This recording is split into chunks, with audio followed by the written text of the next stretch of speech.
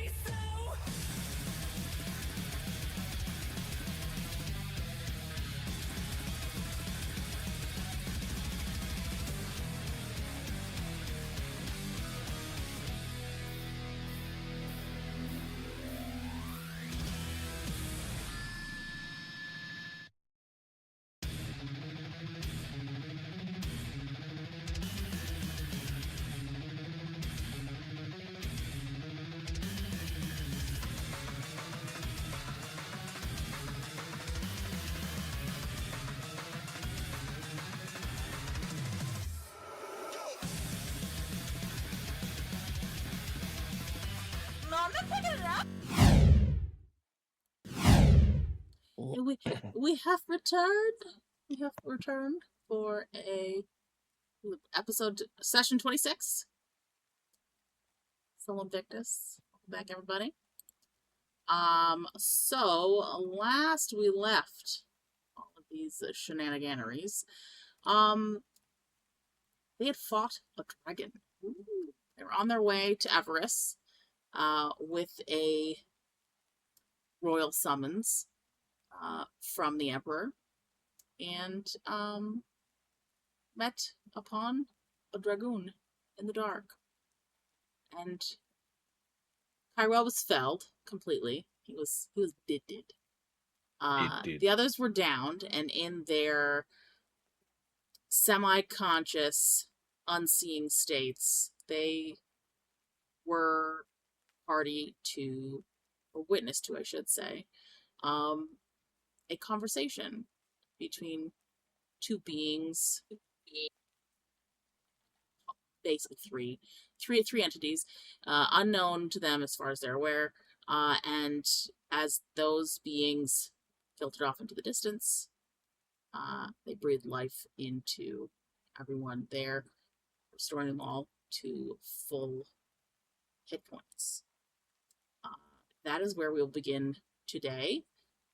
So each of you are on the ground, lying in a bed of flowers, save Ki-Rel, who is Charred Earth.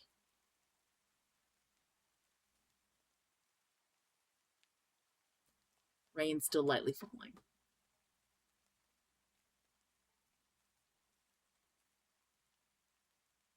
Is it gone? How am I still alive? Are we close enough to hear each other? The three of you are, if you're being quiet. Alina's a bit farther away, but the three of you are within range that you could hear him going,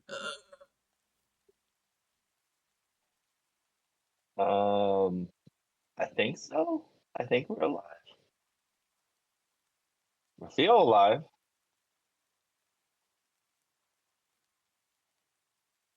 Rahk, how you doing? I feel dead. Rahk alive. Where's Alina?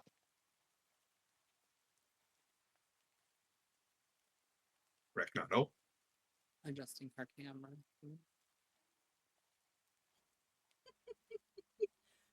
some otherworldly voice.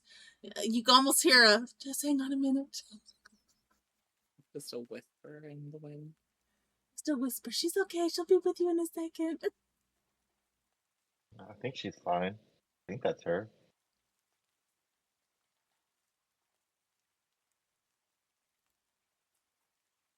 So just to remind you all, Alina, the flowers that you are lying in are violet and gold wildflowers.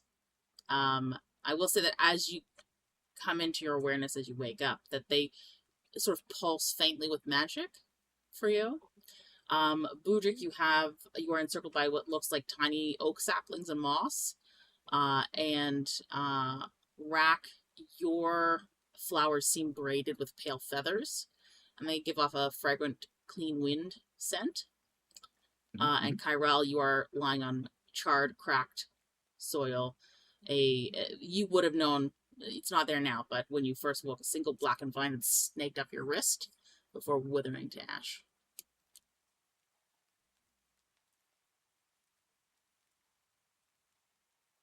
Did the dragon... What? Right. Yous are all lying in flowers, but I'm lying in shit. Did the dragon just burn mine? Rahk not see dragon burn. I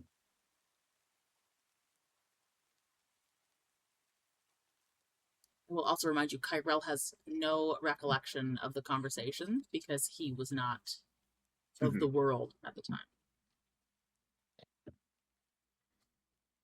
But I remember the dragon walked away.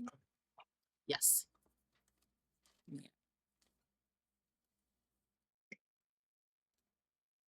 That doesn't explain why I'm still here. I mean, I heard people talking, and whoever was talking sounded like they knew a little bit about each of us. There was people here. Like one person, I thought. It was one person, but obviously they were speaking to somebody. Rahk here 3.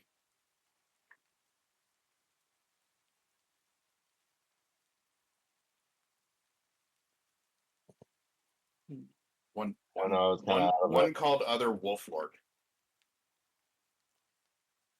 Yeah, in full circle with those wolf dreams Rahk's been having, I guess. Yeah, maybe you should tell us all about these dreams, Rahk. Rahk did tell. Rahk only have 2.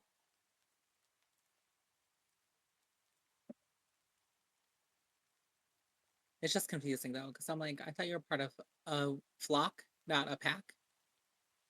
Rahk confused too. Rahk not know. Does this have anything to do with like, what was that? Those marks are like your skin discoloration underneath your feathers. Do we ever figure that out? Rahk just noticed slight color difference. Rahk not think much of it. Feathers change. Feathers change as Rahk grow older. Something's telling me natural for your going on species? here. Yes. Flock feathers change as grow old. Your Alina hair change color when she grew old. No, the hell it won't.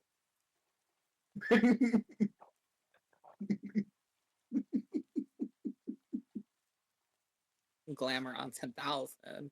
You'll never catch me slipping. Are we still surrounded by all this darkness? All right, that is gone. Good call. Oh, It's still dark, there be like light? night, but no longer foggy. is it a nice night? Is it a nice night? Yeah. I mean, it's There's a raining. dragon, nothing nice Well, it's about raining. We're not dead, so I'd say that's nice. it. Yeah, So it's kind of strange. I thought I was dead. Dead, but I'm not. Ki-Rel, can you do an intelligence check for me, please?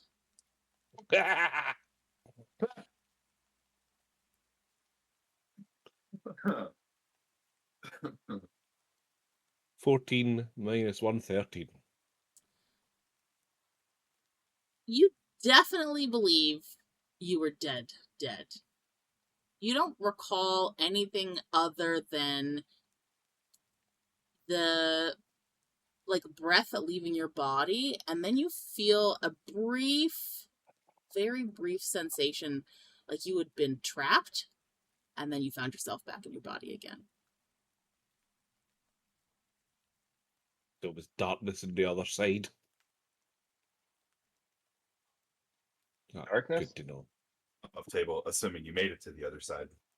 Yeah, So saying all you understand is that last breath left you, darkness, trapped, back in your body.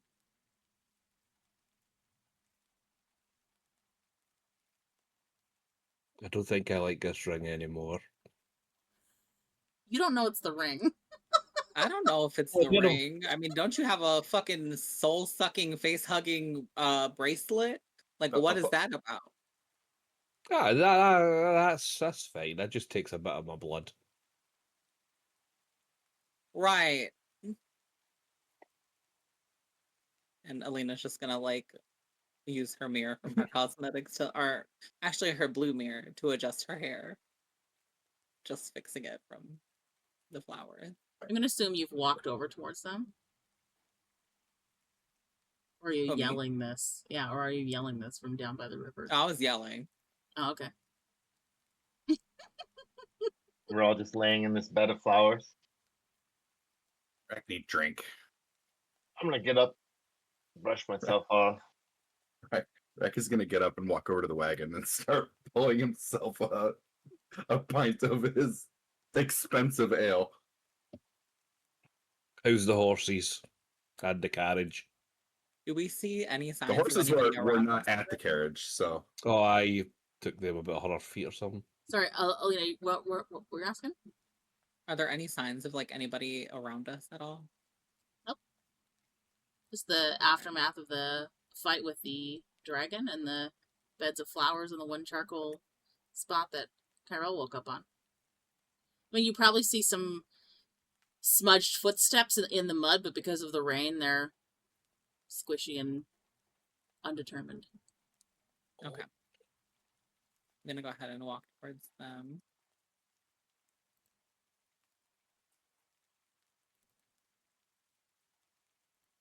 Is there any sign of the dragon around?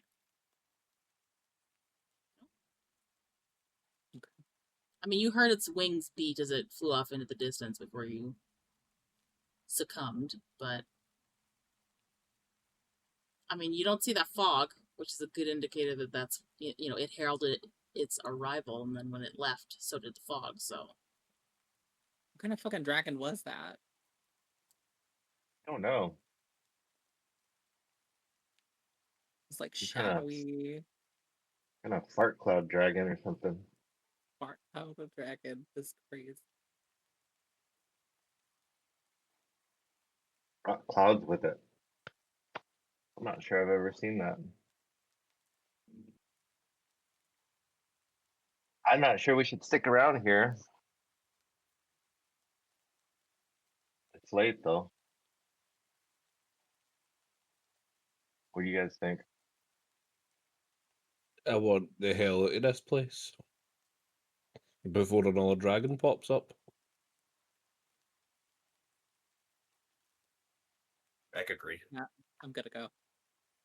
Can I Rack is- do Rack like is a- chugged his pint of ale at this point, by the way. Wonderful. So, Rahk, I'm gonna assume you did it off the cask at the back of the wagon. Yeah, Our yeah, he character- just poured himself okay. a pint. Perfect. So as you finish that pint, you feel what begins to feel like, you know, like the sensation of pop rocks when you like add Coke to them, and it's like really Mhm. like it's kind of like that in the pit of your belly, and then bright little sparks start to come out from your mouth, and you feel your fingertips at the end of your feathers tingle. And as you go like this, you can see just kind of what looks like visible static electricity come up at the end of your fingertips. And for about a minute after you finish drinking, that will be what continues to occur as a discharge of electricity Oh, happens. It would have, if drank before a fight, given you 1d4 lightning additional to each attack. very nice. Son of a bitch. I will also say, however, you also take 1 instance of electrical damage, which is 4 lightning damage to yourself. Okay. And because it's raining, it's actually 8. Mm-hmm. As a shock pool It's Can we worth it. see this? goes through. Oh, You absolutely do. You're all standing right next to me. So we just see this bird doing the Harlem Shake. hey, What the hell? Very good ale. Sparks come out of your mouth, man. That's good dwarf ale. Dwarven ale, always good. I don't trust it. No, You look- you don't want pint? Hell no. After it just did what it did to you, no. You don't look 100%, Rick. It hurt a little bit, but make rack hand stalled zappy. I so dearly not want gonna you to shock try and the give hell out of somebody us, a are you? handshake.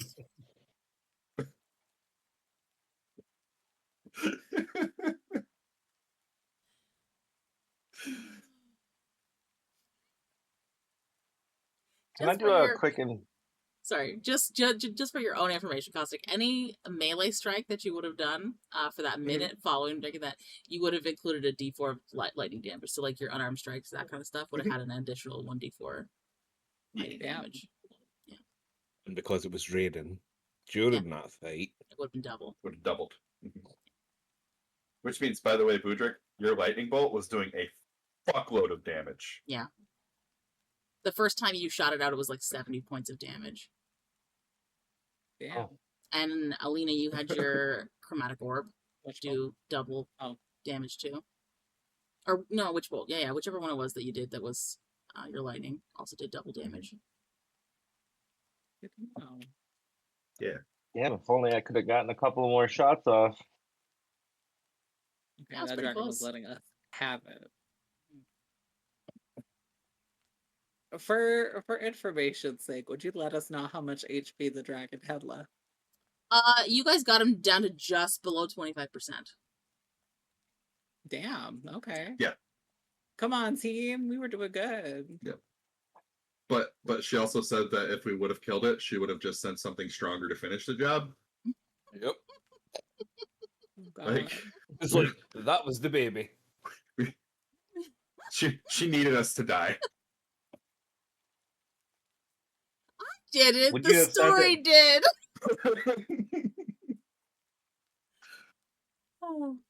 Would you have sent that second thing immediately? I don't know. You'll never know now. You'd been like, look, we found safety. killed the adult dragon, and then the ancient dragon shows up. His granddaddy's like, "What'd you do to my boy?" Mm-hmm. Some fucking Dark Souls shit just crawls out of the fucking corpse. Yeah. We just keep on killing our way up the family chain. Yeah. This is the great-great-grandfather. We started in the middle. We got to start at the bottom of the chain.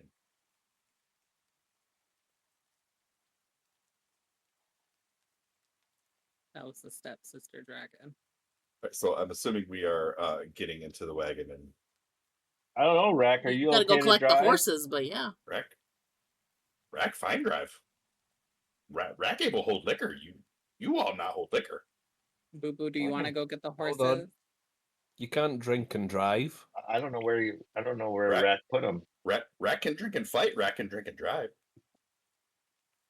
Those are That's two not to different say things. that we approve of drinking and driving IRL. This is strictly within D&D and because he is a drunken monk. Disclaimer. Correct. Thank you. Well, Rahk. I still think you should be careful. It's Where are the okay that horses? This campaign has also encouraged setting fucking forests on fire too. Only you could prevent forest fires. But also Horses? stopping them. Yep. Horses And about also 300 feet that way, and he's going to point in the direction you took the horses. give a hoot, don't pollute. Oh god, there it is. An owl.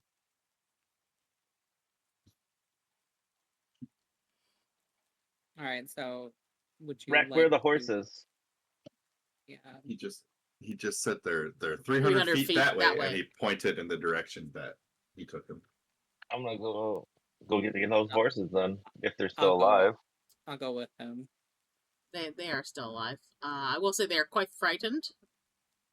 And as you approach them, their eyes are a bit, when they get the like, you can see the cornea of their eyes, you're like, oh my god. It's like that. As they're like tugging at the reins of being tied to a tree. Is your speak with animals still active, Boo Boo? Probably not. No. But I'm gonna cast it again. Okay. You know the sound of that goat scream from Oh God! Marvel Rivals and stuff like that? That's all you hear.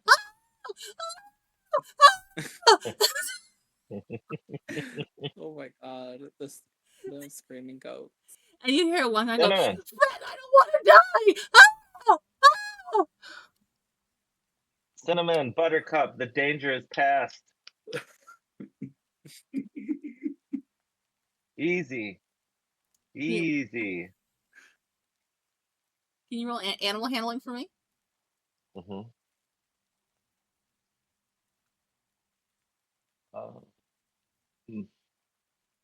That is 21.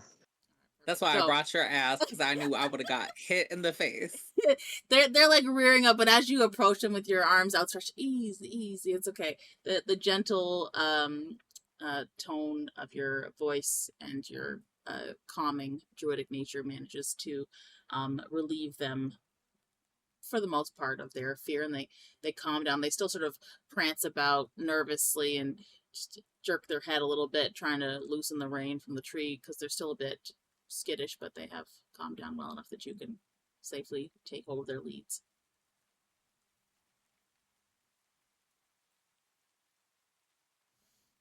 Did you two horses happen to see anybody else out in the field besides the giant dragon?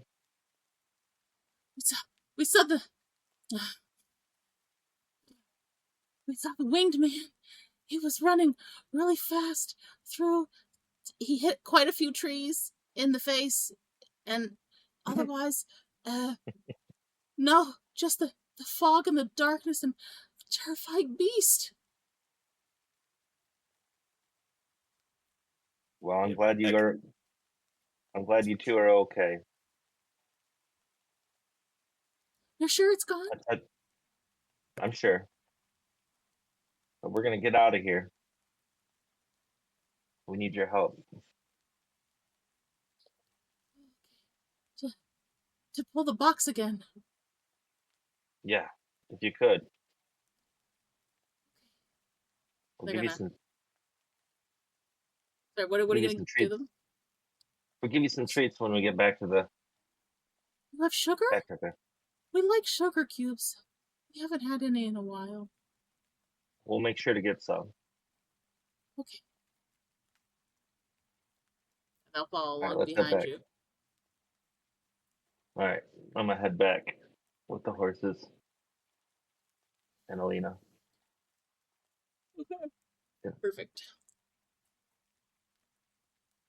I assume you assist Rahk in hitching said horses Yep. to the wagon. Yep. Rahk, we're gonna need to pick up some sugar cubes for these animals. They're requesting sugar cubes. Rahk can do. Rahk will buy more feed. Let's give them a little bit now. Calm them down, a little bit of water too.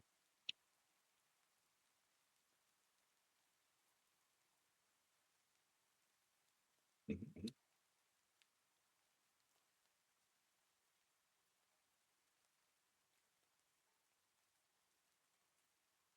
Right. You guys head out, I assume, once that's all settled. How far do you travel? Yeah. Bearing in mind it is the middle of the night. So we With our lanterns of day. Still nighttime. how far are we away from our destination? You were about another day or so away from Red Bane.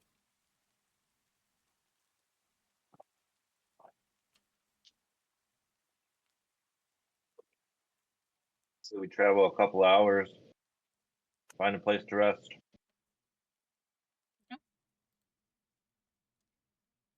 Sound good, Rahk? Just to put some distance behind us. You So I'll say that you guys travel probably about an hour, maybe two, past when the light starts to break across the horizon. The rain lets up. There's still some dottings of clouds in the sky, but it seems like as the night has passed, so too has the rain. And as you guys are getting ready to set up your next camp, you can see the light glinting off of raindrops on leaves and grass and that kind of thing. But it is a relatively calm section that you're able to find for your rest.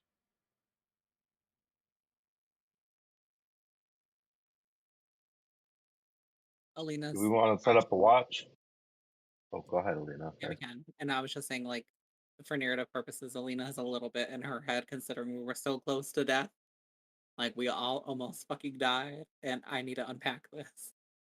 Mhm. I think we're all about the same. this bitch did die.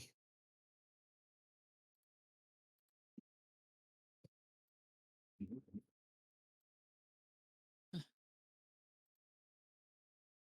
I guess I'm just gonna set up my sleeping bag with the cute little pillow and the matching blanket. And then you said something about a watch, Boo Boo?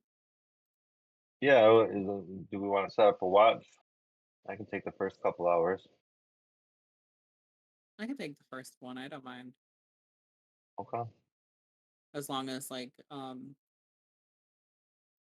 if we break it up, maybe like what's considered a full rest? Is it full 8 hours? Yes. I need 6 hours, I think. Oh wait.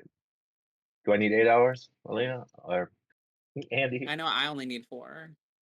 She only needs 4. You need like between 6 and 8. So for the long rest, you need between 6 and 8 hours of sleep, but you have to stay like basically the other 2 hours. You couldn't do anything like strenuous. Like you're supposed to just be like you could have conversation, a campfire, that kind of thing, but you can't be like up and about scavenging or doing active activity kind of thing. It's like the difference between like trying to fall asleep and having a conversation while you're trying to sleep and then falling asleep or that kind of thing, where you're still at rest.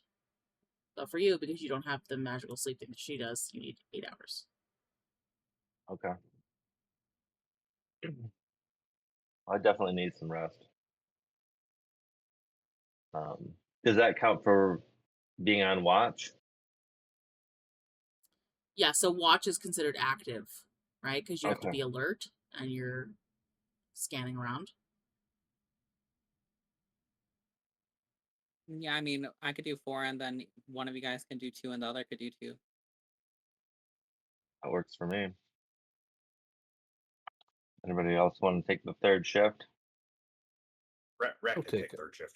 Oh, okay then. I mean, 2 of you can do it together. You don't have to just. It just doesn't have to be one person, right? You could maybe Yeah, Ki-Rel and alright. Rahk want to have a conversation while they're on launch, right?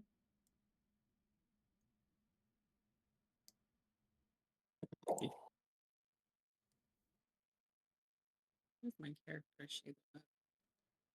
So, Alina, you're taking first watch, Mm-hmm. then Budrick, and then Ki-Rel and Rahk. Okay.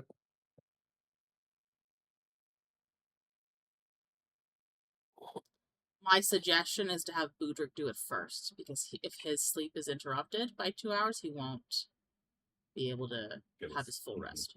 So he should be first. Alright. Works for me. So Budrick, then Alina, then me and Ki-Rel.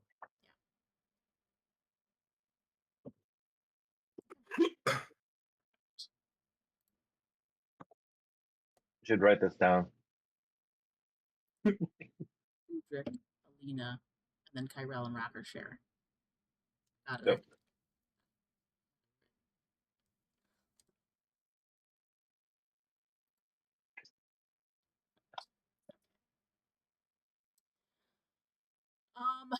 Budrick, can you do a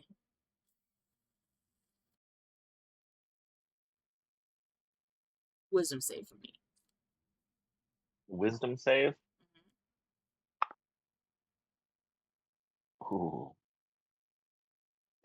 Yeah, light. Okay. So that is 25. Ooh, nice roll. I agree. I like this dice. So, while the others are sleeping, you feel a sudden shift in the breeze. Nothing crazy, but just like you feel it going in one direction, as is normal, the way that it's meant to, given the nature of it.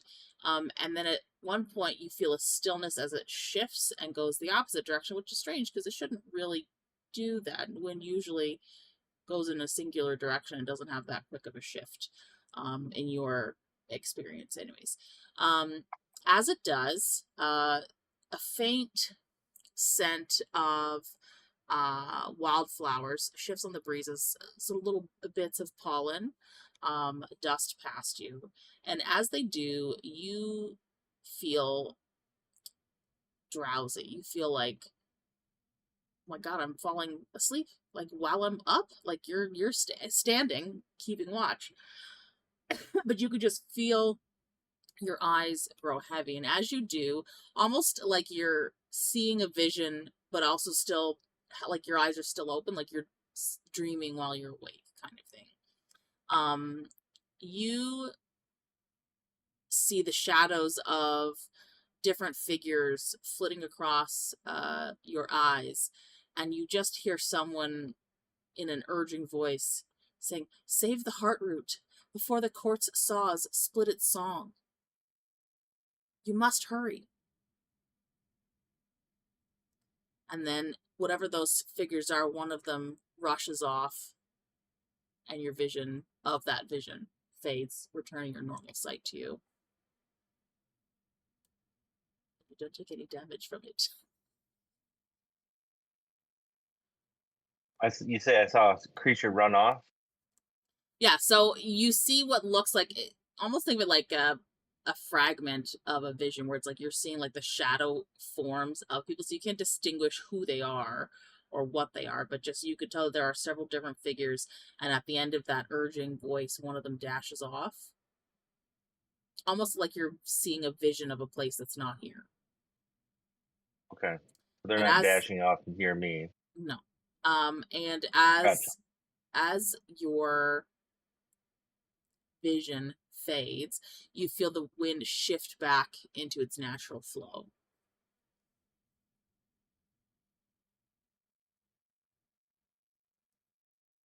Interesting.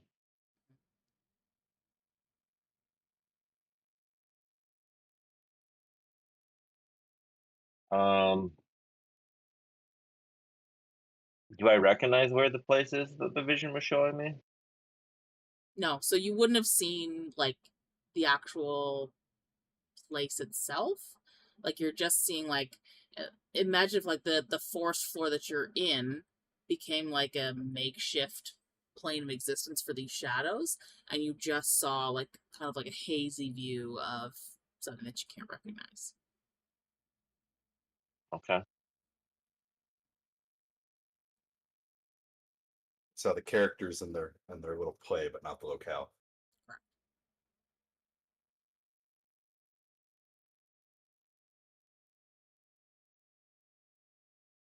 Well, I'm gonna tuck that away for future knowledge, I guess. Other than that, your watch is uneventful. At one point, you hear along the roadway another set of travelers, but they don't stop to see you or anything like that, and they just keep going.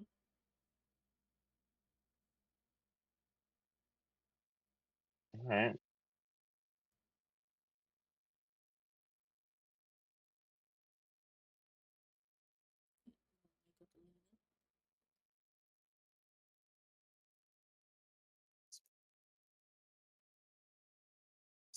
Because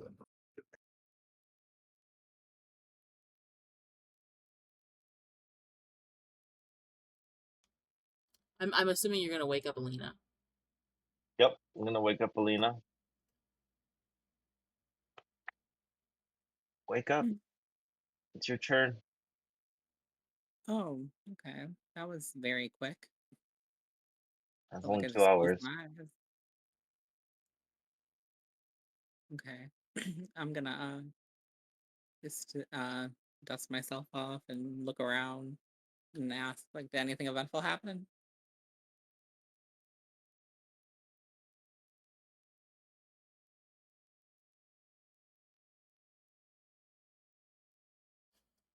Did I die?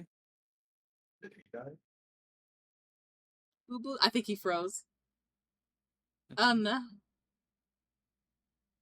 Discord, why? Boo boo. Suddenly, a shallow Budrick. He's a. That's it. Space is out. She just did a rack stare. Yeah, basically. Yeah, Boo Boo turned into a tree. I'm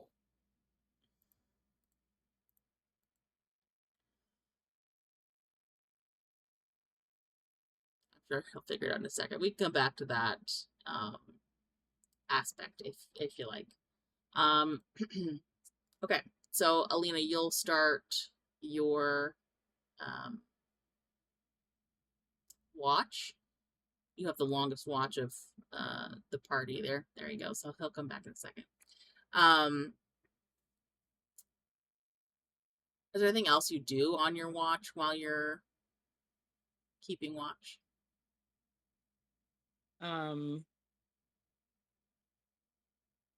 No, outside of like thinking about that dragon still no. I'm not I don't have anything I think on the side that I'd be doing.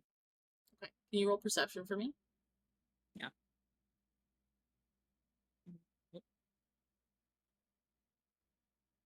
I can once I accidentally press the back button. That's okay.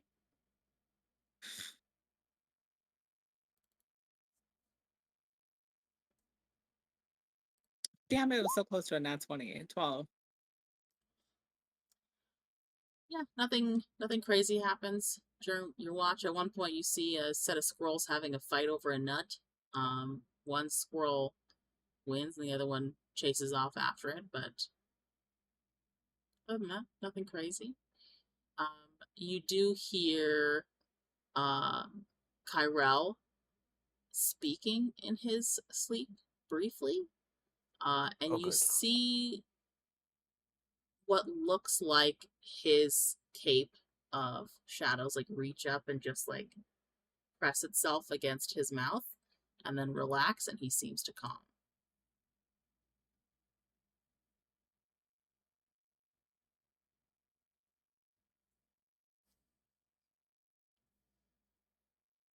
Otherwise, that's it. He's weird. I don't fucking know. I'm gonna go ahead and I'm just gonna wake them up.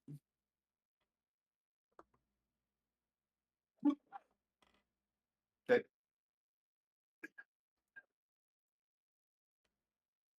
Good morning. Good morning.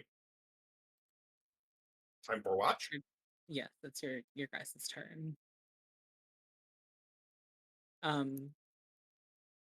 Ki-Rel, Yes. what's the story behind this cloak? I don't know. I woke up and I had it on one day. Well, you were talking in your sleep. I didn't hear what you were saying. But I think the cloak did. And I think the cloak told you to shut your ass up because it started covering your mouth immediately. And then you went right back to sleep. It moved and grabbed you, but you know, Maybe it just want calm him down. Yeah. clothes calm me down, but not like that. You say he go right back to sleep. Maybe calm him down. Maybe Help sleep. Neil's having a bad dream. I don't know. I'm gonna lay down now. I'm just gonna like slide into my sleeping bag again.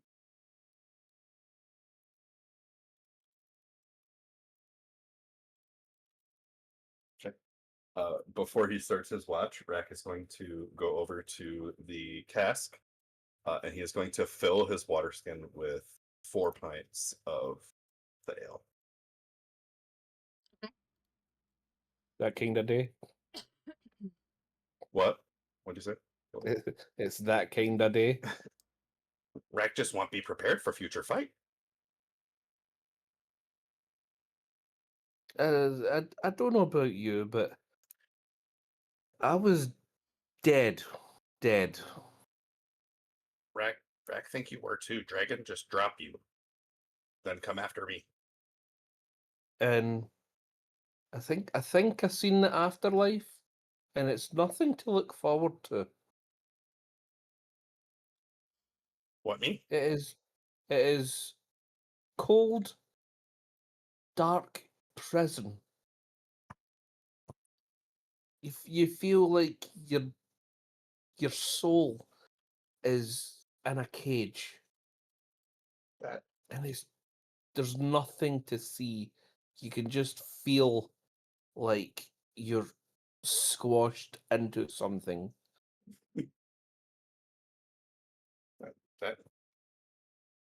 that no sound like afterlife. Not sure what I it sound don't- like, but I thought there was an afterlife, but now I know there isn't.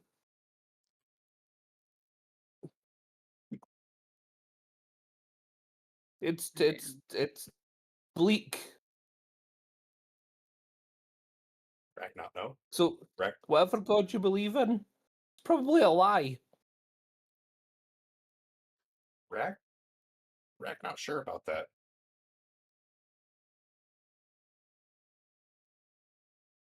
I'm about to get a DM into. I don't know.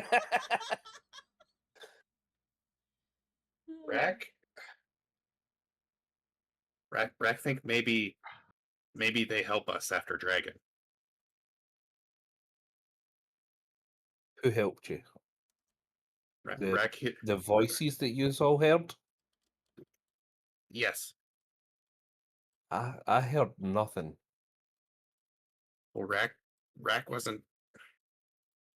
Rahk was fading. Rahk not dead when hear voices.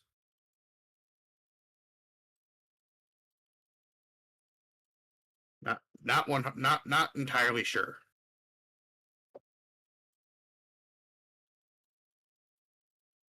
Well, I hope that you have an afterlife.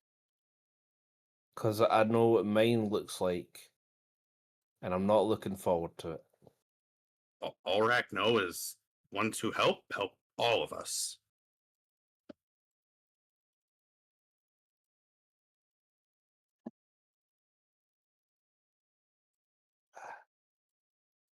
I don't know. Possibly. Have to be powerful if you were. If Ki-Rel was dead, must be very powerful. Bring him back like that. Yeah.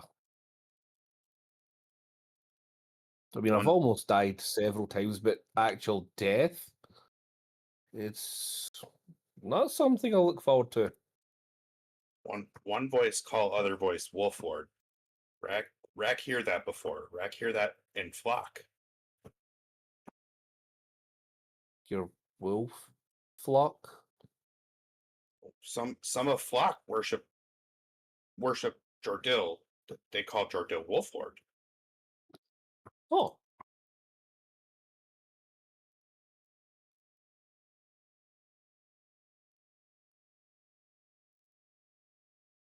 Right. That's why Rahk think they help.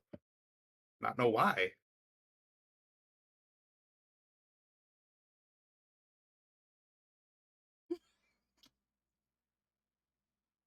so they're being threatened.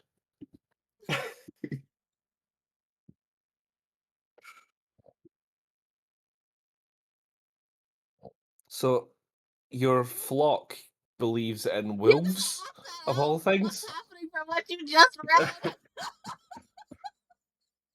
Wolflord not just Lord of Wolves, he Lord of Battle, Lord of Soldier. Many soldier worship. Much of flock worship Hemming, some of flock worship Jordil. I mean, yeah, there are gods. Jordil god of battle, many soldiers want blessing. But how many of the gods do you believe are real? Rahk wasn't sure any were real, but now Rahk not sure.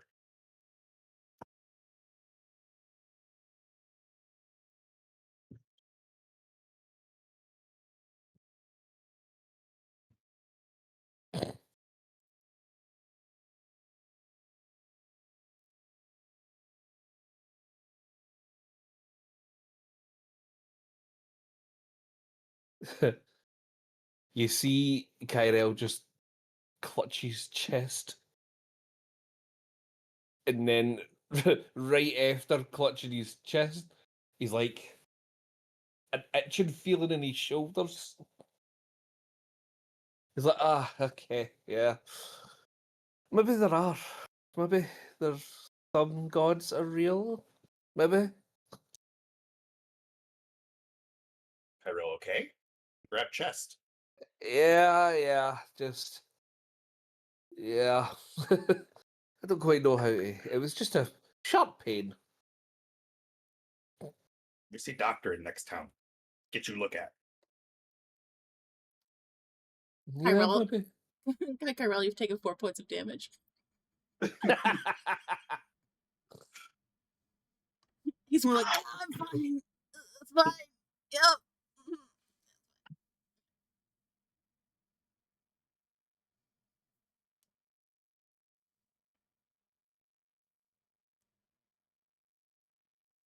I mean, Like I say, Rahk Rahk, not sure. Rahk. Like I say, Rahk Rahk, not sure. Rahk. you're So, okay to what? insight check him if you want.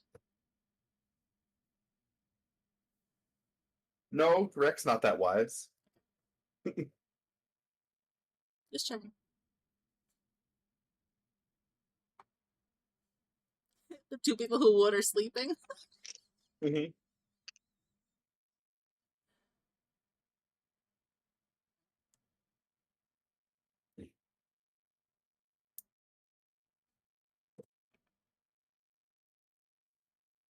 Like I say, Rahk not know. Rahk still not sure. Just know that we all hurt. You may be dead, and someone help. Someone must be strong, very very powerful. Yeah. Maybe. There's not many things I believe in. but something helped us, I guess. Something make dragon go away.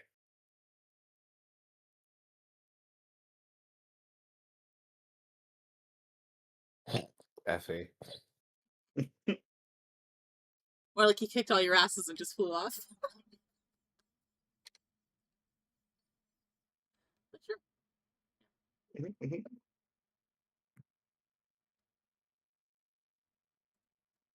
Rahk doesn't know that. That's true. As you guys have your conversations and finish out your resting period, nothing else crazy happens. I did want to give an opportunity to Alina and Budrick to finish your conversation from between your long rest, though. Yeah, I was asking Boo Boo, did anything interesting happen during your watch? Yeah, kind of. I got this drowsy feeling, and then I had this vision. It's kind of weird. There's somebody warning me to save the heart root. I don't really know. I don't know. The vision didn't really give me much. Just said that we need to come soon. What's going on with all of you guys having these like visions and everything? I don't know. Must be that wine Rat got. Yeah. That you haven't drunk any of. I was gonna say, wait a minute, haven't you not had any? Well, I don't know. Maybe it's I don't remember you start being zapping. around it. It's not whiny. Well, I don't know that, do I? Mm. The ale. Okay. Hopefully my shift is not eventful. Hopefully it isn't. But let me know if you hear anything about the heart root. Will do, even though that definitely seems like it's something up your alley. I do like roots. Oh, the Druid.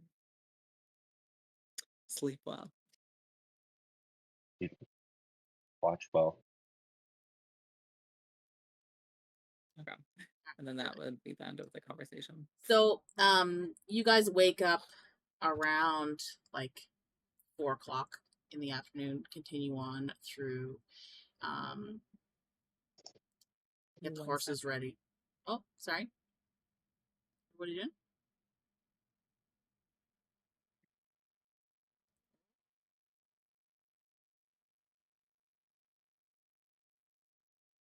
No, I coughed. Somebody coughed.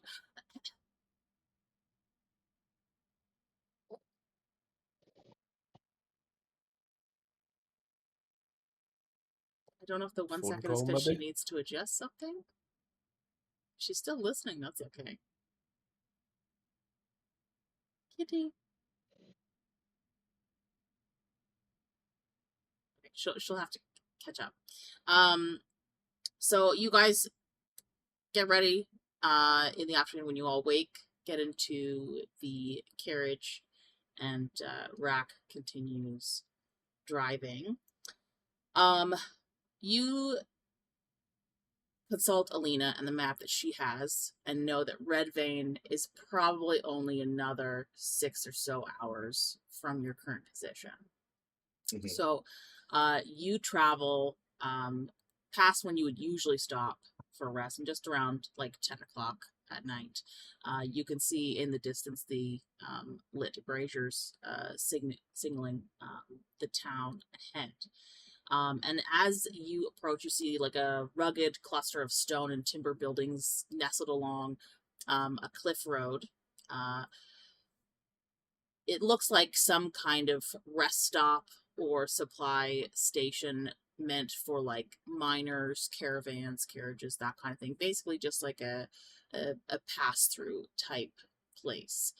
You can see that the stone cliffs surrounding the post are rich in some kind of minerals, as you could see it glinting off the firelight in the dark as you travel through.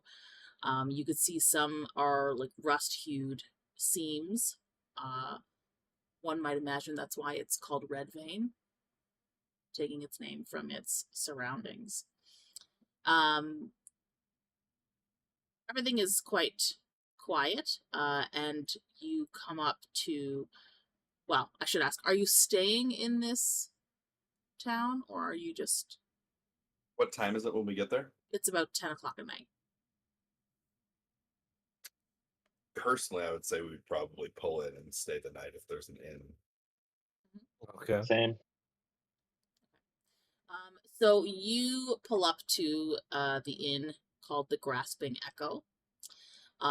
You are introduced to the proprietors of the inn, Gruntha and Vali Emberdeep. They are a set of twins, both blind, both elderly, but quite serene in their mannerisms. Gruntha sort of speaks sparingly, but like always with a purpose.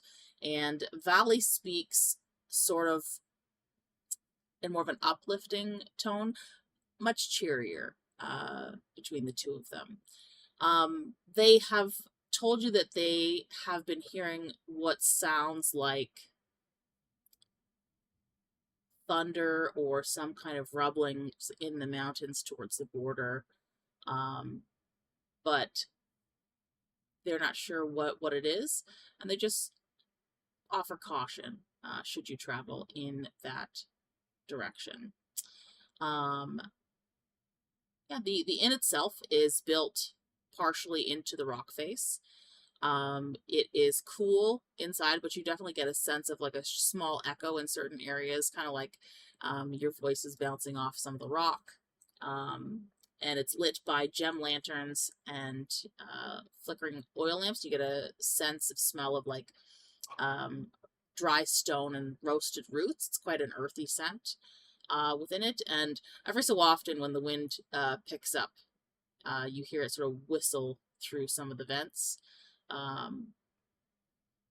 Probably giving it its name, the Grasping Echo. But they say that it is 3 silver per night. They have plenty of rooms. Rahk will. I'm assuming, Ki-Rel, are you gonna bump with Rahk? Why not? Okay. Rahk will put down 1 gold for the 2 rooms. I'm back. Thank you, Rahk. I just need a second. No problem.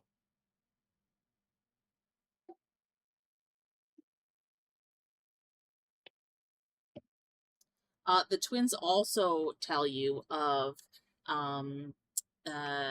they have food and drink available should you need it. There is also a tavern in town called the Hollow Pick. There's also a provisions shop, and a local caravan trader is in town at the moment as well. Well, I'm gonna go to that caravan trader. I am too. Rahk want tavern. I mean, like, the caravan food might be good for, like, the morning, right? It's 10 o'clock at night, but, I mean, the tavern you Oh. can go to. Okay. No, the tavern. Alright. Budrick, are you paying for you and Alina? Or Or rooms? did Rahk pay for No, all? Rahk. Yeah, both. 2 Okay, rooms, sorry. because Okay. one for Budrick Gotcha, and Elena, gotcha. one for Ki-Rel, Rahk. And then tip for the innkeepers.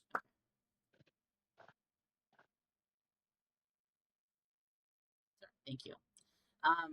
Okay, so you follow the directions of the twins, which seem a bit off kilter because they tell you the amount of steps to take. They don't, and they tell you to listen out for certain sounds because they don't really know how to describe it to you visually because they're both blind. But they tell you to listen for, the sound of one of the other dwarves' shops. So you follow towards like a small whistling noise, and when you hear it, you take the first road to your right. And when you get to that point where they tell you to get to, you can see it's looks like some kind of forge or shop in that sense, where there is actually steam pipes at the top, and every so often you just hear that small whistle of those steam pipes. And you take the road to the right, and it leads you. You can see it in the distance, the crowd of rowdy dwarves pouring in and out of the tavern. The tavern is called the Hollow Pick. It is a dim, low-ceilinged and candlelit with iron chandeliers of dwarven make, obviously. You can hear the voices inside echo faintly outside due to the architecture involved, and the locals inside are hard drinkers. They are, 10 cups deep by the time your party arrives. Some of them carry old pickaxes, and broken helmets hang above the bar. The tavern keeper is pointed out to you by one of the locals, and his name is Budrick One Finger Bouldermaw. He is a gruff ex-miner with a taste for ghost stories and sour ale. He has one missing finger, and if you ask him about it, he will tell you it was bitten off by a tunnel spirit. Interesting. Are there seats at the bar or just There are. tables? There's seats at the bar, so you could sit at the bar, or you could sit at one of the tables. I will say the tables are quite crowded. There doesn't quite seem to be a whole table available, but you could sit amongst some of the other townsfolk. Rahk is going to go up and sit at the bar. Ki-Rel, where are you sitting? At the bar with Rahk? With Rahk. Boo boo? Same if there's Rahk. room. How drunk do you feel like getting tonight? Rahk always like be drunk. I've got a game that we should play. I was going to save it for the next time, like, I meet Poppy, because she seems like a good drinker, but I've noticed you like a good drink yourself. Rahk do. We need 12 ales, and I need to ask someone for something small. So I've got to ask the bartender, or whoever's behind the bar. Do you have anything like small olive or I something? decided to go wonky. Oh,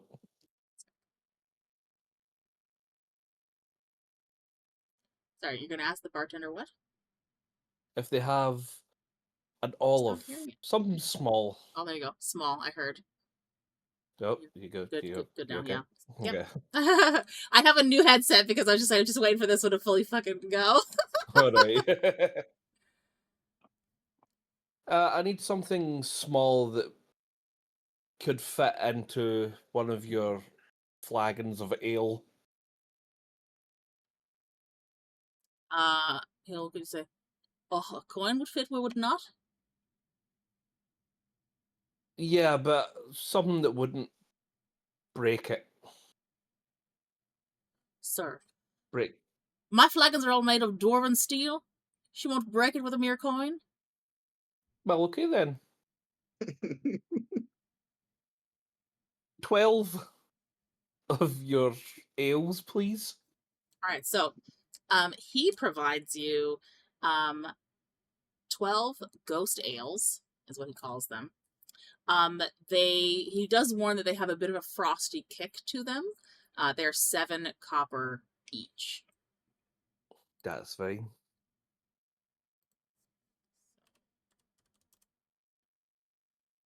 Be 8 silver, 4 copper in total. They say it look good. Rahk might need to get a cask of this too.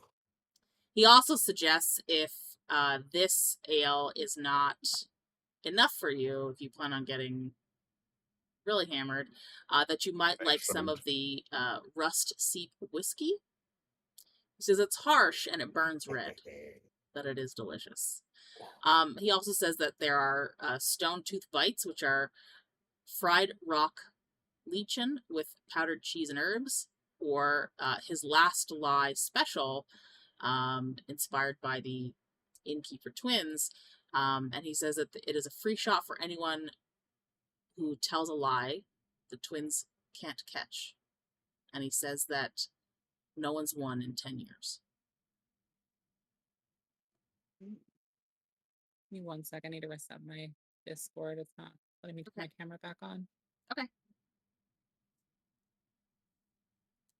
Rahk, do you think you could take something stronger? Rahk, yes. Yes, Rahk can take stronger.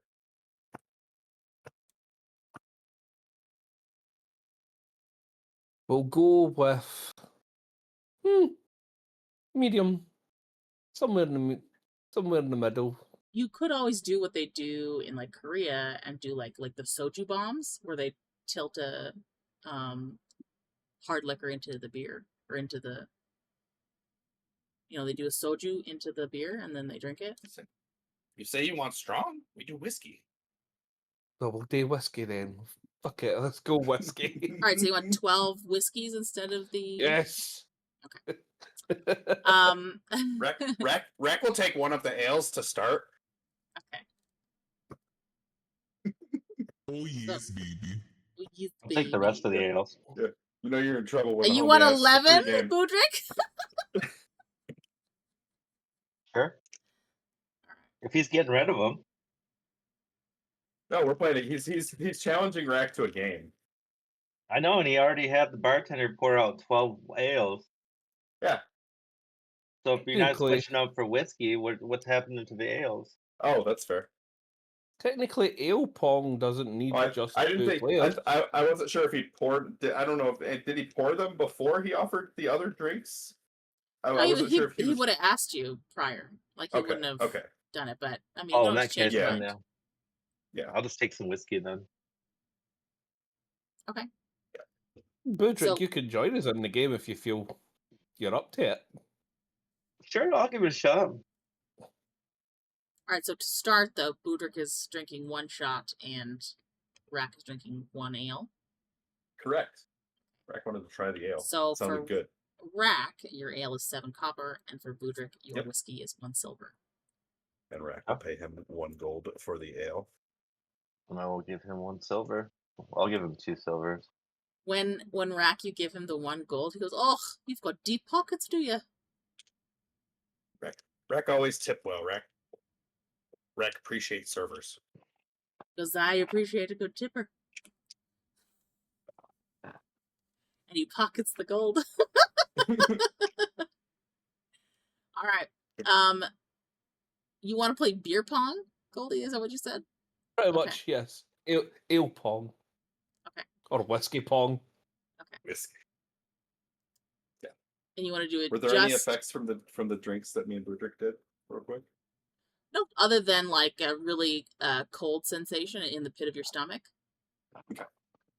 It's just kind of like ooh, it's chilly down there, but then like it's just like for a second, it's just like a flavorful kind of like, it is good ale.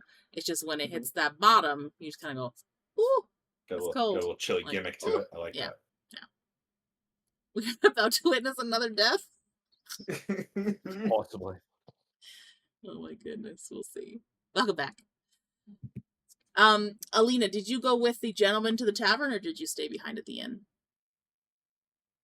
I'll say I stayed behind at the end only because I didn't catch anything that was happening previously. So, You could join us. you could join them now if you want. Like, say you just can wanted a come. chance to refresh, and then you'd meet them there. Yeah, that works. So just a brief recap. So the twins, the blind twins that own the inn that you're at, the inn is the Grasping Echo. The twins are Gruntha and Vali Emberdeep. And they went to the tavern in Red Vein Post, which is called the Hollow Pick. And the tavern keeper was introduced to you by another local by the name of Durek One Finger Bouldermaw. And they would have said that his missing finger, he claims, was bitten off by a tunnel spirit.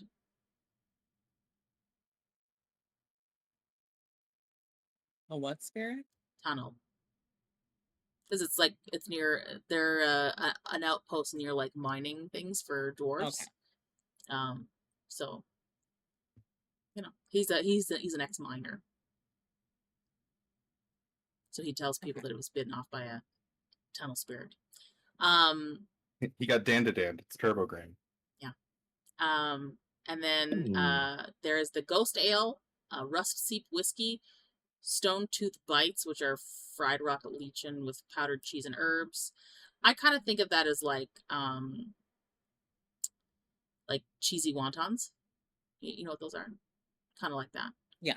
And then he says that there's a last lie special where there's a free shot for anyone who tells a lie that the twins cannot catch, and no one's won in 10 years. Okay. But Ki-Rel here, you will have heard him as you were entering, tell the tavern keep that he would like 12 whiskeys to play some kind of God. game with Rahk and Budrick. Oh God. What game? I'm just gonna watch on the sidelines because Oh, I'm come like, on. no, because you guys were all vomiting and shit last time. It was horrible. So I will be a spectator and make sure that we responsibly get back to our rooms. This is a team Okay, game, and okay. Budrick needs a partner. Is all I'm saying. My Discord crashed again. What the I'm fuck? No, you're good. For us, anyways. Yeah, No, like fine. I can see like the webcam's moving, but it's not responding at all. Like the whole thing's just frozen. That's pretty much what happened to me, except for it locked up my whole PC. Yeah, it's just doing it to Discord. I don't know why. I'll be right back.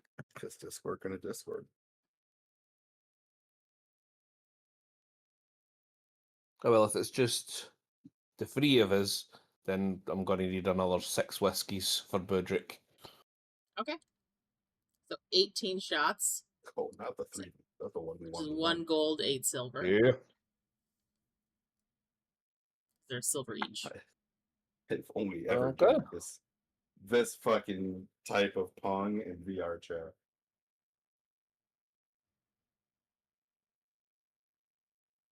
Let's go. Just for anybody watching, I have no idea how to play this game. This is purely Goldie bringing in a game. Are there any stakes for this game, Ki-Rel? Depends. Does anyone want to put some money in a pot? Some of the other dwarves around you go, do it, bet big, bet big. Rahk bet 20 gold. I'll match that. I'll put 20 in there too. You hear Hmm. other dwarves who have no idea what's going on, but they're equally making bets amongst each other.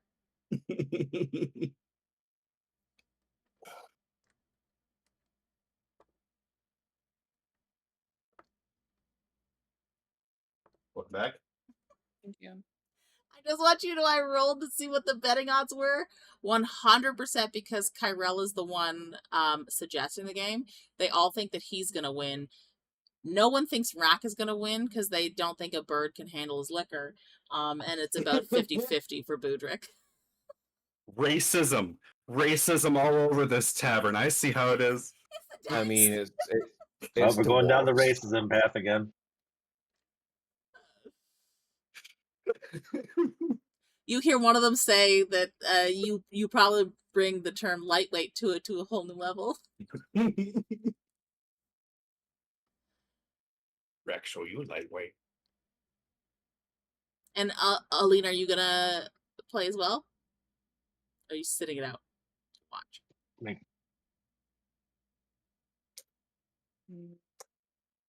I know that there's gold involved. She's thinking about it. Eh? Yeah, I'll play. So the ante right now between them is 20 gold. I even have 20 gold. And we've now put 20 gold apiece It's a up. struggle over here. Hold up. Yeah, I do have 20 gold. We could do that. All right, 20 gold each. Oh. Here's where Alina's like, I hope you all fail, and I could be 60 gold richer. Honestly.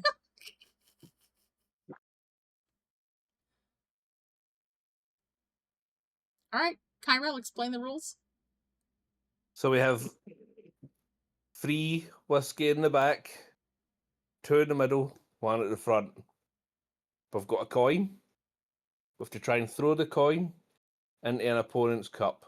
The opponent drinks that cup. Whoever is remaining with whatever drink is left, they're the winner. No magic. Nobody use any type of magic.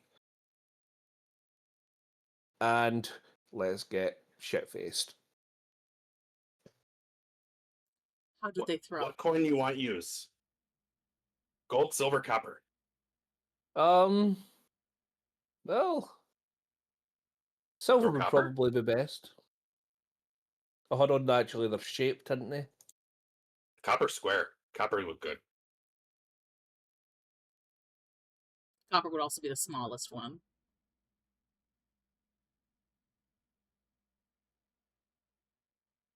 It needs to be. Or electrum. What about electrum?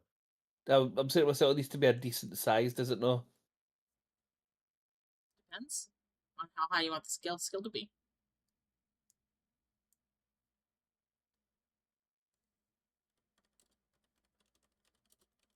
Well, the bigger the ball, the harder it would be to get it in.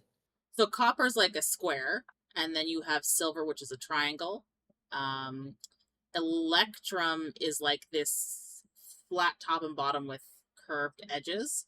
And then you have gold, which is like inverted on the edges with flat top and bottom. And then platinum is this weird, like, askew square. Diamond. Kind of. It looks like a leaning We'll go- square. We'll go with I a would silver. think, yeah, silver as a triangle would equate for any kind of like really bad fails, right? You could just say like Yeah. pinged off the table in a certain direction, or copper as a square would be good too. But I have a sling bullet we can use. It'd just be a pebble. I will What's go with a the- silver piece.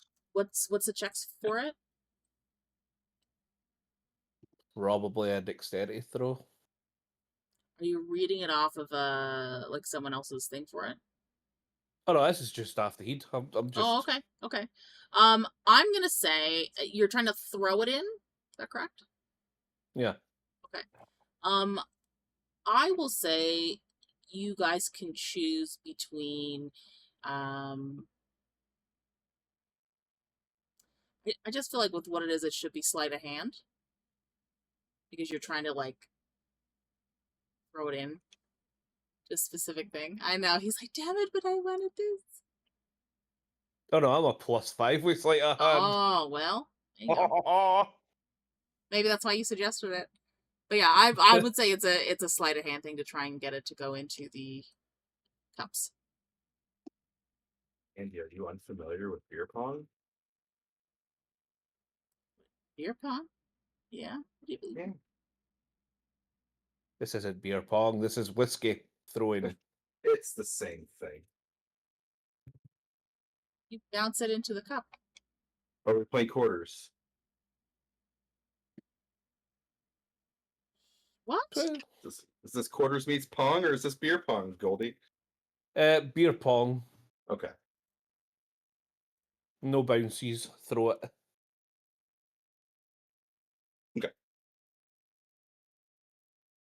Okay. All right. Ki-Rel, you can go first. Okay. Just so you're all aware, you have your own.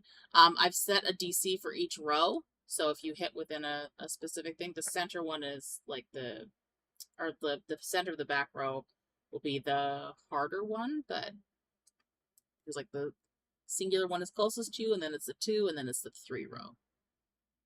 Sort of like that. Yeah. Well, I'm starting off with a 19. Who are you throwing at? Yeah. Rahk.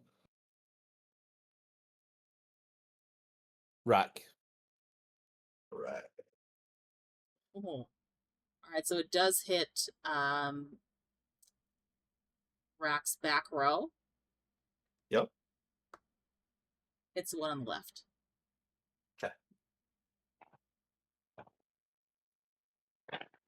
Rahk will take his shot.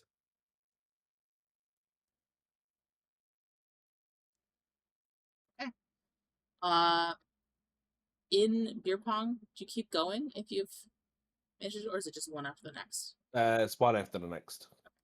Rahk, do you want to go? Yeah. Rahk is going to aim right back at Goldie. Oh. Okay. That is a 12. So you hit middle on the right.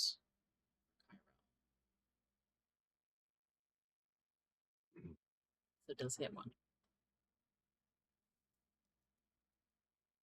Boo Boo, your turn. All right. I am recognizing his travel time with Rahk and knowing what a drinker he is. He's going to aim for Rahk to try and take him out. Is the Oh, man. winner the one who has drinks left, or the one that? Yes. So Alina might win. I got a 3. I'm not usually lucky with these. 3? I got 3, so not very good. Oh, okay. Boo Boo misses. You hear the little ping as his coin flings off. He misses it. One of the dwarves in the crowd scrambles forward and takes it as his winnings. Just stealing coins, eh? You're in a bar with drunken dwarves. Alina, go ahead and roll sleight of hand. What the fuck is I'm getting like Oh, I think he's doing practice rolls. Oh, okay. I was so confused for a second. I'm like, oh, who is this? Okay. So what am I rolling right now? Sleight of hand. Sleight of hand. Who are you aiming at? Please, Jesus. Yeah, who you aiming at? 19. Beautiful. Which of them are you aiming at?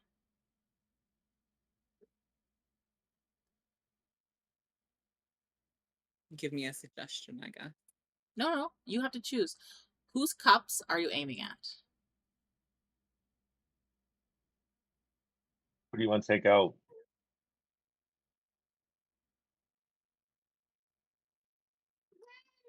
I'll aim it at Ki-Rel's.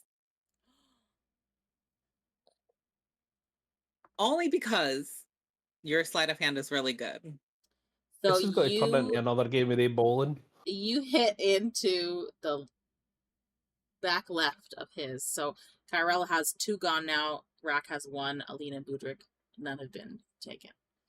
Ki-Rel, it's your turn again. Alina. Oh no. Retaliation. Ooh. 16. So yours hits the center left of Alina's. Managed to pop that into hers. So Alina, you've taken 1 shot of this whiskey, courtesy of Ki-Rel. Rahk. Okay. Rahk is going to again throw at Ki-Rel because he was challenged.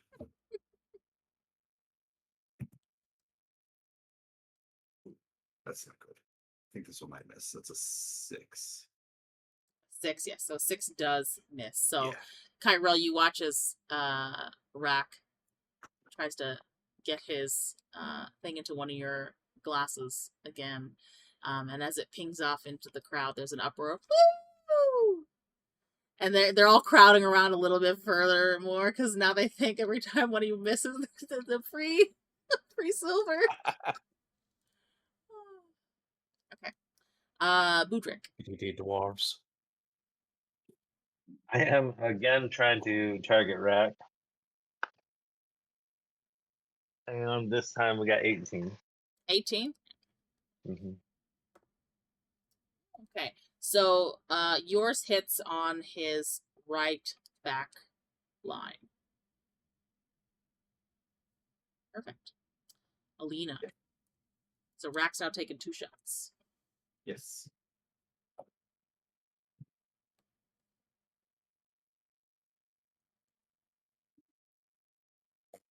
Three.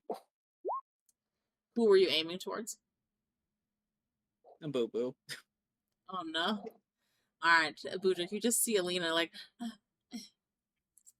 and just she doesn't know which one to pick. She doesn't really care who she's throwing it into. She's just trying to be part of the game.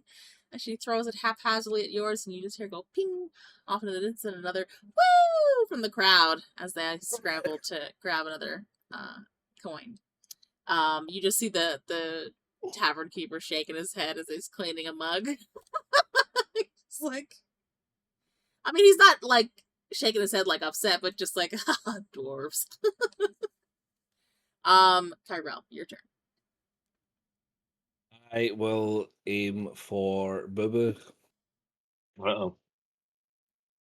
Nat 20. Oh, Oh, So- yeah. Ki-Rel, you hit dead center in Boo Boo's back line, the harder of the shots to hit. Boo Boo, you've taken your first shot. Rahk, your turn. Yes. 14. 14. Who are you aiming towards? Ki-Rel.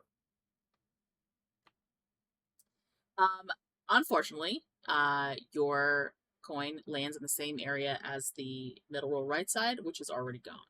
So. Okay. Now it is Budrick. Good aim and bad aim all in the same throw. I am going to aim back at Alina. Okay. And we got 14. Yours hits into her center row on the right side, so now both of her center row ones are gone. So she just has her back line and her front one left. But each of you have 2 shots taken, except for Budrick, who only has 1. Go back to Ki-Rel. I'm aiming for Rahk. Since he seems to be picking me off. You challenged him! 11, 16.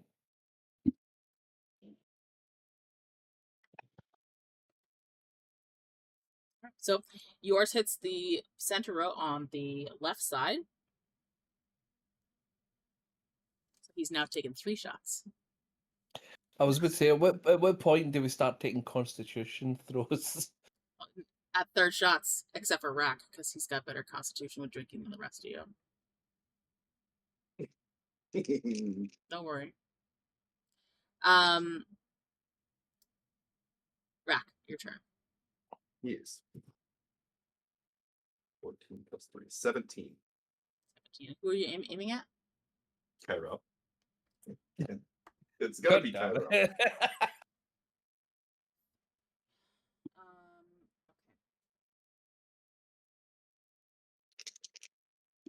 So yours hits the midline on the left side for his. So he's now taken a 3rd shot as well. Budrick. Ki-Rel I'm, wants to say, remember there's 2 other people that we're playing against, right? Yep. You challenge Rahk again. Yeah, a friendly challenge. There's 2 other people.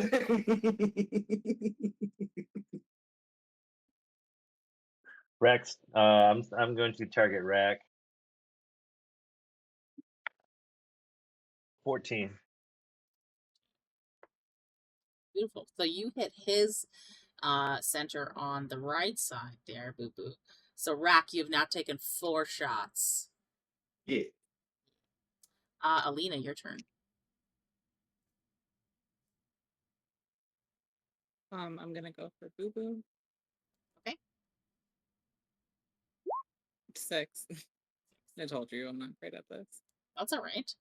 So yours pings off, which is okay. It's okay if you miss, right? It's just whether or not people go for yours, right? So far you are second last, or sorry, second place, because Budrick only has 1 taken off of his. You've done 2. Rahk has 4, and Ki-Rel has taken 3. Now, Ki-Rel, can you do a Constitution save for me, please?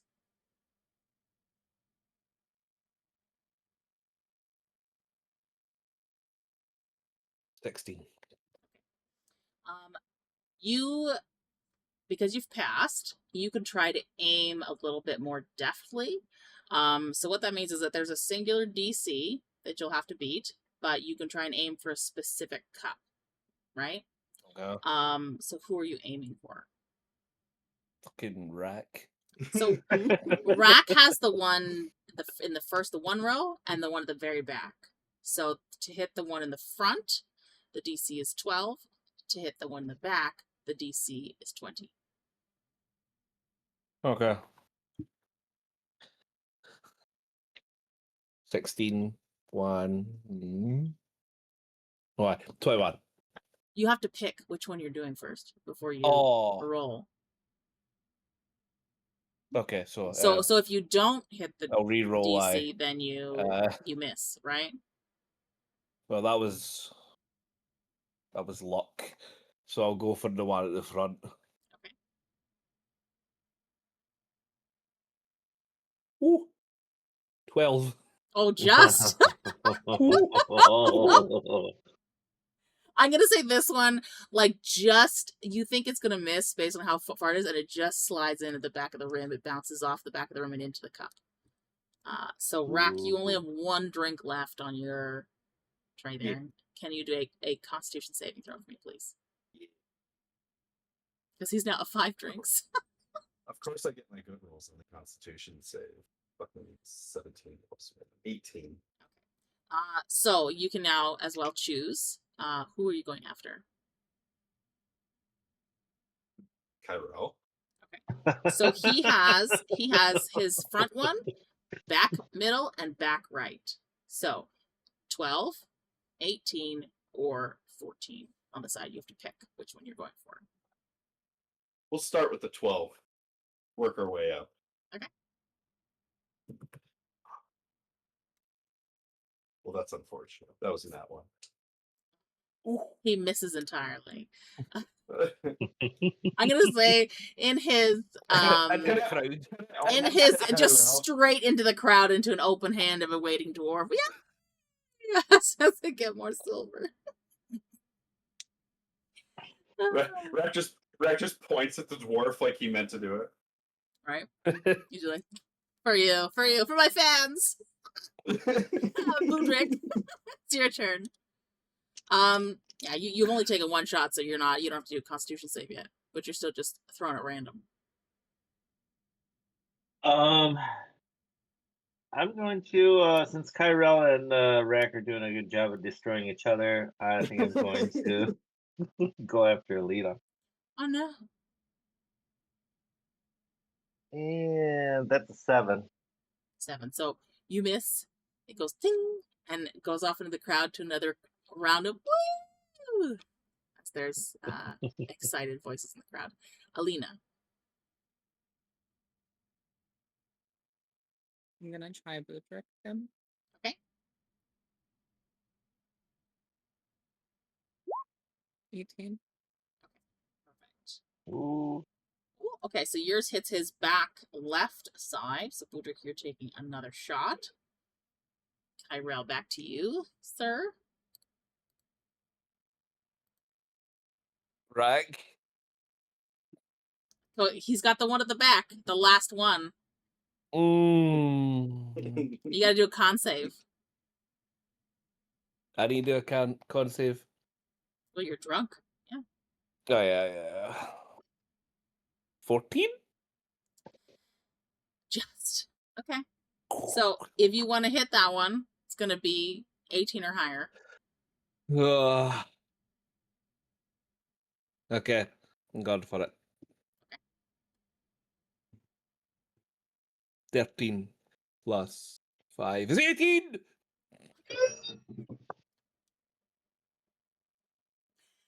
Ki-Rel hits it into Rahk. When one of you has none left, is that the end of the game?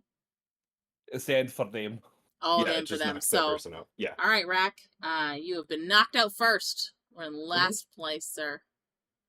But your belly is warm and fuzzy with all of that hot whiskey. Budrick, your turn. Rex gonna stare at Ki-Rel Just- right in the eye and say, This no proof you better at Rahk than hold liquor? Rahk still stand? Rahk drink more than you? I'm just going to look up and go, for the flock! For the flock! For the flock. Oh my goodness. All right. Having Rahk eliminated, I'm going to go after Ki-Rel. Okay. Ooh, natural 20 +1.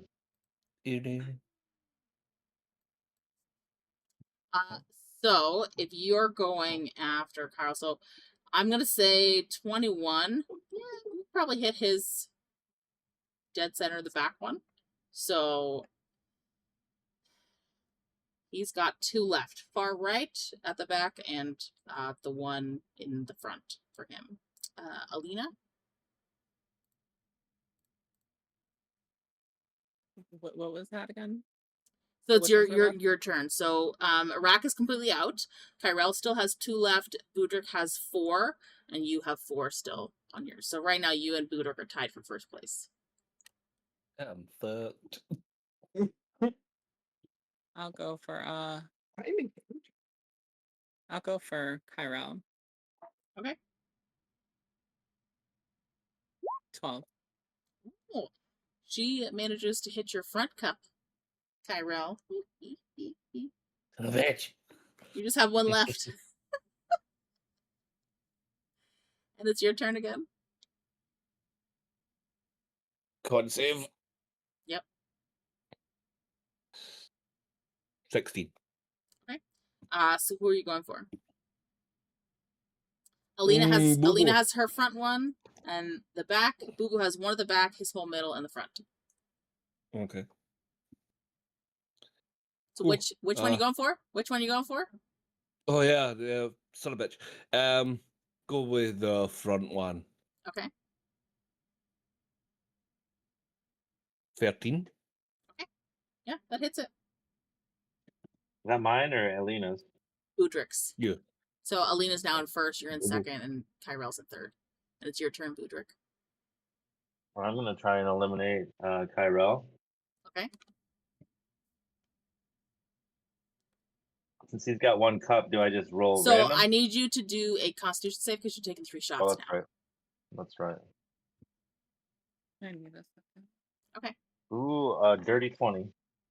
Okay, perfect. Yeah, that hits the last one because it's 20. So Ki-Rel is now hoot. Son of a bitch. Wait a minute, that was my con save. Oh, that was your con save. So sorry. Okay, so yeah, Oh. that passes. So in order to get that last one, you've got to have a 16 or higher. 16. All right. Sleight of hand. This is now Ki-Rel going, please no. That is another dirty 20. I just imagine Jeez. Budrick throwing his coin into the cup, it hitting in, and Ki-Rel just staring daggers into the cup and then back up at Budrick, and Budrick just being like,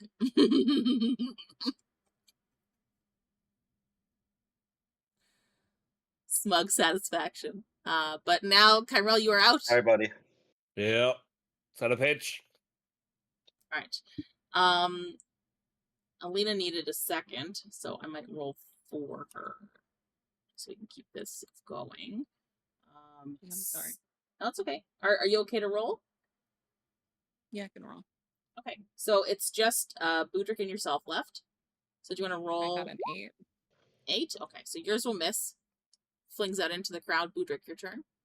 I will say you can also Yeah. forfeit if you want, Budrick. Okay, I'm a forfeit.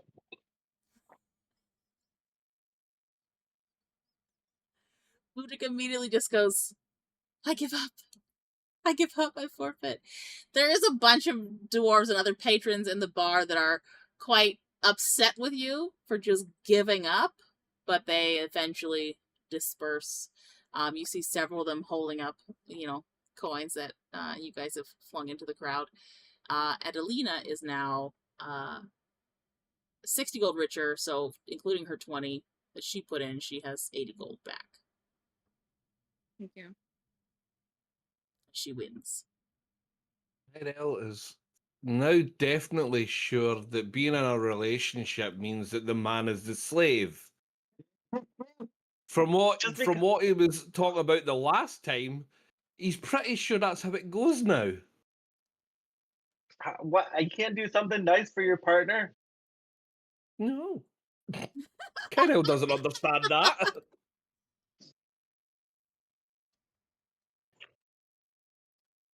All right, so you guys have finished that game.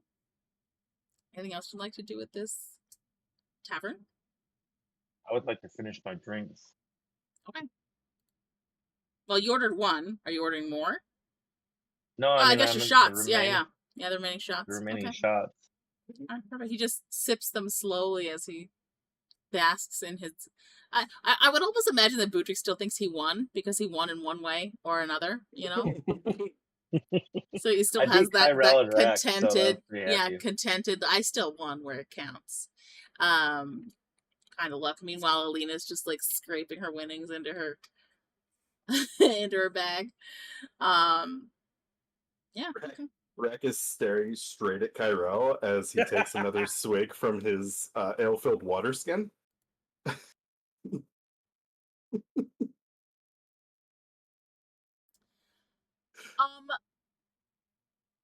Can all of you roll perception at disadvantage? Yeah. Where's my perception? Well, I've got technically I've got advantage perception. So it'd be just a flat roll. 17. 8. 8? Ooh. Rahk? Yes. 16. Oh, you said at disadvantage, right? Yeah. Okay. Plus 4, 10. So Ki-Rel, you're the only one that hears this, but you overhear a couple of dwarves talking. And you hear one of them say, ain't been no miners up in Ironhold for nigh on 500 year or more. Some say it's cursed. Others say that's the last of the runebinders sealed it shut before their empire fell. I don't know about you, but if the stones are groaning, maybe something still sticks. Still ticks. And then the other dwarf that he's talking to says, aye, maybe there's treasure up there. That's the only word he needs to hear. Guys, when we're sober in the morning, we need to go to Ironhold Forge place. Damn it. The mines. How much damage do I take from the ale? Oh, you're taking it from your are you drinking my just water one skin. 1 point? Oh, sorry, one? Yeah, just one swig, yeah, one pint. You'll take one this time.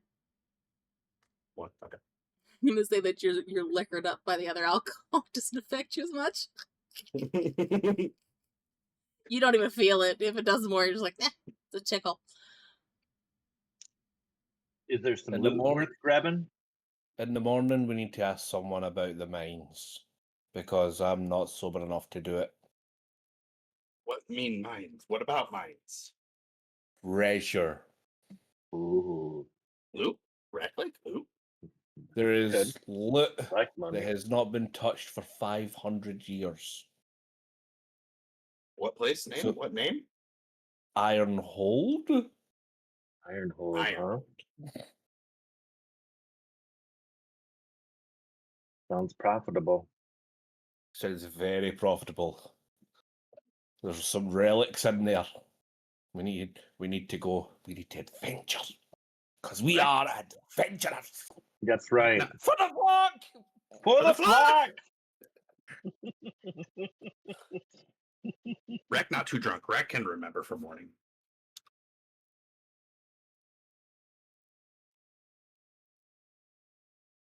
Is that the name that you guys decided on for your group? Yes. Yes. I think so. You are gonna confuse so many Aarackocrans.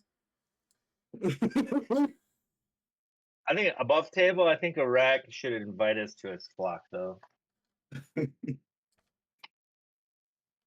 doesn't have a flock right now. That's the whole I thing. was about to say, we are the flock. Yeah. Maybe you guys should be having that conversation with Rahk. No. A drunken conversation. Like, how come you don't consider me a brother? Hey, Aarack, what this flock thing, man? Like, we're your flock now, bro. We're your flock. In fact, you know what?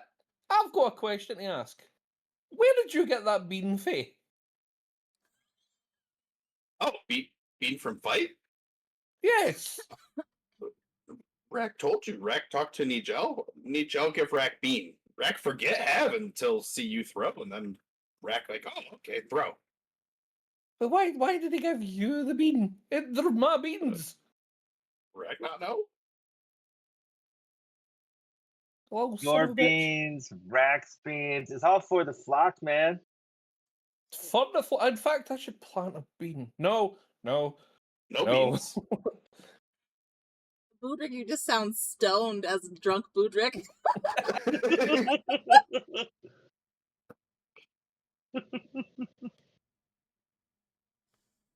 Beans bad. Beans bad for planting. Use as weapon. Throw bean Hold on, do so much more. He looks at his bag and he goes, how many of these beans are real? Because I threw a bean at that big ass dragon and one of them just bounced off it. That's wrong, man.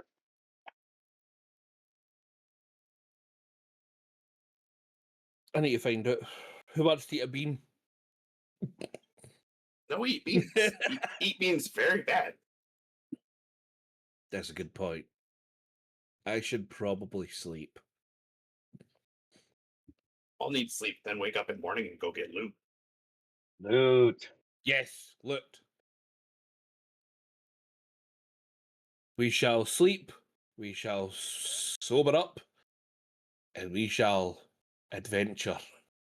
Adventure. For the flock. For the flock!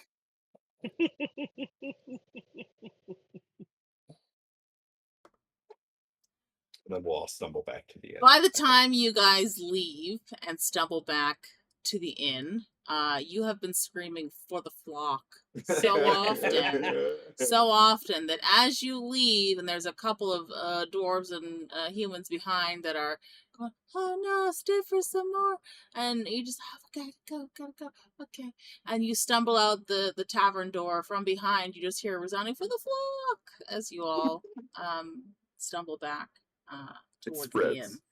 It's spreading. The legend begins.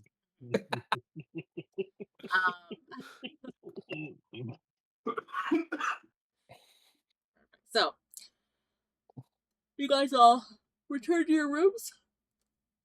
Take a long rest. Sure it is necessary. Good time for a break. Yes.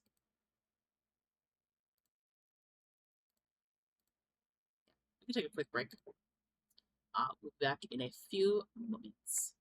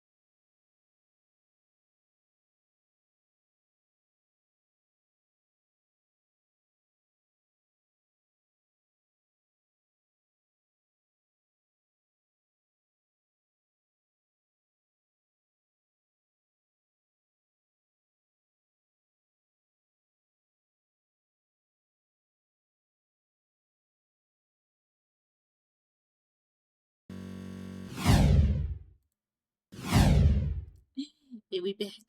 All right. So, the crew has finished a long rest. Alina, I put your sheet through the long rest for you while you're having your Discord difficulties there. And you guys wake up the following morning at the Grasping Echo.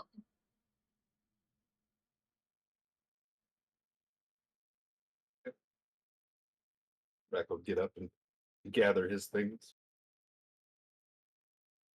You stop for food before you go?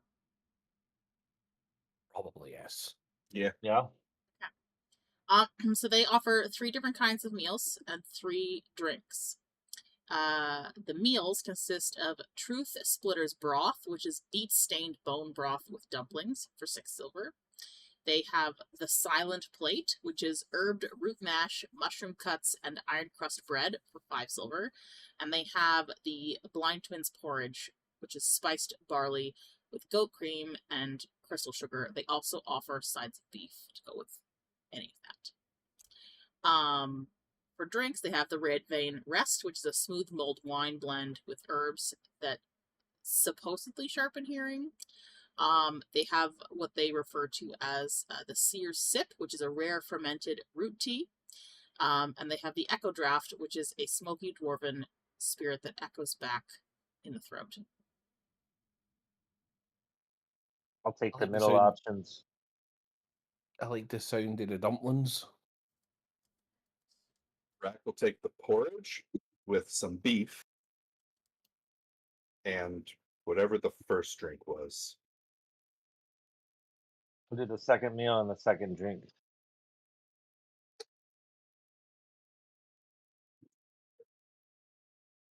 Tea.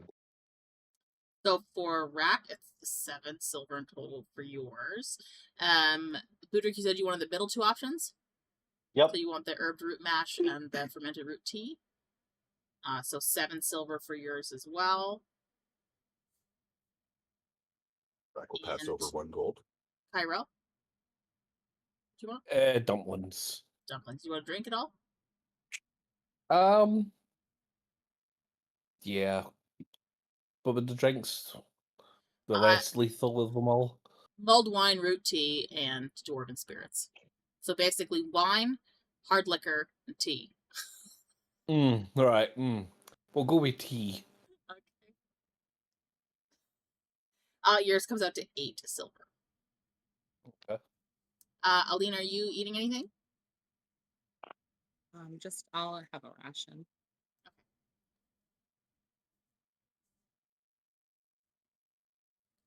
Okay. So you guys eat up. I will say it's interesting to watch the twins work. They move about the inn as if they know exactly where everything is. They are blind, and you could feel them like they'll touch the table first before they put down the platter. But going by the sounds of your voices, they put the plates down in front of the correct person, which is pretty impressive. But yeah, otherwise, guys get to eat all your stuff, which is very good. They let you know that the provisions shop is Red Rock Provisions, owned by Tansy Grud, an elderly human woman who's been around just as long as the twins have. They say that she's no nonsense and for some reason always covered in chalk and soot.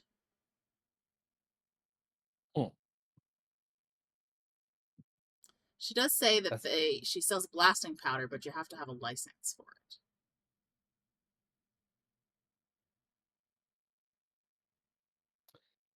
Can anyone forge a license? Rack can make map, not license. I don't know what a license looks like, so I don't know what to make. Maybe can buy license. Here? Rack not know. Maybe ask. Okay, we'll go to provisions and the wandering caravan. Okay. The caravan master is Volev, the Inked, a tattooed half-elf, who runs his cart-based setup. He does have a few items for sale, generally speaking, potions, scrolls, charms, small weapons, that kind of thing. Nothing very large. He will say in stock today he has a potion of Stonefoot, which will grant 10 plus 10 movement speed and resistance to forced movement for 1 hour. Costs 150 gold. He has Whistle of Echoes, which when blown once, you can hear what was last said in a 30-foot radius within the past 24 hours for 250 gold. And he also has a Scroll of Whispering Walls, which can be used to enchant a cave or hall to carry voices forward as warnings for 75 gold. Other than that, he has regular healing potions, resistance potions, that kind of thing. At the provision store, Tansy will tell you that she has what is nearly unbreakable 100-foot rope, infused with spider silk and dwarven knots for 25 gold. She refers to it as Grud's Gut rope. She also sells Iron Spike jerky in packs of 3, so you have 3 days of rations that smell foul but last forever for a gold apiece. Which, for anybody mathing it, is a 2/3 the cost of what, like, regular rations are 5 silver each, so 2 silver, or 2 rations would be 1 gold, so she's selling 3, the price of 2, in this pack of jerky. But they smell horrid. But they smell bad.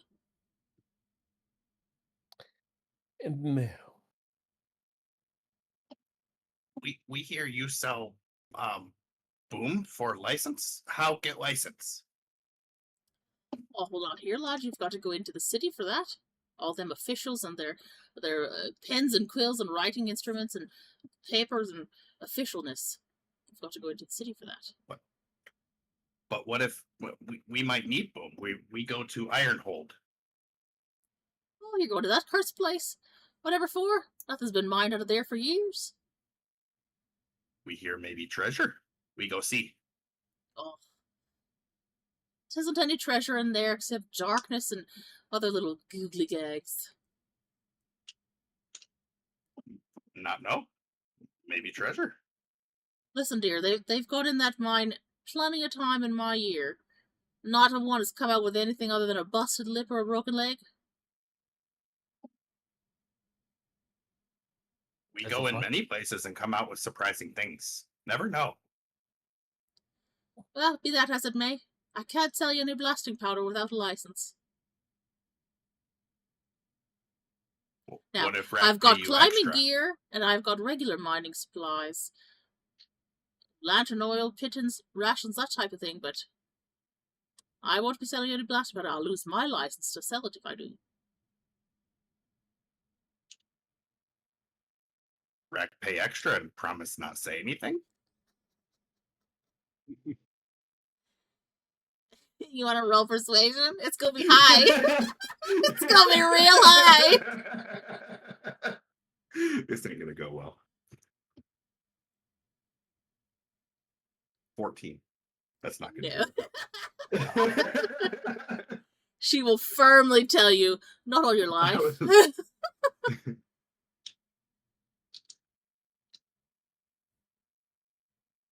Have you heard anything about a heart root? Heart root? I didn't know hearts had roots. Well, I suppose if you think of the little doodads that come out of it, maybe. I guess I'll take that as a no. It's something for your ilk, with the leaves and such. Yeah, something like that. Good chance you might want to ask another druid then. I may do that. You know of any in town? Round here, we just know rocks and minerals, ores, that sort of thing. Not any druids here, mind. No, not a lot of growing in the mountains. Well, you got one druid here, but you need another one. Aye. But unless you plan on staying long, you won't be around much longer. I'm probably not too much longer. I want to give Rahk a nudge as if to tell him to prepare. Just let me get ready to do something. As I cast Minor Illusion in the corner, and I'm going to make like a Black Widow spider. Okay. And I'm gonna distract the person by going, look, that's very dangerous over there. You need to do something about that. This elderly human woman looks over at this. It's just a regular black widow spider. Yeah. Yeah, well, we'll make it big. Okay. Oh, Jesus Christ! I've not seen anything like that big. Oh dear. Well, hang on a second. And she'll go behind her counter and bring out what looks like a very big broom. And just immediately start hit some of her own wares, and they go crashing to the ground. What are you doing while she's distracted? Because it's not going to take her long to figure out it's an illusion. Well, hopefully Rahk will grab some powder of exploding. Rahk would have no idea where she's even storing it. Have a look. He's not gonna have time to investigate and steal. Like, if he knew where it was at, that's one thing, but Have a look under the counter. It's probably under the counter. Rick don't have time. Fine. Just make the illusion disappear. Okay. I'll say, just to be kind, because I rolled low on the intelligence for her, that she swings it one other time, and then it disappears as you drop the illusion, and she thinks that she's smacked it out. Somewhere. Don't worry, I think I've hit it good. It's not anywhere around here, but I'll be sure to muck it out. Were you looking to buy anything today, gentlemen, or were you just perusing? Well, we're going into the mines, so we'll probably need some mining gear. Aye. Whole lot of you. Yes, we all Probably, know. yeah. Sure. Are you guys just looking for, because like the adventurers gear, or the adventurers pack, I think is what, or explorers pack? What it Explorer's pack. waits to. Because mine did not come with any mining stuff. Yeah. So, there's the explorers pack, which comes with a backpack, bedroll, mess kit, tinderbox, 10 torches, 10 days of rations, a water skin, and 50 feet of hemp and rope. And then there is a mining pick, which you could get, which is 2 gold more.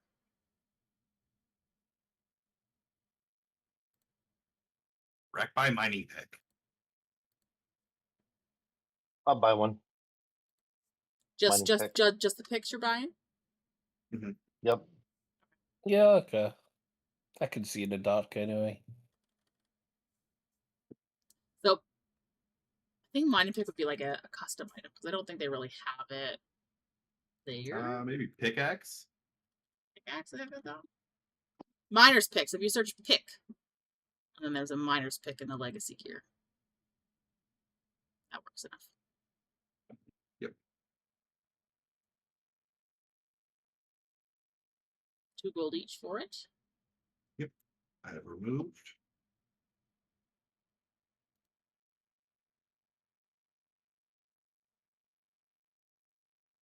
You want us to just add that? Yeah.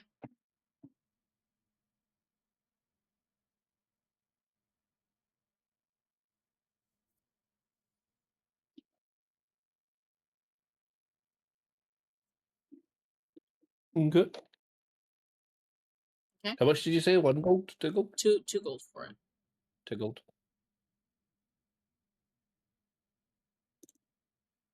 Okay.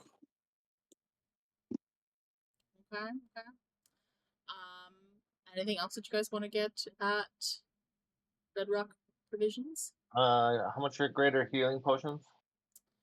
So those are 105 gold each here. I got 2 of those. Yep.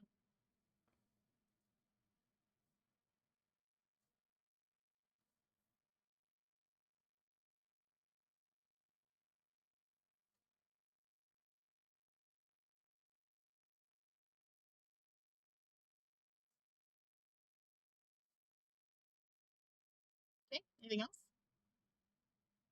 Good for me. I think that's it. And at the caravan trader, are you looking for anything in particular from him? What did they have? So specialty wise, they've got a Yeah. potion of Stonefoot, which will grant +10 movement speed and resistance to forced movement for an hour. So, like, say if somebody has like Eldritch Blast with repelling, you wouldn't be able to forcibly be moved, right? Or Yeah. gust of wind, you wouldn't be able to be moved. That's 150 gold for that potion. There's Whistle of Echoes, where when it's blown, you can hear what was said in a 30-foot radius for the last 24 hours. That's 250 gold. And then there is a Scroll of Whispering Walls, which can be used to enchant a cave or hall to carry voices forward as warnings. 75 gold. I'll take that and the whistle. So you want the scroll and the whistle? Yeah. Okay. So 325 gold. 325.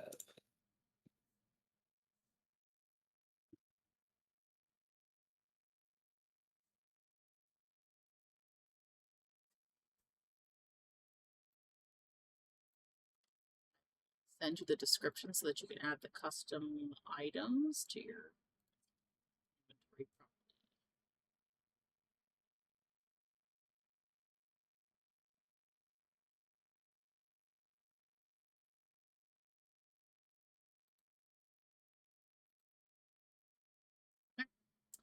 Otherwise, they have regular scrolls anywhere from like level 1 or 2 spells.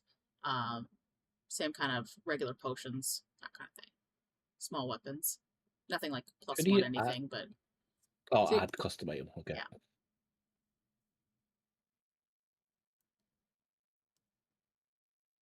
Everybody else good? Yeah. Okay. Alina, did you want to pick up anything? No, I don't really have the gold for it. You got 80 gold in the drinking game, but I understand. Okay, perfect. So, I assume, Rahk, that you're gonna hitch up the horses. Yes. So, you guys begin traveling again, leaving Redvane, heading towards the border of Paraben and Netherian, through which, Alina, you will tell them that you could see the Iron Spine Range.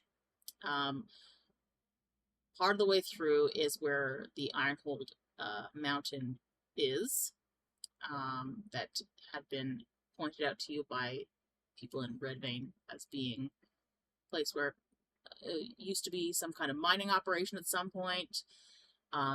Nobody's really gone up there for a really long time, as Ki-Rel had heard, 500 years or more. And it does take you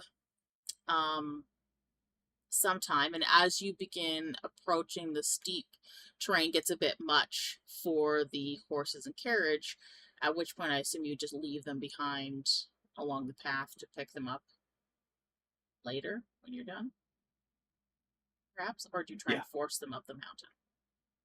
No, we would hitch them up and As you I'm guys I'm gonna take a minute just to take care of my flower real quick. Oh, Do some water before the okay, that's good. Yeah. just some water. It's a very good idea. Yeah. Good job. Okay. Beautiful. So, as your party begins to ascend the terrain towards the opening of the mine, I will also say that the road itself does not look as if it's been traversed in quite some time. Like normally you'd have like a lot of like wear and tear on a road, and although you could tell it is a road, there's from rocks falling from above and that kind of thing scattered across the roadway. Doesn't look like anybody's carriage has been up here in a while for whatever reason, or wagons of any sort. And at one point, Budrick, because you have the highest passive perception, I will say that you hear kind of like a clunk clunk clunk at one point that seems, it's very faint, and for a second you think that maybe it's like the sound of the carriage that you've left behind like rolling back, and you look back quickly just to double check, but no, it's safely positioned there. It's a strange sort of whirring noise that you heard. As you guys approach the main entrance of the mine, you can see that it is partially collapsed, but not impassable. And you will also notice that there seems to be some kind of glyphs etched into like a fading script above the post line. Can I make out any of the script? I will say, because you're a sage, you could probably tell that it's Dwarven. Do you know Dwarven? I have the helmet. So This guy knows the Ki-Rel, woman. Ki-Rel, who already knows Dwarven without having to cast the spell for it, would read that it says, "Here lies Ironhold, last retreat of the Runebinder kings. Let none wake the steel that slumbers." Okay, it's a welcome message with a not welcome message. All It right. says, What? it says, don't waken the steel that slumbers. But it's also saying welcome here. I guess we'd be extra quiet then.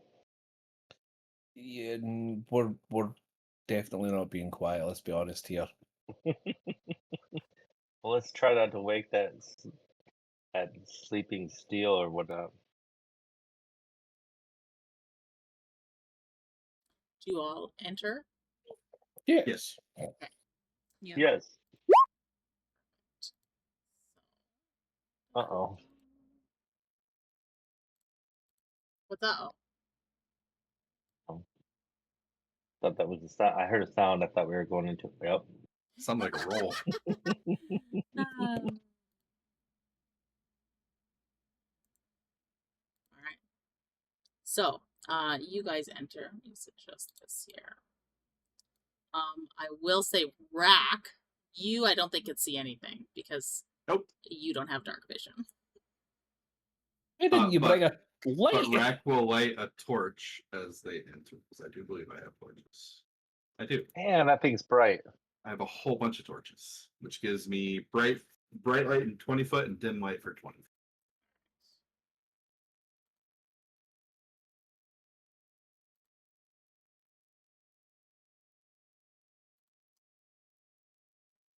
It's 20 feet of bright, and how much in dim?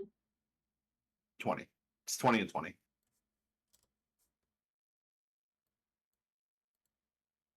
That should now give you sight, yeah? Yes. Yes.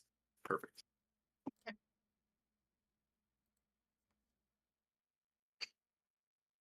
All right, so as you guys enter into the mine, inside there are a few tunnels which are half flooded. There are rusted rail tracks and large cavernous chambers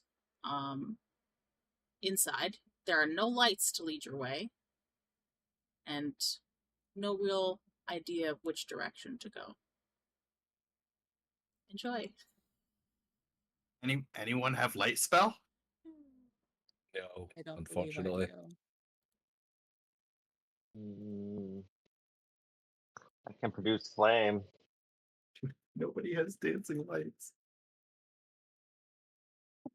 All right, Rahk is going to. You guys can just start Move up. walking through. here and shine his torch off to the left to see if he can see anything over there. I mean, I have dark vision. Yeah, you guys should be able to see with your dark vision, Rahk, with the way that Mhm. you're lighting. So you can start moving around if you like. There's the two different pathways this way. Left path looks short, Rahk. Check a little ways in, see if anything there, then come back. Okay. Go on, Darth. Just in case, I'm going to take this moment and I'm going to cast mage armor on myself Okay. because I don't trust none of it. Okay. I mean, it's a very dark, abandoned mine. It's a good idea.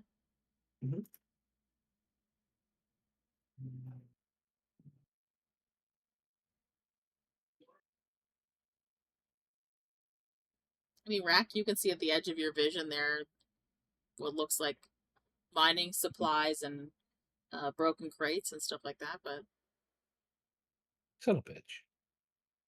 Rahk is going to summon his flock familiar.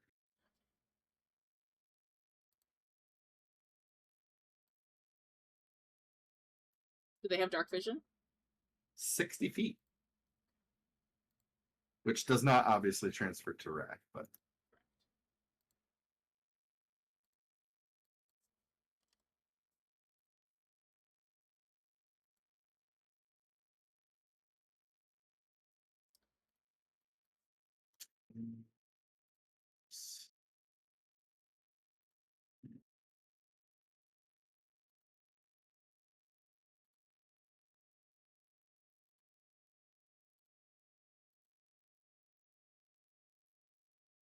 Rahk, see barrels and crates. Go check them. All right. Careful. Rahk is gonna come over here and check through the barrels and crates. Okay. on the Can ground here. you roll me a D100, please?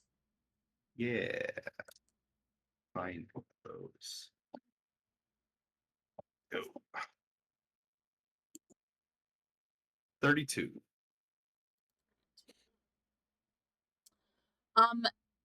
A lot of what you find is broken, but down amidst one of the barrels, hidden under some very old cloth, is a scroll wrapped in a protective case. It is a scroll of haste.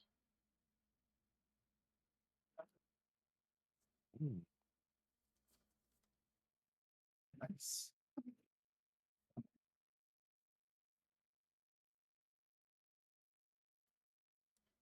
I am going to Rahk's walk going to- across. Oh, sorry. I was gonna say Rahk's just gonna come back over here to you guys. Rahk Anything- finds scroll, but not much. Looks like a little bit more path off to right past barrels.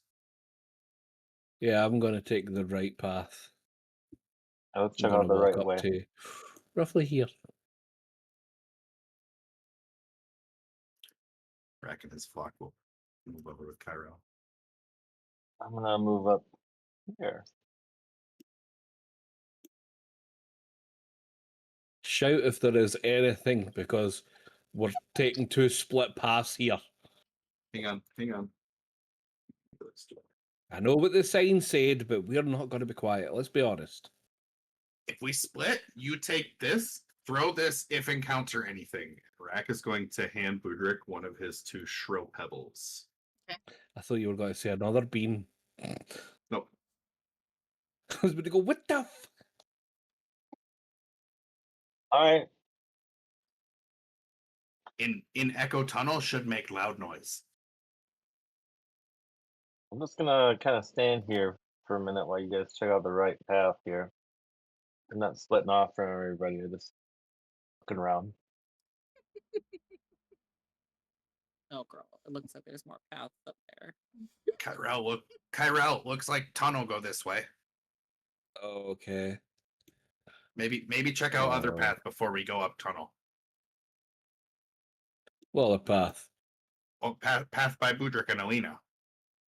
Boo boo, there's like a little opening over here. Oh, it's like a full circle moment. I see. It's best that we don't split. Let's be honest here. Agree. Let's go back over to them. Yeah. Did you guys see something in that darkness over there? No, we just decided not to be stupid. His tunnel goes north. All right. This path is going off to the left. There might be a little bit of opening to the right here. Off to the left is barrels that Rahk looked at. No, not the far left. He's I'm talking looking want- up. the northwest passage. Want Continue follow the tracks or go up track. small tunnel? I'm gonna go up a Well, looks little like he's gone. Looks like we're going this way. I'm just checking things out. I think this Look like- probably circles back. Look like another small tunnel here. Maybe go around. Sure. Just gonna follow the small tunnel in. Look like tunnel branch off to left. Okay. I was gonna add really creepy music in here, and then I didn't want to do that to you guys, and you feel like you were not going anywhere. Just no. I was like, the dark is good enough for now. Rahk, go up tunnel. I'm following Rahk.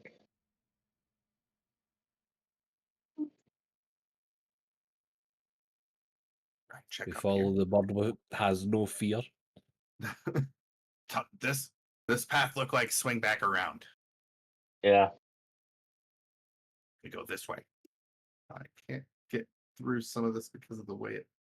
Ah, You're gonna have to move them one at a time because the walls will block you from being able to just like go through them because you're trying to control two at the same time. So what's that up there? Look weird.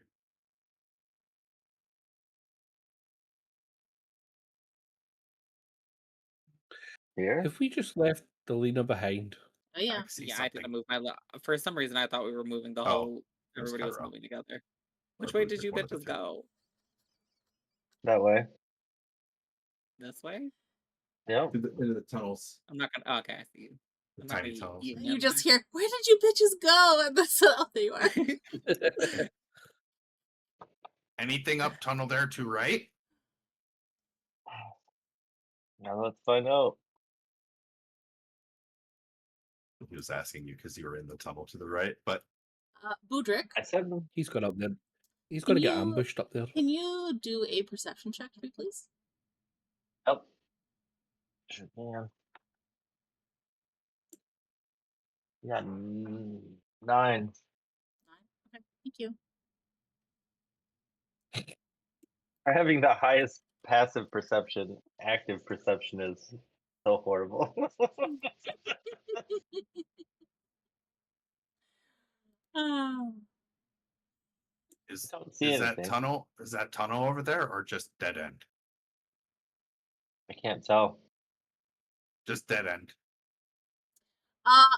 Rahk, as you step into the area that Oh, is God. a dead end, you shine your torch around, and then you realize that you've stepped in something quite sticky as you feel a little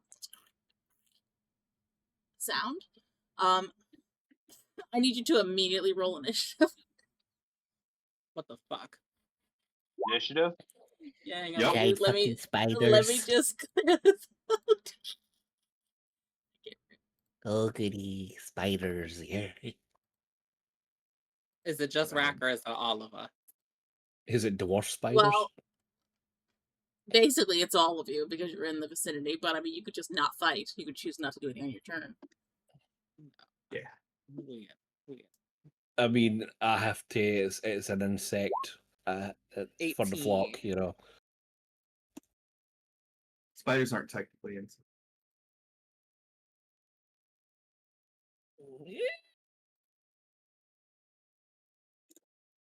Oh yeah, Yeah. right. Need a rolling high on them? 22. Oh, shoot. 15.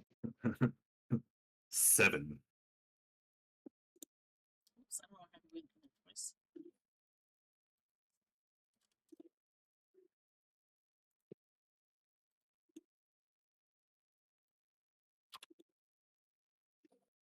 And Ki-Rel, what was yours?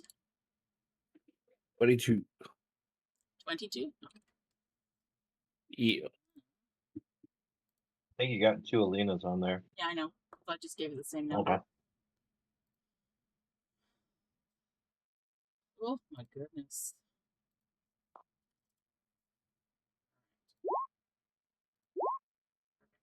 Ki-Rel, you are first.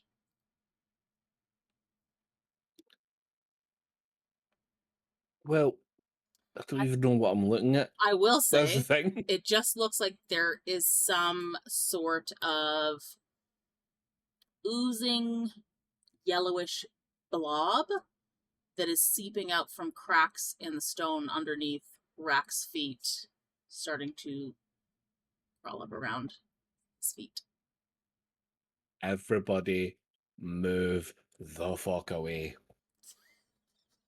If this is what I think it is, we're going to want distance. What is? What do you know? I think it's a gelatinous cube. And on that note, that's now the end of your turn for speaking, so are you doing anything? Staying the fuck away. Okay. So no, I'll just stay here. Okay. Are you holding any actions?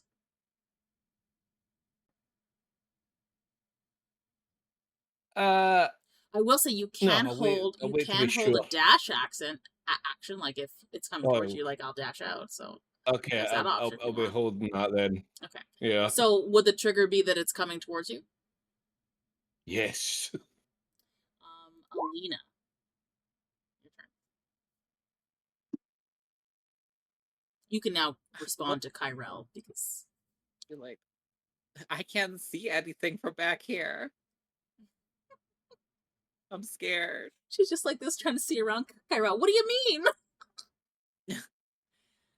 I mean, I got my mage armor on already. Thank Jesus. Girl,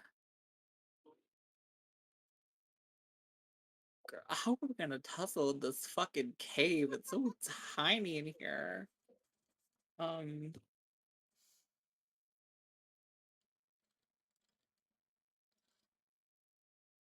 I guess I'll just take this moment to cast mirror image on myself. Okay. And you stay still? Yes. Okay. Any bonus actions you want to do? Bonus action? Not at this time, no. Boo Boo. Your turn, sir.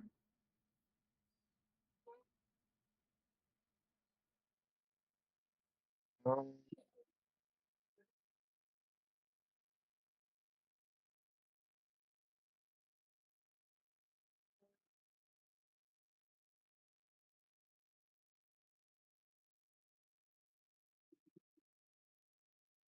cast my flame blade, and I'm just gonna hold a dash action as well. Okay. Wait a minute. Is casting your Yep, flame yeah. blade an action or is that a bonus action? Bonus action. Okay, cool. Perfect. So, Rahk, this thing that starts to creep up your legs definitely looks like some yellow ooze type creature. Mhm. And it is going to attack you because you are literally in its space. Yes.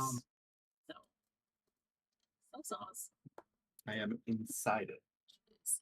So 17, does that hit you?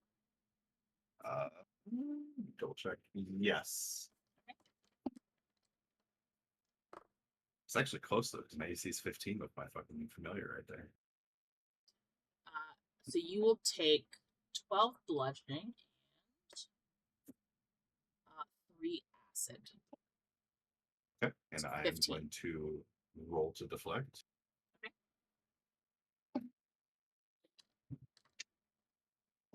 1 plus 8, so 9 it will reduce. So you still take 6. Yep. that will be its turn, as it just spends the rest of its turn coming up into your space. It's now like all around your legs. To clarify, am I grappled? No. Okay. Just wanted to make sure before I take my turn. Thank you. But if you leave its space, like the 5 feet space, then you're gonna take opportunity attack. But no, you're not grappled. Oh Even if I stay within melee range? Sure. no, if you stay within melee range, you're fine. Dr. Bacon, Okay. you're early. Yeah. Love it. Welcome. And he's got. All right, so it's in the space that I'm in. So if I move to the space just below my geese, I'm okay, right? Yeah. Like step back. Okay, so he's Yeah. gonna step back out of the space that it's in. And then he is going to. Size.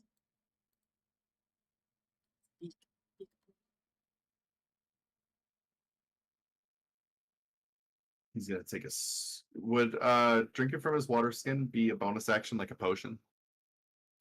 Yeah. Okay. He's gonna take a swig of his ale. Okay.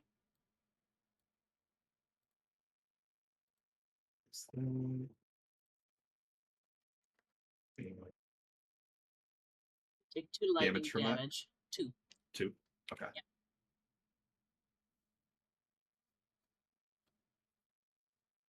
And then he is going to give him 2 unarmed attacks. Okay.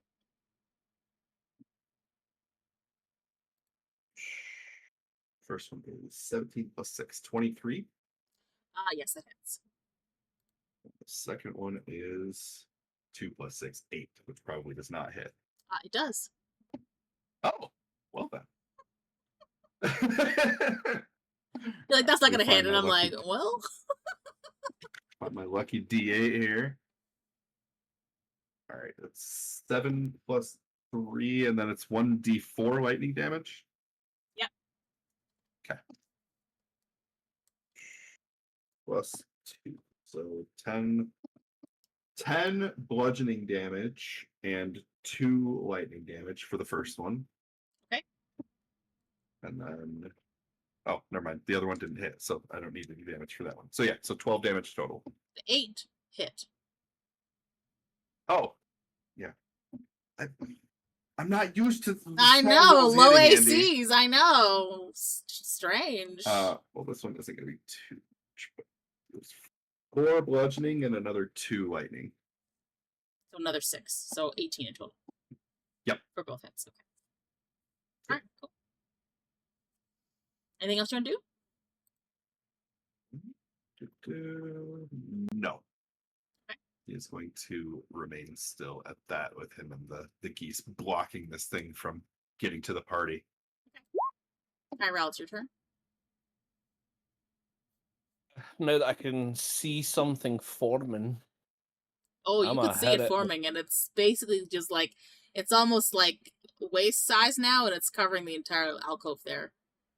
Mm-hmm. I'm Yellow, gonna hit that. gelatinous 2 material. last. Okay.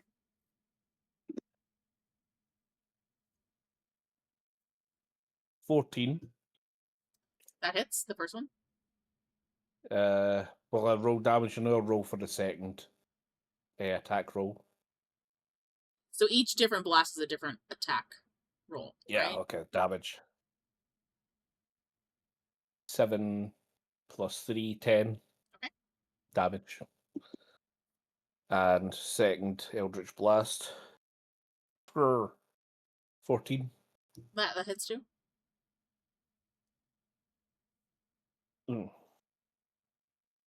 6, Okay. 7, 8, 9. 9 damage.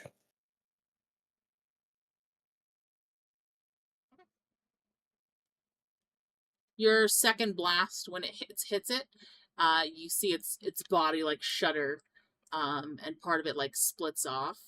Oh no. Not in a terrible way, but just like splits off, like it's falling off dead. Like it's Okay. I'm still thinking it's multiplying. I don't know, it's version of bloodied. Right. because Okay. it's not going to bleed, right? But Yeah. it oozes out more ooze. Anything else you'd like to do?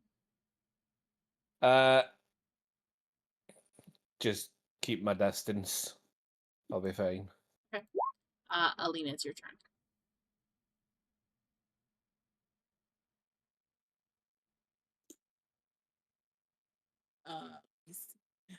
Can I even do anything from this fucking, like, how am I supposed to do anything in here? You can hold an action. You can try and hit it. I don't want to hit anybody, though. So you won't hit them the way that they are. It just gives the ooze better AC.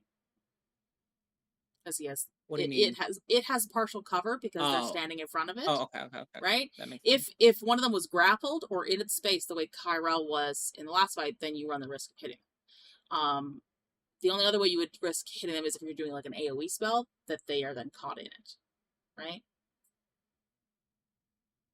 But if it's a direct hit, you can try and get it. It's just its AC goes up because it's blocked partially.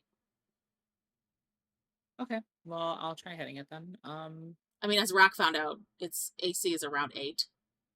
So even if it has an increased AC, 10. It's not gonna be that great. So a high likelihood of hitting it. Attempt a chaos bolt.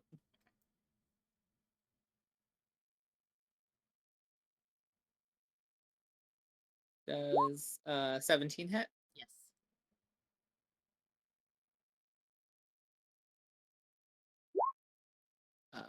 10 something damage.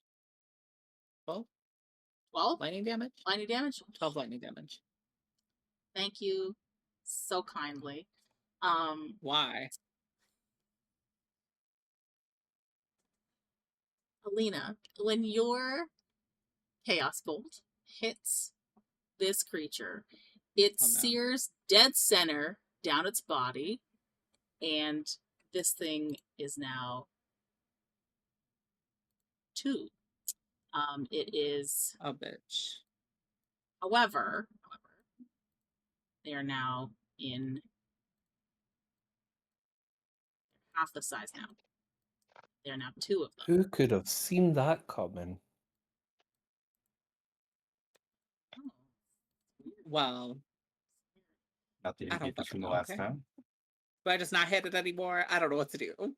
And then I'll end my turn.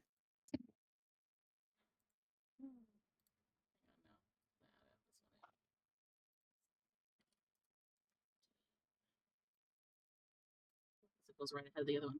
Okay.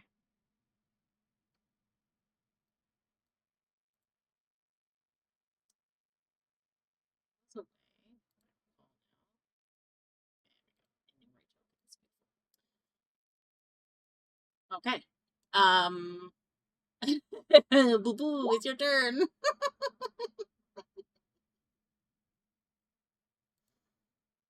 I don't think I can get close enough to swing my flame blade at it. No, they're standing in So front. I'm gonna move up over here, and I'm gonna cast Firebolt. Okay. Yeah. One on the, I can't really see it, but the one on the left or the top. All right, let's do it. Oh, that is a dirty 20 to hit. That hits. And then 2d10.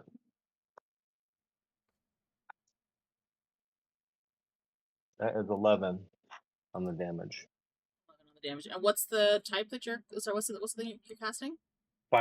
Firebolt.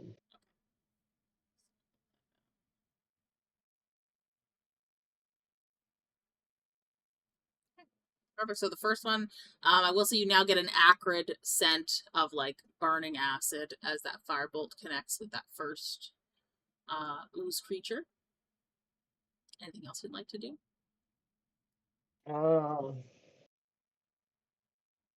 Yeah, I'd like to kind of get out of everybody's way a little bit, and I'll move back down.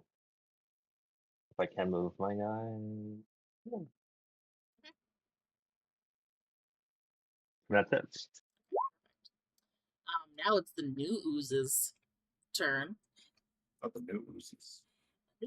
The new The one directly in front of it. It will miss its attack on you because I only rolled a 7 + 4 is 11, and I know it's gonna.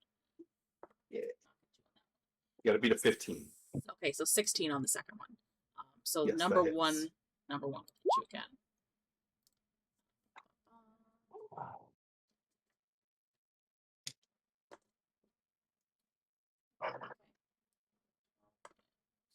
Two.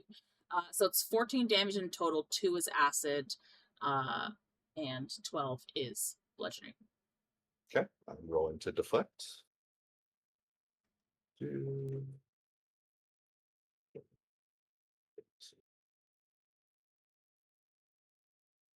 1 + 8, 9. So again, So 5 damage you'll take. Yeah. It's now your turn again, Rahk. yeah, my reactions have not been trading well. I've rolled the minimum fucking deflect on both of those. All right. I Rahk blame is the going- enclosed space for sure. Me too. Rahk is going to do 4 attacks total between his attacks and his bonus action because he is going to use Flurry of Blows for a bonus action. However, for his first attack, he is going to perform a thrown attack on this one here with a bottle of Alchemist's Fire. Okay. It needs to do a Dex save. You have to see if you hit it first, right? Because you're throwing it. No. Is The that target an must succeed ability on- that you have as a? It just says target one creature or object you can see within 20 feet of yourself. The target must succeed on a dexterity saving throw.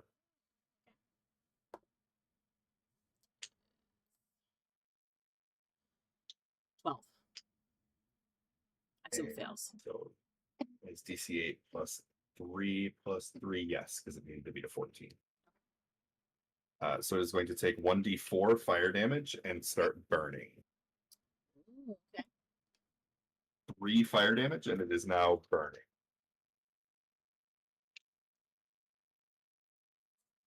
And then the other 3 unarmed attacks, Rahk is going to direct at the one directly in front of him over here. Okay.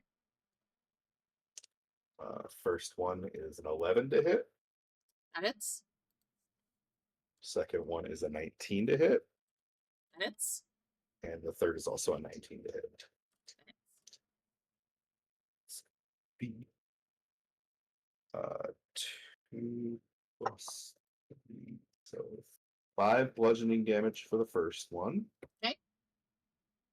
6 bludgeoning damage for the second one. And 5 bludgeoning damage for the third one. And then 4 lightning damage for the first one. 2 lightning damage for the second one. And 3 lightning damage for the third one.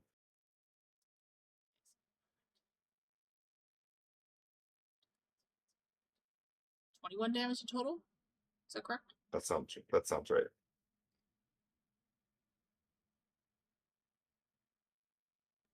This thing looks hurted.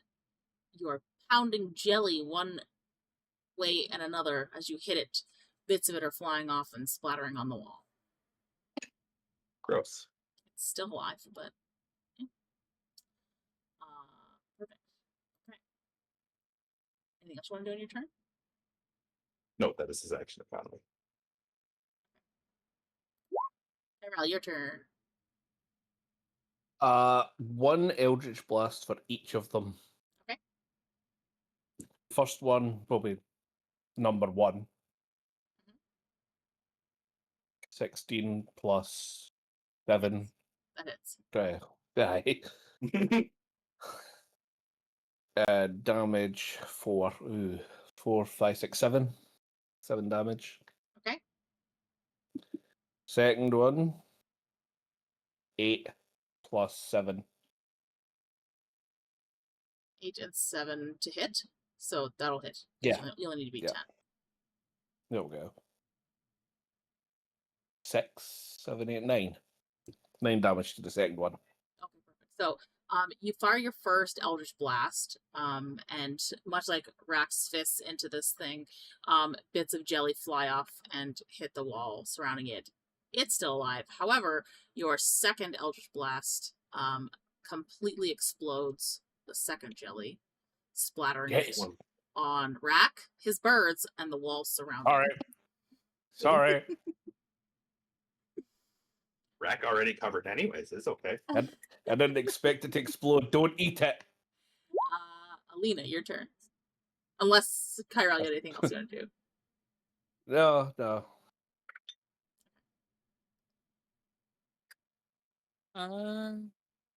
Okay. I don't entirely know why the cube split with lightning damage. I don't know if that's just like a thing, if that's like a known, tactic. I don't want to do that again. How much do you know about Rahk has been- ooze? Rahk has also been hitting it with lightning damage too, to be fair, above table. I know. No, I'm letting her know. Hold that 1 second.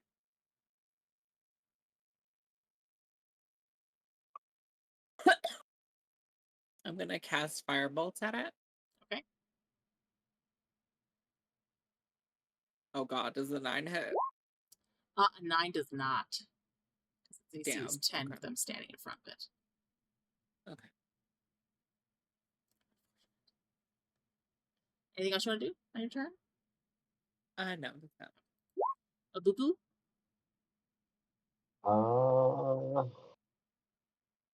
Do I need to move to hit them with a firebolt from where I'm at, or can I If hit you them move from one here? square up, you can do it. Beans. I will do that then. And I'm gonna cast firebolt on that son of a bitch. Natural 20 to hit. Oh, Plus 7. it's gonna kill it. So you don't have to. You don't even have to roll the Yeah. damage. It's just gonna whatever the damage is gonna kill it. Alright. So Budrick fires a firebolt that Rahk, you'll hear it whoosh past your head there, and it explodes into this ooze again, splattering you and your birds in the wall with its gooey mess. I will say Rahk as being the closest to these oozes and their bodies, as the substance that makes up their bodies begins to seep back down through the cracks of the floor, you see that there are, or there is, an object remaining in the goo. And if you'd like to roll a D100, I'll tell you what it is. Yes, I will go ahead and do that. Drum roll, please. 83. Sounds like a good number. High number doesn't necessarily mean good, but Inside, you see a small leather pouch. And when you hold it up, there seems to be some coins inside. Ooh. oh. Okay, can I open it and see what coins are inside of it? You can. Inside are what looks to be no longer in circulation, but you can tell that they are different coins of different denominations. Not in this continent, but you would have seen some from your side of the world. So it is foreign currency, but definitely old.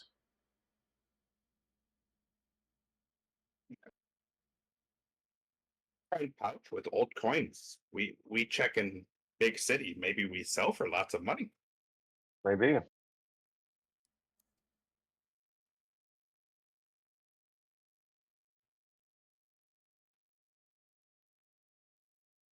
Well, that was exciting. Should we Yes, go Rick. check out the tunnel? Rahk need watch for a step. We go check out tunnel. You need to clean up it all, Rahk? Alina, you use water spell make Rahk clean.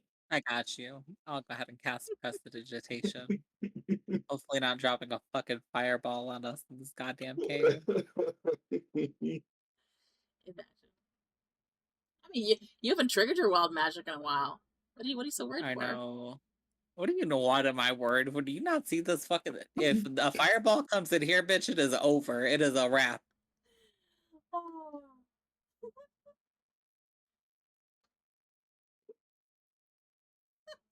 I don't want to tell you what I rolled today for your roll. Oh God. What do you roll on? What's I'm not the telling dice? you anymore. I'm not telling you anymore because then you could try and guess what it is. Is it a D10? Don't you worry. Don't you worry. I am worried. I'm not asking what you rolled. I just want to know what dice As- you use. As Rat gets to where he's at, he is eyeing the floor that Budrick just stepped on It's fine. very suspiciously. It's fine. Okay. I am going to leave those oozes on the map, though, just so you guys can see, like, should you get turned Mhm. Where around, you were. you know where you were, kind of thing. Budrick should watch where stand. Last when Rahk step in spot like that, oozes come out. I can't tell any difference in the spots here by the map, man. It's just like a little dead end, like nook, Alcove. I guess you'd Yeah. call it. Yeah, alcove. That's always referring to. Gotcha. I will watch my step. Thank you, Rahk. No problem. Oozes weren't hard. We okay. I may have dark vision, but I'm old and Oh, Rexy tracks. We back out. Wait. That was tunnel me and Ki-Rel find. was it? But we not go up right side. Right side looked different. Oh, that's what I was talking about. Did you guys go up this left tunnel? Left tunnel look like go back where we're. Right tunnel look like go in different direction. Okay, go right. Ki-Rel, are you moving with us? I think he was taking a phone call. I'm going to okay. put him down at the end of the tunnel here. Okay. My assumption is he's following you. But I'm putting him at the back of the pack.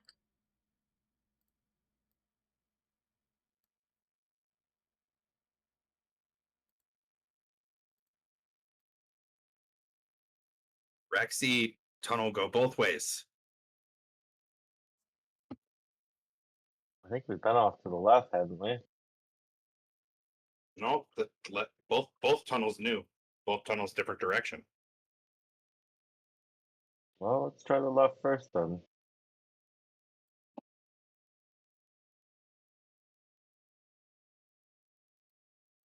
Left tunnel look like go forward next area. Well, let's go back then.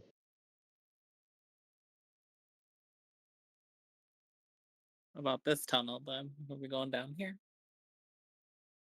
Rahk not no. Another fork. Look like dead end over here. It goes up this way.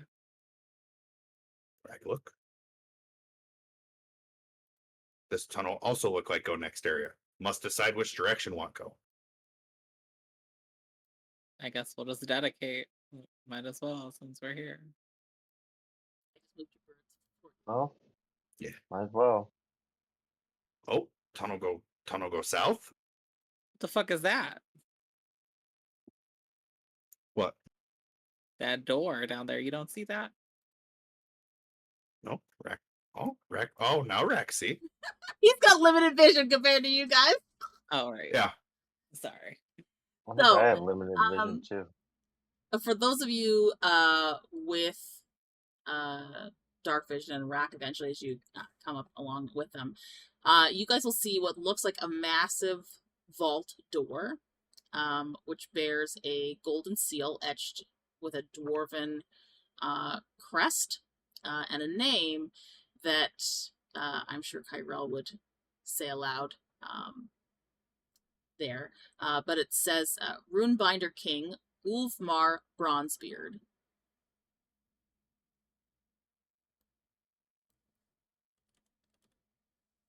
Like maybe Sounds rich. look like maybe grave. Tomb. Tombs have Could treasure. be check to see what the man was buried with? Rahk won't look. Rahk is going to move forward and investigate. You can see that there looks like some kind of embedded slab of stone with what looks like faintly glowing dwarven runes that seem to flicker erratically. At the center, you can just make out between some of the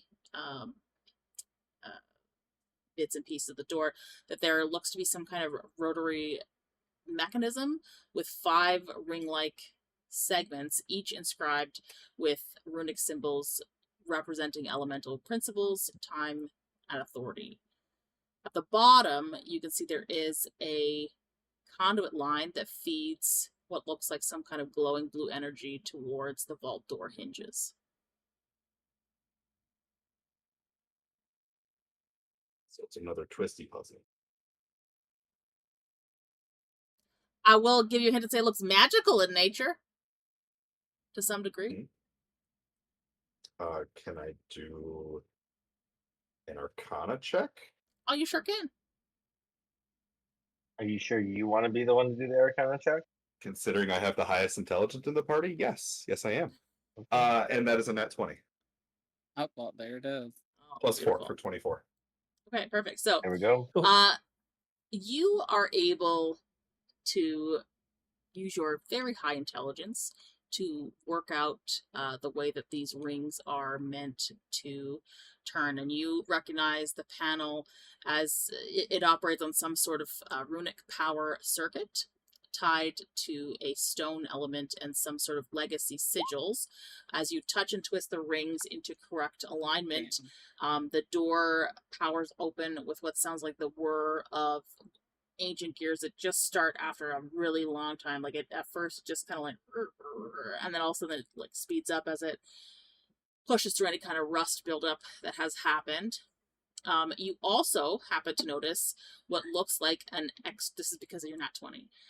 You also notice an extra failsafe rune designed to trigger some sort of defense mechanism, which you bypass, disabling whatever sort of trap or protection it may have had. And you not only unlock the door, but you also reactivate the room's internal power grid, causing an additional lightning vein to flare and reveal the interior as the vault room slides open. Ooh. Also, did you fuckers just leave Ki-Rel behind? No, I was moving you, and then they just Nope. kept going. There you go. Yeah, You're back. you're with us. You read the door on the door. It said there was a dwarven crest with the name Runebinder King Ulfmar Bronzebeard. Oh. I said that you would probably share that information with them, and they all And then said Rahk tomb. goes up and fucking yeah. And then Rahk goes up and fucking Sherlock Holmes the shit out of this door. So you should now be able to click that door, open it, and walk in. Okay. I can in fact click the door and walk. Oh, fancy. Thank God. Big fancy room. Lots of boxes. Oh no. What do you mean? Oh no. I just don't like the looks of the room. I just want to shut the door. Rahk disabled the defenses. Can I I use hit the an wand? I hit an of at 20 on secrets opening while I'm it. in here? Sorry, what was that question? Can you use your... Can I use the wand of secrets while I'm in here? Sure. Okay. So I'll say, as you guys enter, you find a circular chamber with a high ceiling, lit by softly glowing blue veins of runestone. At its center, slumped against a pedestal, lies what looks like a stone sarcophagus of some kind of warrior, arms crossed across his chest. The motif of which is quite worn away with age, but it is made of stone. It is embedded in a basalt platform inscribed with the words A.B.A.C, Arcane Battleframe, Aegis Class Construct, Mark III, Status, Decommissioned, awaiting reinitiation. And around it, you see what looks like some sort of dwarven schematics, some ceremonial weapons, and a few broken forged drones, and what also looks to be some sort of energy core placed inside a containment ward. Battle. Rahk like battle. Rahk tried turn off. What are you You trying? can try.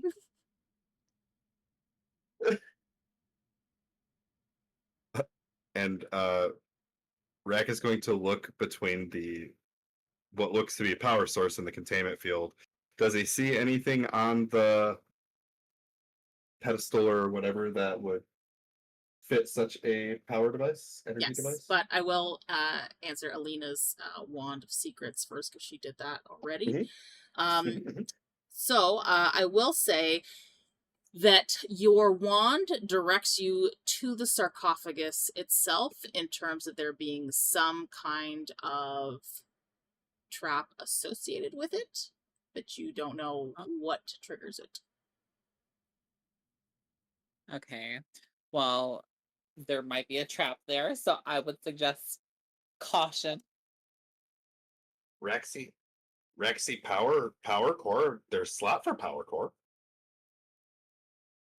Yeah, but what if putting the power core in is the trap itself? I don't know. I don't work here.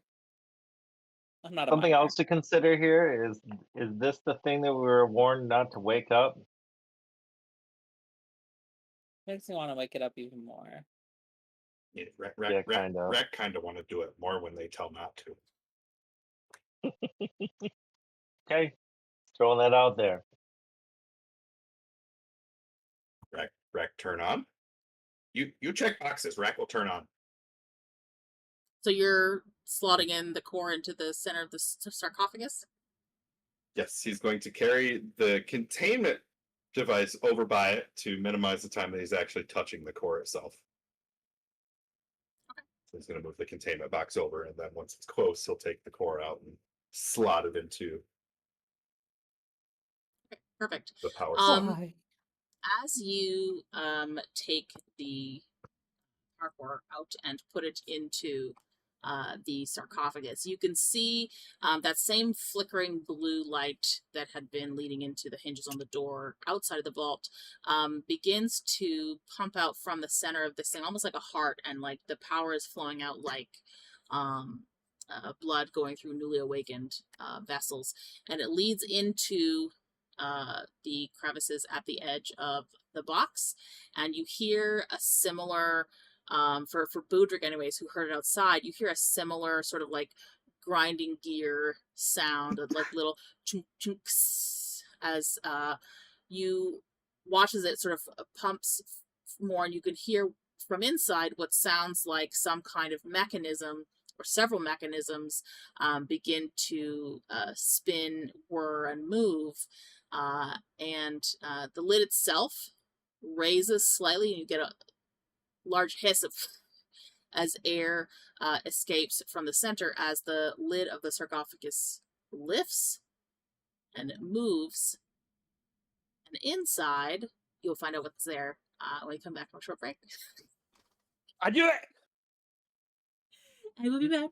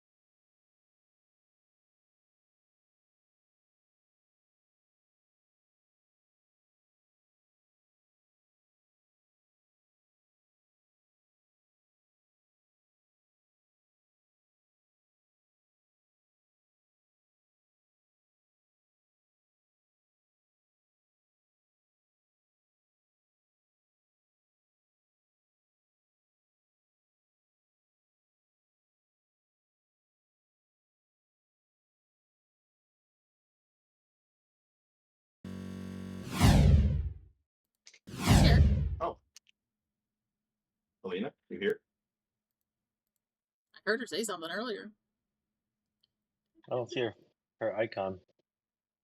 Sometimes it just gets hidden if she's not talking, because it shows like the last few people that have talked. Oh, yep. Now I see it. Okay. You know, Just it's not almost been responding. a year since my character joined. Like a month from now. Yeah. I mean, we can always just kick you out the back door if you want. Know exactly what I was saying. What?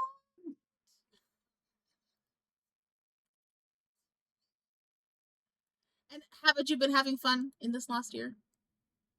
Yes. Yeah, I'm gonna have to update the scrolling thing with all the characters. Okay. We'll come back to it. So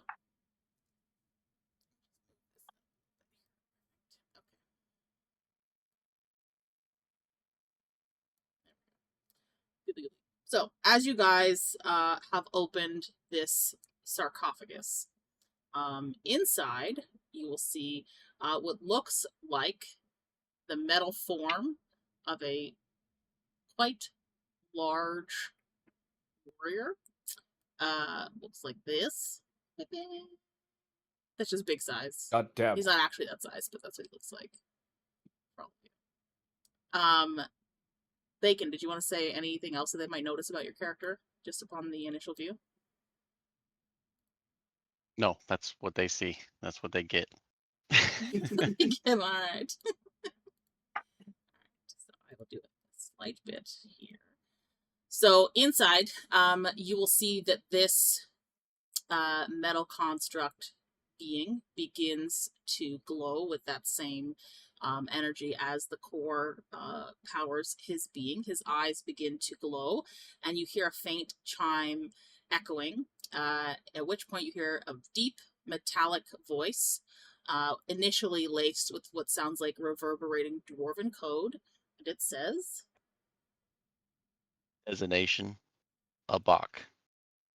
Primary directive, lost. System state, stable.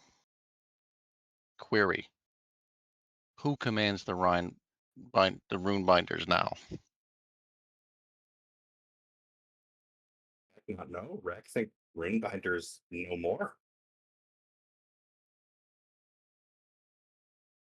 Village say Runebinders gone many years.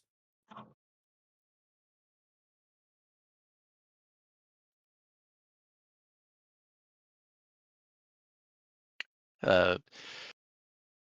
just he sits there to try to internalize what they're saying. Is it doesn't make sense to him. Doesn't compute. This tomb, we find old dwarven tomb. Come in. Rahk unlock door. We find you. Where are the rune binders? Rahk not know. Runebinders gone.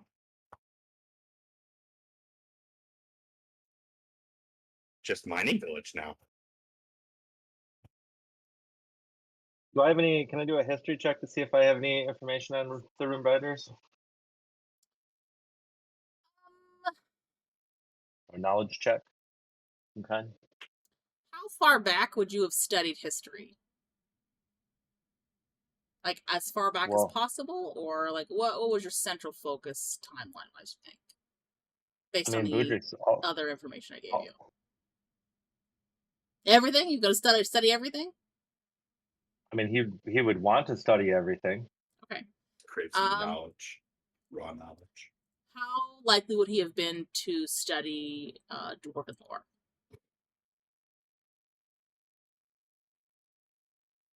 Yeah.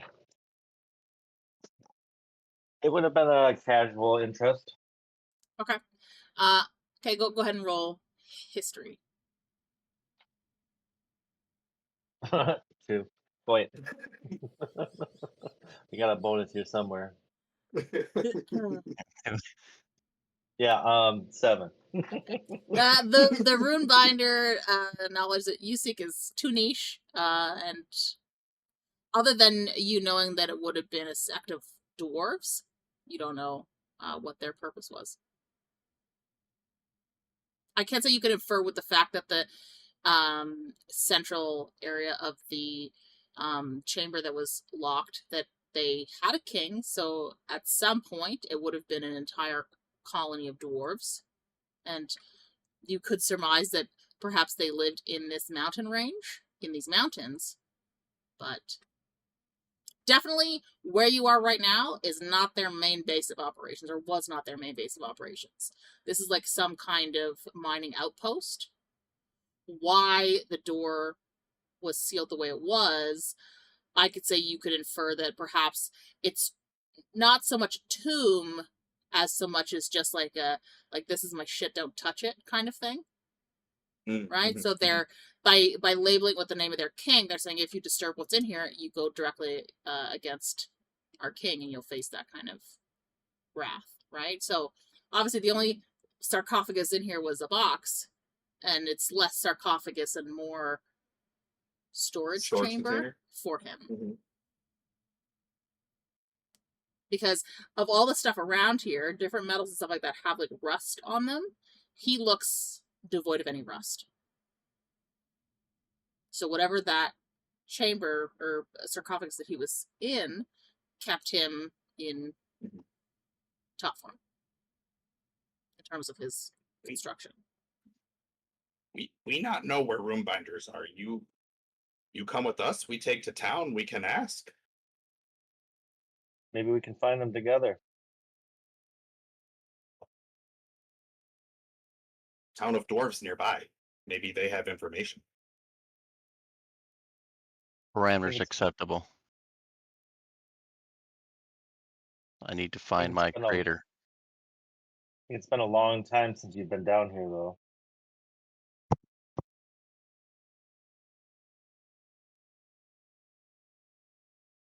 Rahk not know much about dwarves. Know they very long lived. Not 500 years.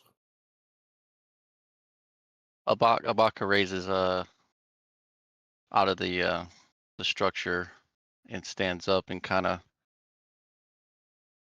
checks all his joints and everything, make sure everything is copacetic, and he steps out and he agrees to the party. How tall is he? Very 7 foot. He a big bitch. He's now the tallest in the party. I'm just gonna like look up, like, damn, I'll need some Rex. higher heels. Rex is looking up at him and just Looks strong. Creators made me that way. Must fight enemy. Rahk like strong. Rahk like fight. So what kind of combat do you do? Like, what type of attacks do you use? What weapons are you skilled with? Andy, if you want to help me out on that one. Describing the I want the class rundown. I need the tea. the type, the history that he fights. So he would respond to Alina's question. I'm gonna say because you don't remember your primary directive, the thing that we talked about why you were made, you're not gonna share that information. Because that would also be something that's like secret for you, and you don't know these people well enough. You're willing to follow them into the town, but you don't know them like that. They haven't shared anything with you that's like, hey, yeah, you're good peeps. I will say that you could tell them that you fight direct combat, and you could raise your hand axes to show them. But you are meant to be like a direct fighter kind of thing, direct combat. I'd say like infantry. Another fighter. Another punchy person. Okay. Oh, Okay. if you said another punchy person, he immediately would raise up his axes. No punch. A.B.A.C doesn't punch. Axe. Oh, okay. Do you remember how you got here? Yes. My creator put me here. Are you familiar with these caverns? No. Low-key, I'm just getting early rack days. No, I don't. They just put him in a box and left him here. No, We need to no give why him a creator headband. would put in storage for I protection. do. I need to talk to them. I want to talk to them. We help find. Yeah, I guess we need to. I know you need to Um, insight check and just to how that sounded. Just Was I it need to insight check? find them. Check.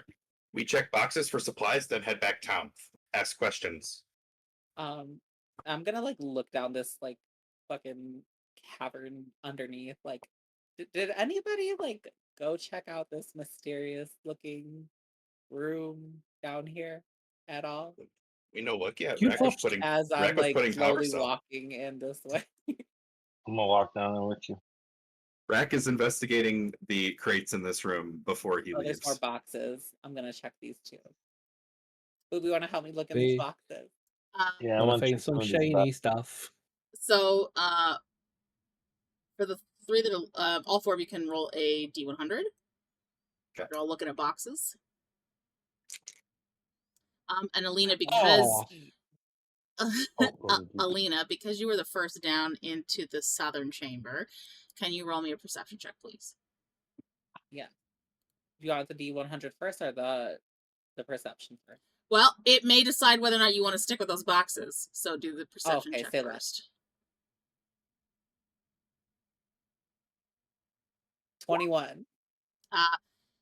While your compatriots are, you're heading towards the boxes, you see out of the corner of your eye what looks like the glint of shiny metal down in the other corridor to your west. So that way. This way? Mine. Wait, oh wait. Yes. Is this the bottom one. right here where I'm standing? Yes. Like the yeah, bottom that's of the the bottom map? of the map, yeah. Okay. Shiny metal, you said? Okay, wonderful. So for the other three who are opening those boxes, what are your numbers? I rolled a 34. six. Sorry. Okay, Ki-Rel first. I rolled a 68. 68. Okay. Rahk 51.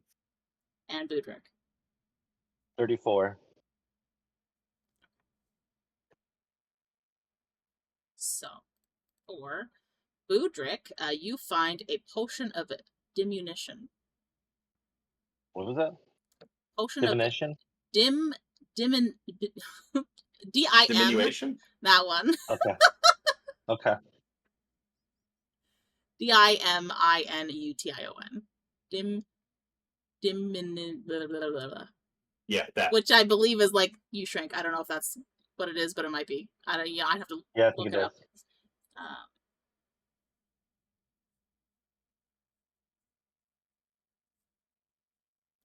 And for Rahk, you find a small chest of rotten food. Gross. Ew. Ooh. I will say it's like all emaciated and it doesn't smell anymore. It's been in there How- a long fucking time, but it's all like emaciated food and stuff like that. Like it's How big is the chest? I'd say it's enough to hold like a week's worth, so maybe like the size of like 2 or 3 grocery bags. Okay. Rahk is going to dump out the rotten food, wipe out the inside of the chest as best as he can, and tuck it into his pack to bring with. Oh, it's bigger than your pack. Like you'd have to hold it. Okay. Well, then he is. But you carrying can hold with it. him. Okay. Yeah. He's bringing it back for the carriage.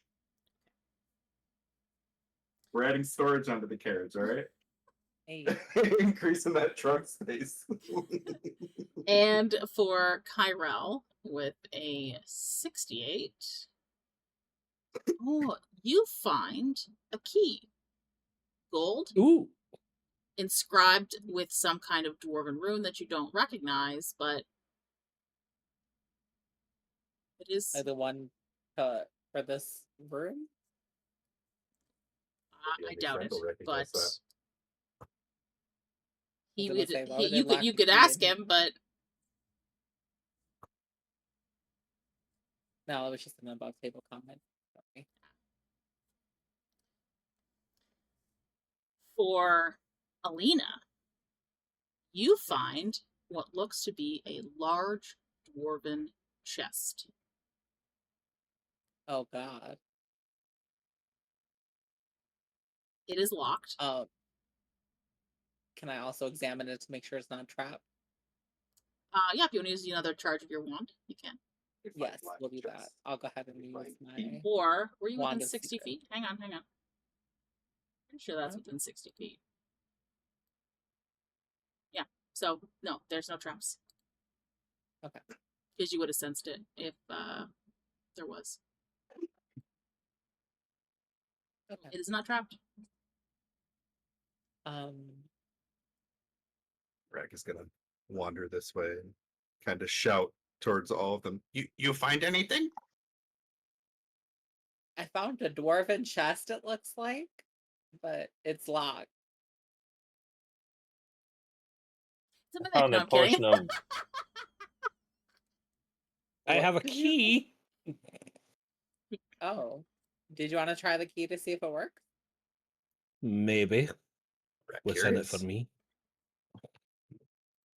What do you what's in it for you? I'm not greedy. Well, if this key works, this is my key. I deserve half of what's in Ki-Rel, there. as you approach this chest, the size of the key is far larger than the size of the keyhole for this box. Yeah, son of a bitch. I'm talking like Yeah. this is the size of the key that would fit that, and these pair of scissors is like the size of the key that you have. Like Okay. it's much larger, and it's a You very find hefty. nothing. It's a very hefty key. So So Rahk not have anything to try and pick lock. Rahk have crowbar, maybe break lock. Is it locked? Or maybe we could think of like another way to open it. We could just bring it along with us. no, Rahk already carrying this chest. it's huge. There's a big chest. Well, I'm a strong bitch. Can I not lift it? That's true. I have a Well- 19th inch strength. Rahk is going to hand her the crowbar, You could try. which gives her advantage on strength checks where its leverage can be applied. Try using that Okay. strength to break this lock Hold with on, that Rahk. crowbar. Hold Well, on, Rahk. Why with don't the we ask commotion- our new companion? With the commotion that's going on in the other room, I like to walk around the corner and We find figure we out what find- these grave robbers are doing. we find Crazy. A this is not a grave, right? You would understand that, at least from that the thing. That was- But Grave you would robbers. think that these items belong to your runebinder people, right? That would be your Right. assumption. So maybe not grave robbing, but certainly perhaps taking what might not belong to them. And I walk around the corner and do I recognize what they're You can move your character token attempt? on roll 20. Yeah, I don't see that screen. I'm not familiar with the Roll20. Oh, okay. Oh, he doesn't. I'll figure that with you after. So I'll just move you over to where it is. You come up behind them as they are fighting over how to open this chest. we find big chest. Try open. Need key, not have. Need see if have supplies for adventure. Do I recognize what they're trying to get into? It would just look to you like a normal chest that they may keep items of value or supplies in. So his saying I'm looking for supplies could potentially be true. Doesn't change the fact that they would be runebinder supplies.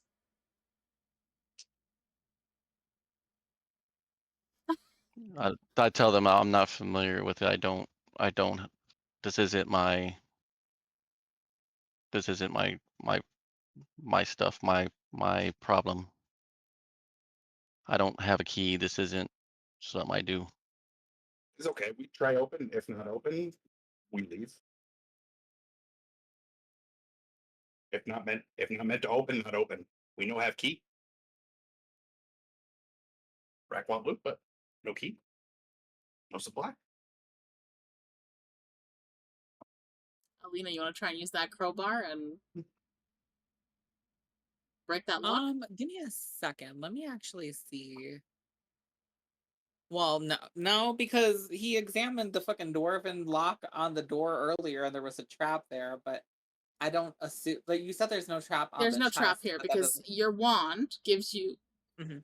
within 60 feet, right? And you used it up by the sarcophagus. 60 feet extends to down here, which is only 45 feet away. So you would know that there's no trap here because the only trap that your wand detected was the one connected to the sarcophagus. Yeah. Otherwise, mean, I would have have a- said. Check as we leave. Otherwise, I would have said Yeah. there's another trap somewhere to your southwest. Yeah, I can use the crowbar. I have a crowbar too. You remember the one that I made Budrick give Oh. back to me? That's right. Yeah, she made a real big point of giving me back my crowbar. Give me my crowbar. So we're doing a string check. That was early days. She was like, I'm gonna need that for more boxes. Okay. It is an athletics check to try and Athletic. Okay. yep. At advantage. Yes. With the crowbar. Come on, team. Nat That's for 20. RP. Nat 20? Perfect. Okay. Let's go.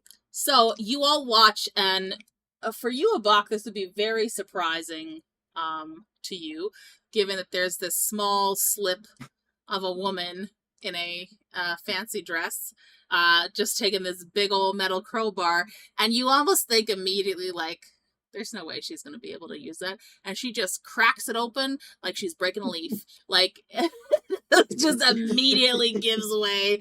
And your initial thought is that Dwarven made? Alina, very strong. Guess I gotta lay off the spinach. Alina, inside there is a treasure trove of items, which I will list for you now. Ooh. Let's go. Would you like the common items, uncommon items, or rare items first? Oh my god. I told you it was big. You're like, I can carry it, and I'm like, no, the fuck you can't. let's build it. Let's build our way up. Yes. Okay. So the first thing that you pull out, which seems to be sort of covering a large majority of other things, is a cloak of billowing. Cloak of billowing. Okay. You also see a potion of climbing. Okay.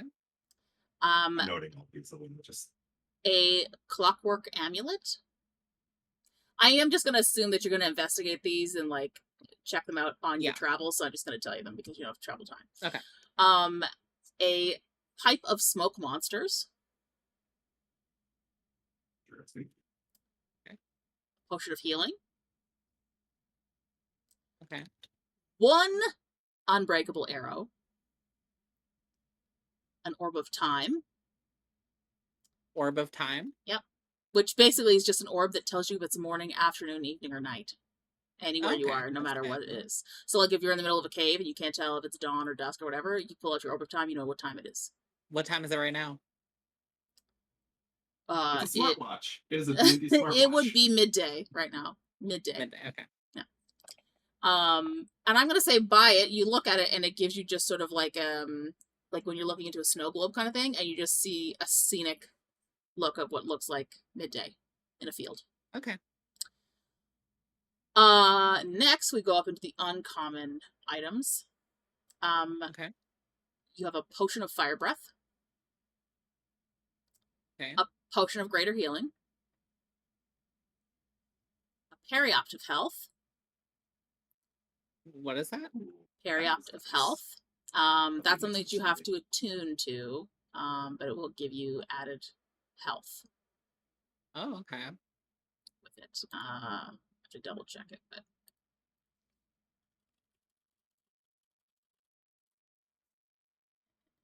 I have to make sure I'm getting the 2024 one because I think it differs. 20. It does. But all these items are ones that you can search in your inventory, find, and add it in.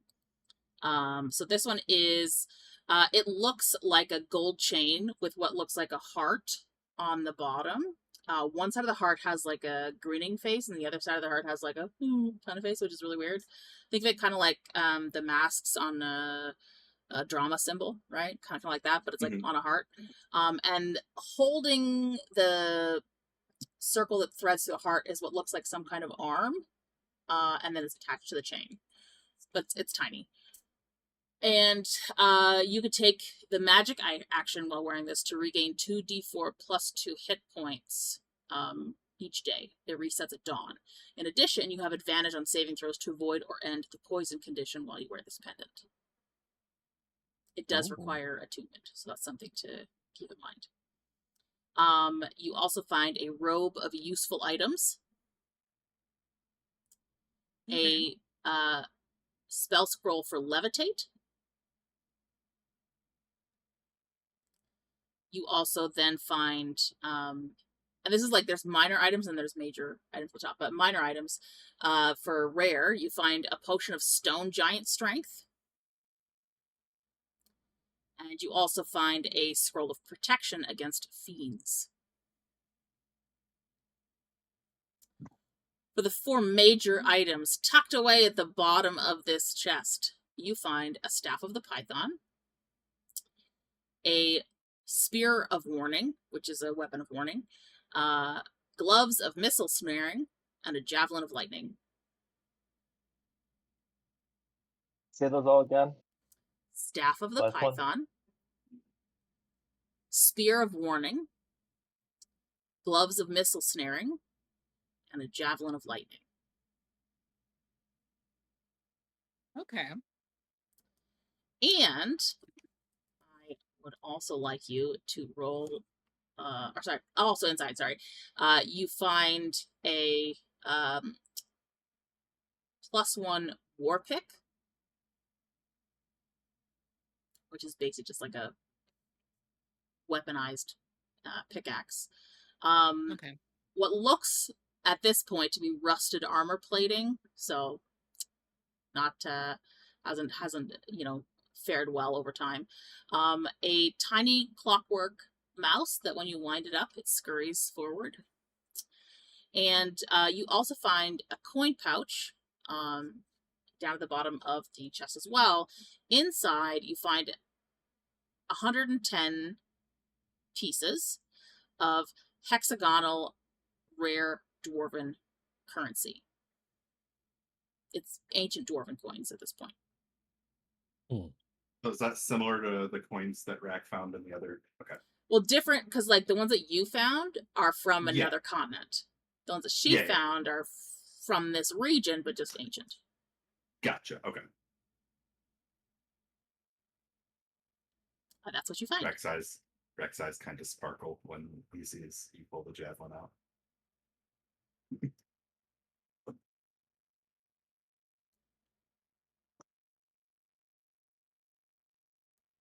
Well, I'm already wearing a pair of gloves. And Rahk doesn't need those gloves. Because he's a monk. He can do the snare, missile snare.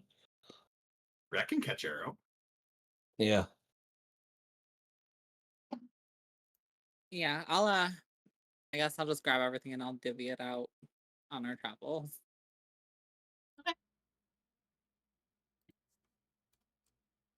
Rahk just want javelin and rusted armor plating. Rahk wants to see if can restore.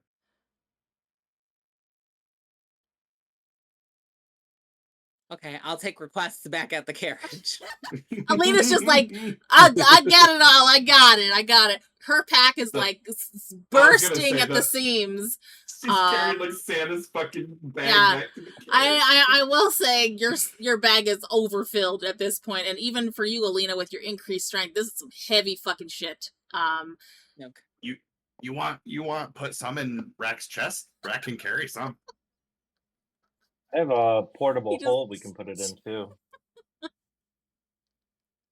I forgot you had that portable hole. We'll fold it up and put it in our pockets. So we probably just put the whole fucking bag in the portable hole. Yeah, we could do that. There's no chance that it's gonna disappear, right? I know there's some It acts portable like a holes bag of that- holding, basically. You just have to like Okay. unfold it in order to get it back out. But yeah, it's fine. Okay, well then let's do that then. Okay, so Budrick We'll just put pulls out his portable hole, flips it open, lays it on the ground, and Alina just takes off her entire backpack and bloop, ooh, much lighter. And Rahk also puts the chest in there as well. And then Budrick folds it up and disappears into the night, never to be seen again. No. All right, perfect. Okay. Okay, we have stuff. We go back town, ask questions, help find rune people. First things first. Iron Man. What is this key used for? He doesn't respond because that's not his designation. So he doesn't know. He doesn't know he's talking to him. He's like, "Are you all finished? We done. We No, go town now. We need to find the commander." I'm going to walk up, just wave the key in his face. Hello. What do you need? What do you What is want? this? Do I Bacon, I know recognize- you Before can say see the anything like stupid, I know it's a trolling key. thing on my stream here with all their pictures. But do each of you just want to give a brief description to Bacon, or sorry, to A.B.A.C of what you guys all look like to him? Sure. Rahk is a 4'10" birdman. His head is very much like an eagle in appearance. His wings are white, and then they kind of fade down into gold, and then kind of a bluish gray. Huh? But they are starting, as you see coming out from his chest, you'll see some reddish brown kind of feathers starting to form as his feathers are miscoloring around an area that seems to be coming from his chest.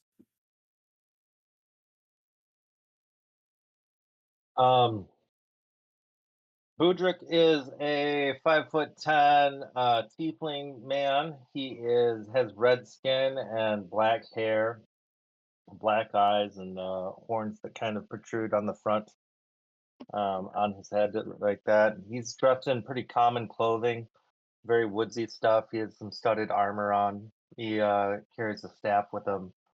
Currently, it is a staff of the Python as well. He's a pretty common looking guy, though. Very woodsy. Alina is a 5'10" Eladrin elf. She has platinum blonde hair, bluish gray eyes, and you couldn't really tell she's an elf with if her hair wasn't up. And then she wears like this powder blue dress as if she was going to a ball, wherever the hell she's going. She is able to transform, but she's currently in the dress. And her hair is currently down. So, and she has like a little tiara on with matching jewelry. I'm Ki-Rel. I am the troll of the group. Currently 5 foot. Warlock. Just Well, he can't tell you're a the warlock tag- just from your physical description, Goldie. Just all your right. Physical description. Blue skin, wearing just a normal like a robe currently, because I've not put on my other one since it got covered in whatever. What did it get covered in again? I don't Say it remember. I again. don't remember. I don't remember what it got covered in. Was it no shit or something? I don't know. Something stinky. But anyway, hi. Aye. Yeah, he's got black hair, sort of dusty blue skin, horns, and a tail just like Budrick. So you could tell they're the same species. And Currently, Rahk is the currently shortest 5 of the foot. group, and then it's but you're not going to tell him currently. And then Ki-Rel's second tallest with Alina, and then Budrick about the same height as her with heels. She's slightly taller, and then you are the tallest now at 7 foot and change. Okay, now are any of these races odd The, to me from my time? the only one Or would that they all looks be? normal to you is Alina. The rest to you are very different from anything that you've come across before, particularly Rahk. I don't think you would have ever even really heard mention of his race at the point in time when you were made. Okay. You may even And think so that he's he's a magical creature himself, right? Based on the fact that you've never seen it's a walkie-talking large bird. now who's waving what in front of me? Ki-Rel, the blue-skinned tiefling, is waving a large key in front of you. One that's like the whole of his hand kind of thing. It's big, And clunky. You don't recognize what it would fit to, but you do know it is dwarven make. okay, I relay that information. I don't know what that is. I know what it is. It's a dwarven key, but I don't know what it's to. Hmm. Not- Yeah, it sucks. What should we call you? My designation is A.B.A.C. A.B.A.C? Nice to meet you, A.B.A.C. I'm Budrick. We must go find the commander. Well, Yes. then let's go find the commander. We go Well, back town now. I assume it's not your name that's on the door back there then. You're not Bronzebeard. No. That's one of the dwarvens that were part of this. That's one of the commanders. We need to find them. I'm sorry to tell you, buddy, but I've heard that no one's been down here for about 500 years. So there's a good chance that they're dead. Bronzebeard. Isn't that one of those like dwarfs that lived in like the cottage with that one girl? You know what I'm talking about? Have you guys ever seen that Fae play? Rack not see no. They used to clean and whistle Nope. and mine and stuff. Okay, maybe just me. Oh, Jesus, All right. really?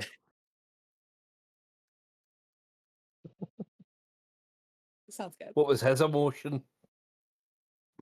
I don't know. He turned bronze because he couldn't turn gold or silver. That's so sad. I know, right?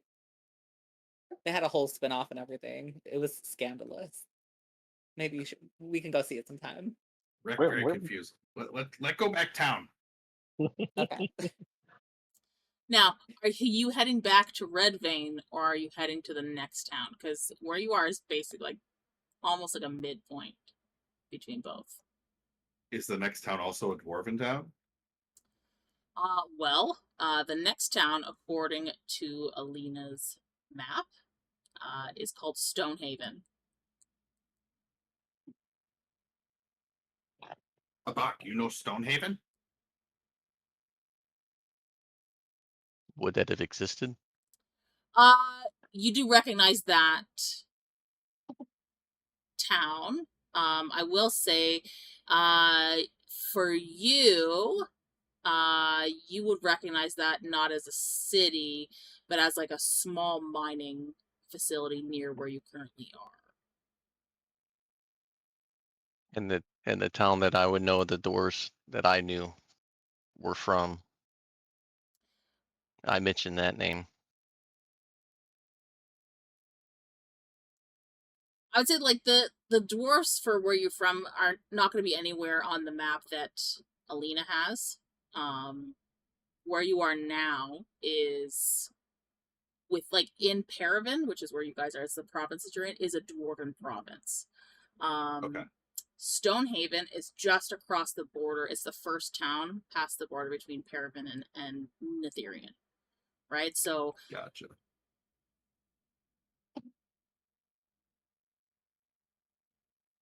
I mean, A.B.A.C could share that he does know that there are dwarves there.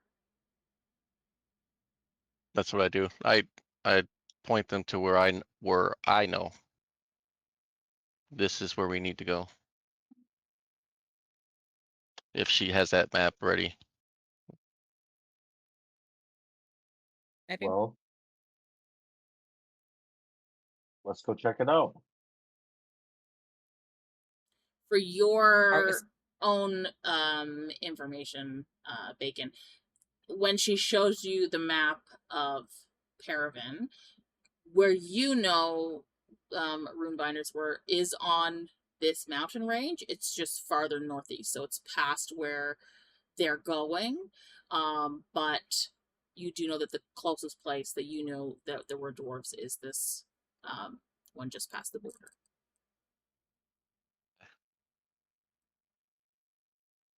I talked to the unusually strong elf and point this we need to go in this direction. Okay.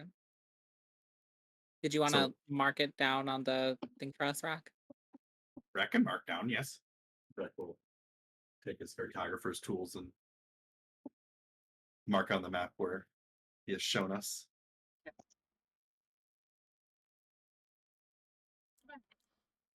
I'm gonna save you guys the effort of having to find your way back out. Thank God. Thank I you. was wondering, I was looking at the darkness like, we gotta do this again. Look at the darkness. No, I don't want to. I mean, it won't be the last time you face darkness, but good luck.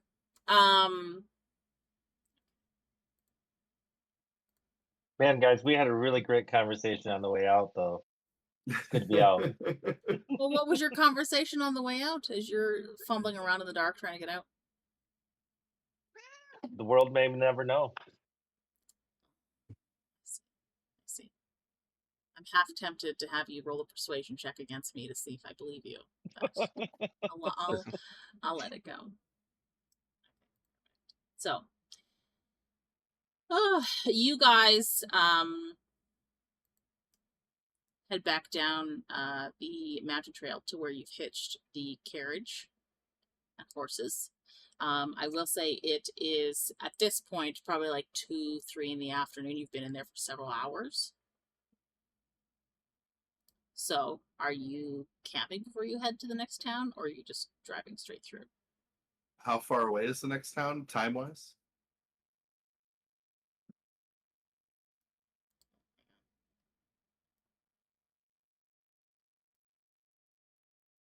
I don't know if it's Discord or if it's my actual headset.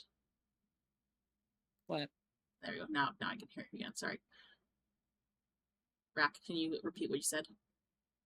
How far is the next town, distance-wise, like time-wise? So, you are about, you travel for about less, just a amount of travel for a couple hours. So, probably like a day. A little less than a day. Like less than 24 Right. hours kind of thing. Rahk say we travel until dusk, then find campsite. I'm good.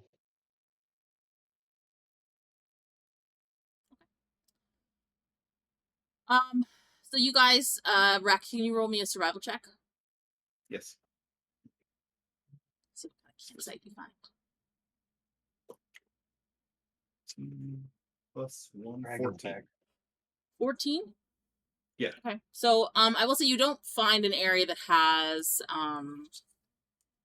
any like food or water sources near it, but you are able to find one that has like sort of an offshoot from the trail with one side covered by rock, so you've got something at your back to sort of do that, and you could light a fire and the light won't travel too far, so safe, looks like. Good enough to set up camp. Okay. I'll pull off and hitch the horses up to a nearby tree. And Alina, are you divvying out your loot now? No, not yet.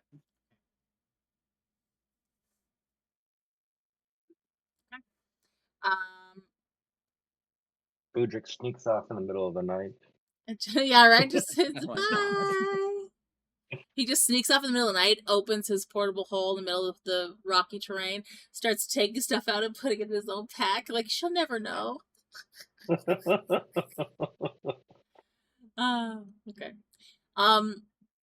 Is anybody taking a watch? Yeah. Rack will take first watch. I'm sure the big guy's got a good full rest of 500 years. I don't know. Do We also just you met him. trust him to watch? No.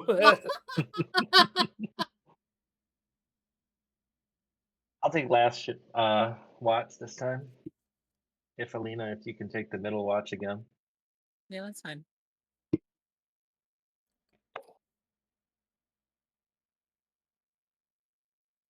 Maybe Ki-Rel can sleep in his sleeping bag. Ugh. Or middle-aged Ki-Rel. He's middle aged, all right, for now. Okay, so all of you take your rest. A.B.A.C, do you power down at all, or do you stay active? No, I rest against the caravan, and then I powered what looks to be powered down. So for those of you watching, Bacon, can you just describe what it looks like to them when A.B.A.C powers down, like what they might see? Yeah. I'm going into sensory rest. To them, it would look like I was just basically I sat down, and all the glow just kind of dims, and then dims, and then just it for all purpose they look like I just power down. Dead ass. I thought you were gonna like do a whole transformer moment and turn into like a toaster oven or something. No, no. He just sits down, and then what would the Sorry. rune glow Okay. dims, and then Rahk, can you do he- perception check? Dim but not off. Dim but not off, right? Dim, right. yeah, dim. Okay. You said perception check? Yeah. 16 plus 4. Dirty 20. During your initial watch, I will say, as you do, you camp sort of off the side of the road. You do see some people traveling quickly by horses, moving east along the road. They don't stop, they keep going. Other than that, nothing else disturbs your rest or your watch. Anyways, and for Alina and Budrick, your watch is also uneventful, other than at one point for Budrick, you heard what sounded like some rocks shift overhead, far up the side of the cliff face that you're on. A couple pebbles fell, but nothing crazy. Perhaps just an animal scurrying across, knocking some loose, but nothing that sort of told you that anything would be worrisome. And you finish your rests. What did I get for that? 3. Come through. It is now the 20th of Feldon.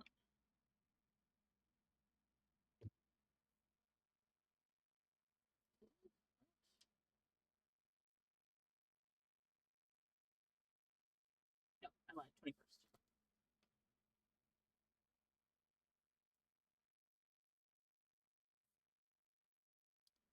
I'm going to assume you're all early risers up at 7 a.m. Yeah. With the light of day. He says the 20th of fell down. 21st. 21st. Okay. Oh, it's a solar eclipse.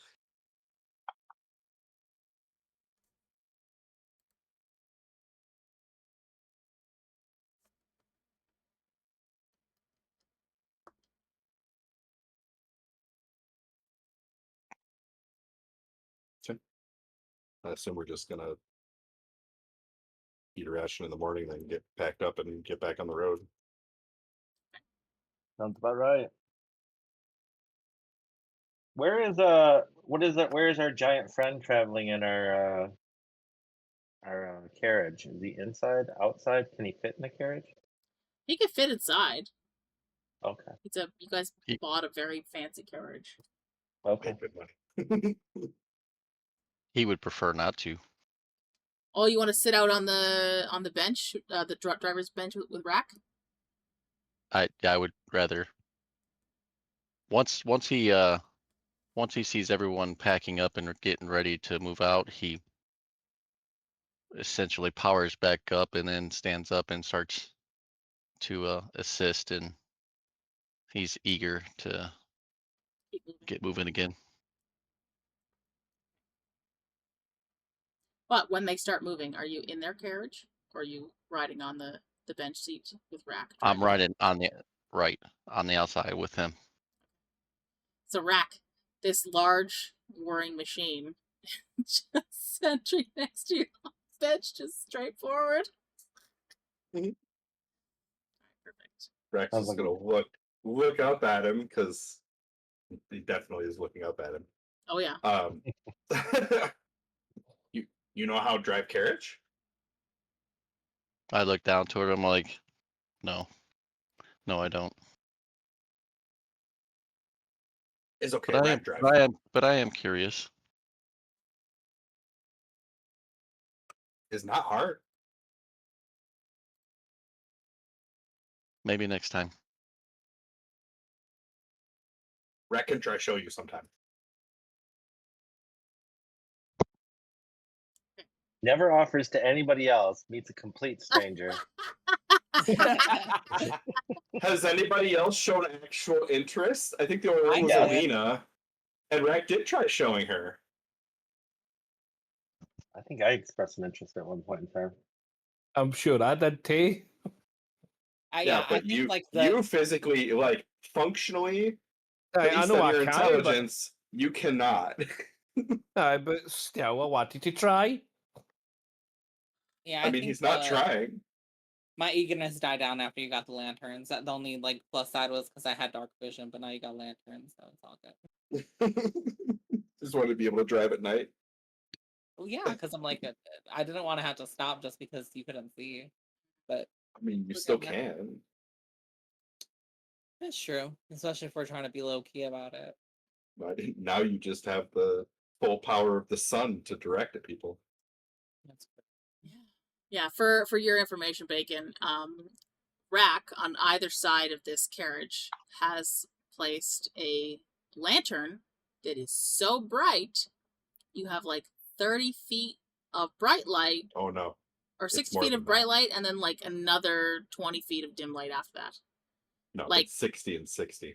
Oh, 16, 60. It's 100. It's 120 feet of light, 60 bright Yeah. and 60 dim. On either side of this carriage. When you guys travel in the darkness, it is not dark around your carriage except for towards the front and the back slightly because of the carriage itself blocking some of the thing. But it is basically, it's like the full force of the sun attached to your carriage on either side.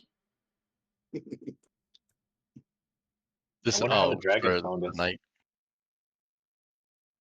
Yeah, but you guys usually Right, rest right. at night, so they rested come nightfall. But you would have noticed it, like as they were traveling, it would have definitely sort of been noticeable because it would have Rahk would have turned them on as it started to get dark. And then when they made camp, they would turn it off again. But crazy amount of light. It's not a very tactical decision, is it? I mean, Rack know if anybody come. Rack not seeing dark, so need light. Made sure much light. Maybe they know we come, but we see them come too.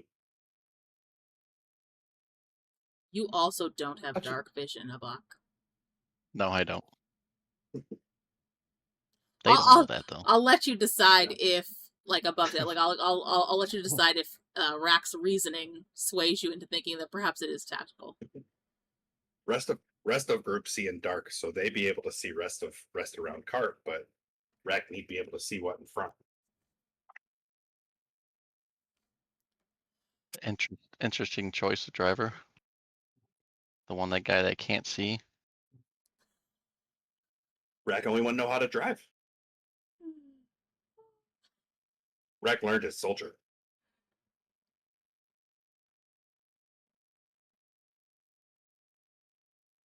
I just let him continue to talk. I don't say much. Rahk doesn't say much either. No, Really? Nice. that was That's pretty pretty much good it. Like, He probably says, I learned as a soldier, and then you both just start staring Mhm. straight down the road. Neither one of you talking. Yep. I'm gonna need to teach him. I'm So, gonna need to teach him the special words. For the flock. Not the special words. For the is that just flock. Ki-Rel leaning out the window? Teach him the special words. Teach him. So- you learn in time. He can't be with us if he can't see it.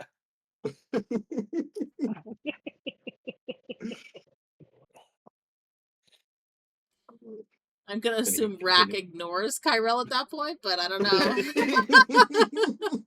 Pretty much. my assumption is Rahk would think it must be done over alcohol or something like to that degree. So Stonehaven is located in the mountain region that borders between Paravan and Netherian. As you guys approach, you can tell that it has, for A.B.A.C, become a mining city, inhabited by both humans and dwarves, who toil deep in caverns in the area both below and in the regions around it for precious gems and metals. The city is fortified with stone walls and towering fortresses guarding its rich mineral resources. As you guys approach it around midday on the 21st, you are checked by dwarven guards at the gate, who give a rather curious look to A.B.A.C, but allow you passage through when you advise them that you are traveling to Everest.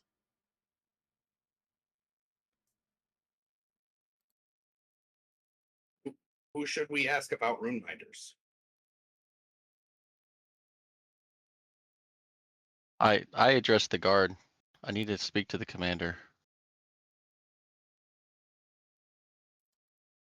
Oh, you want to talk to the commander? Well, he'll be up at the second bell watch. You can see that there are 2 towers in this city, both with bells, obviously. One towards the east and one towards the west, and he's pointing towards the western bell tower. Okay, we go talk commander there. Rahk will spur the carriage on as he waves in thanks to the guard. I will say, along the way, as well, can you roll me perception check? Both A.B.A.C and Rahk, because you're sitting outside the carriage. 8 + 4, 12.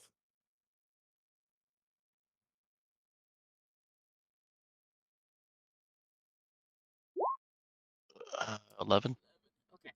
So Rahk, you'll notice, just barely, as you drive through the streets, several of the miners look to be heavily tattooed with ink. It travels up their arms, legs, across the shoulders, up along their necks, even onto their faces. It's interesting, but it definitely looks to be something that adorns dwarves that are or look to be miners themselves specifically. Any other type of dwarf that you see that doesn't look like they're a miner doesn't have these tattoos.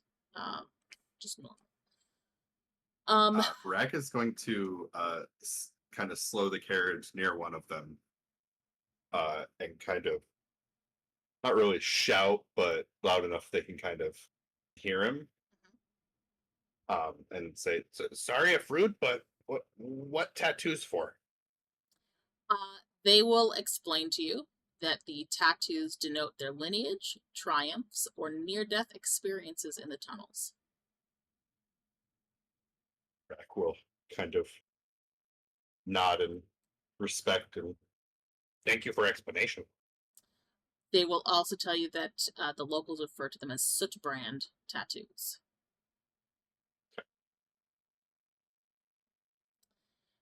So you guys approach the second watchtower, and the city guard is referred to as the tunnel watch. So most places are city watch. This is noted as tunnel watch. And you approach, I assume, the front area, dismount from the carriage. Yes. Enter in. Absolutely. Okay. So inside, you'll see several different dwarves, couple of humans, dressed up in city watch attire, very official looking. The dwarves themselves have, standard gear, spears, shields, axes, that kind of thing.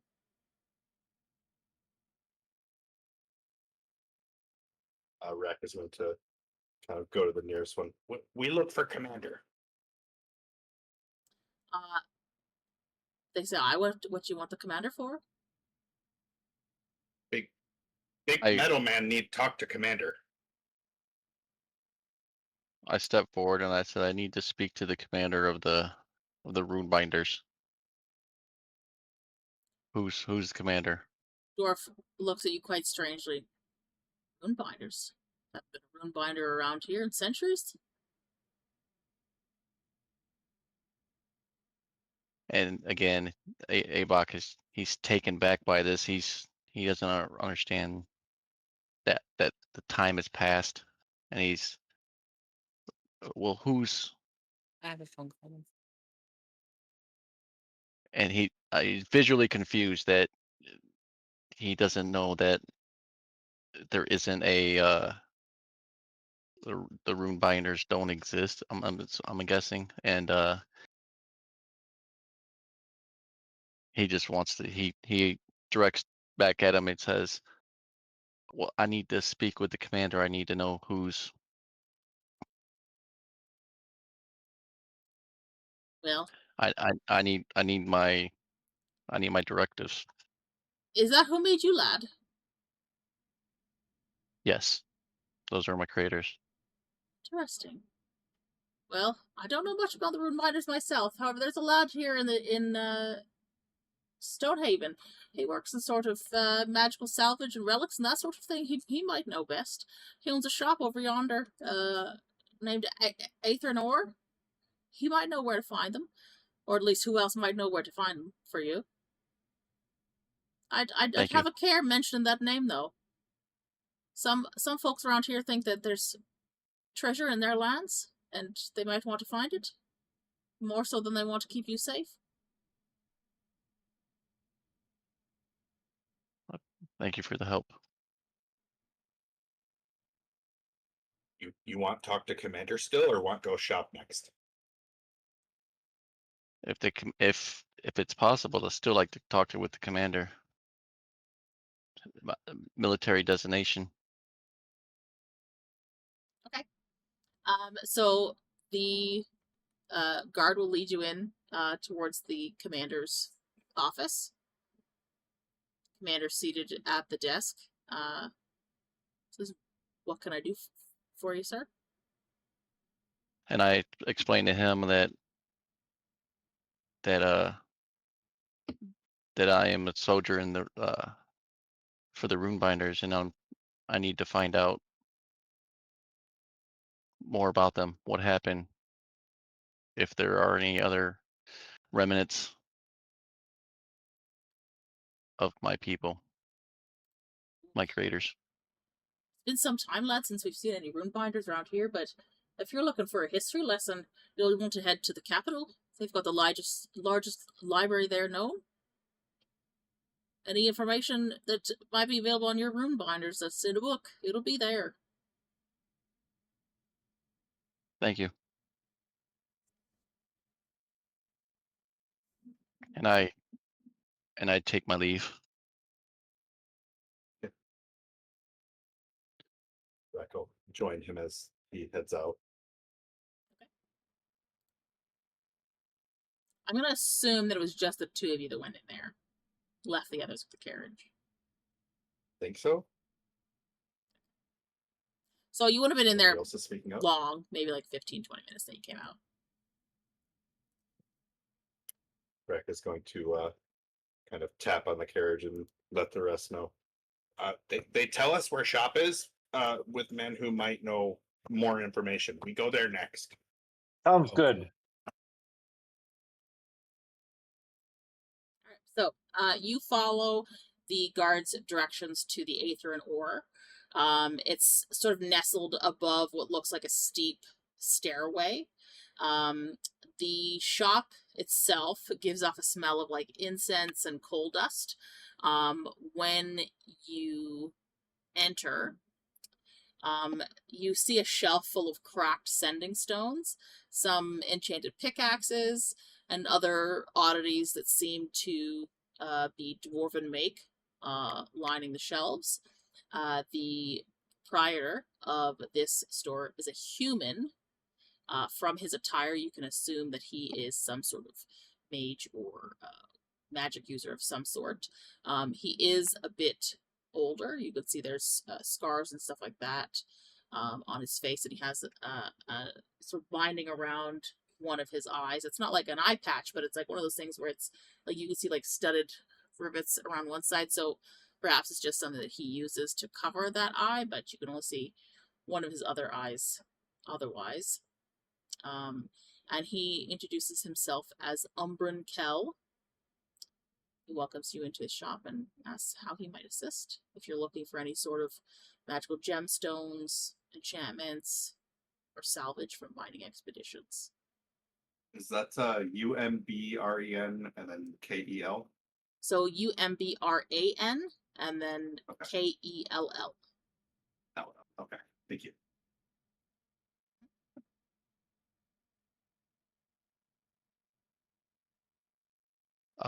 A.B.A.C doesn't necessarily trust the shop. Yeah, he's not a dwarf. Yeah, he kind of looks around to see if there's anything familiar to him at all. I know this is arcane stuff and that's out of his realm, but he's trying to get a sense of familiarity and there's whether there's anything in here. So, Rex's gonna, sorry, oh, go ahead. I was gonna say Rex's gonna go up to the counter. I'm assuming is where the shopkeeper is. Yes. And ask. You know about old things? I know about a lot of things. Old stuff, magical stuff. The dwarves bring me a lot of stuff they found down in the mountains. Rahk find old story about Runebinder. You know about them? He found a story about a rune binder. Rahk find book. Like a Read book? Yes. Oh. Rahk want know more. Do you but have the not book? find many people. No, Rahk not have. Oh, that's a shame. Well,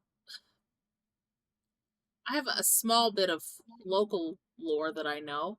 Not much else. The rune binders were dwarves in this region several centuries ago, probably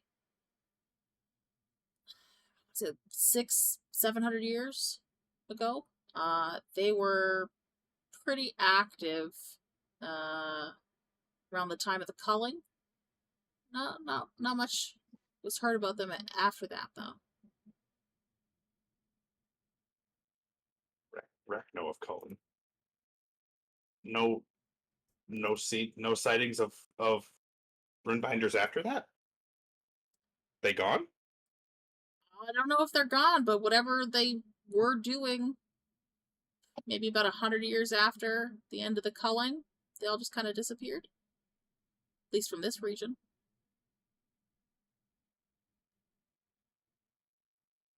Which is quite strange, because if you know anything about dwarves, they don't like giving up their homes. Rahk not know much about dwarves, but Rahk know about not wanting to give up home. Are there any others in any other region? Not that I know. I'm not a census taker, though, so you might have better luck in the capital. They take a pretty good census there. Wow. Do you know anybody there that might be Somewhat. knowledgeable? I know the arcane libraries there, they hold a pretty extensive bit of information themselves. One of the colleges, maybe. Royal Archives.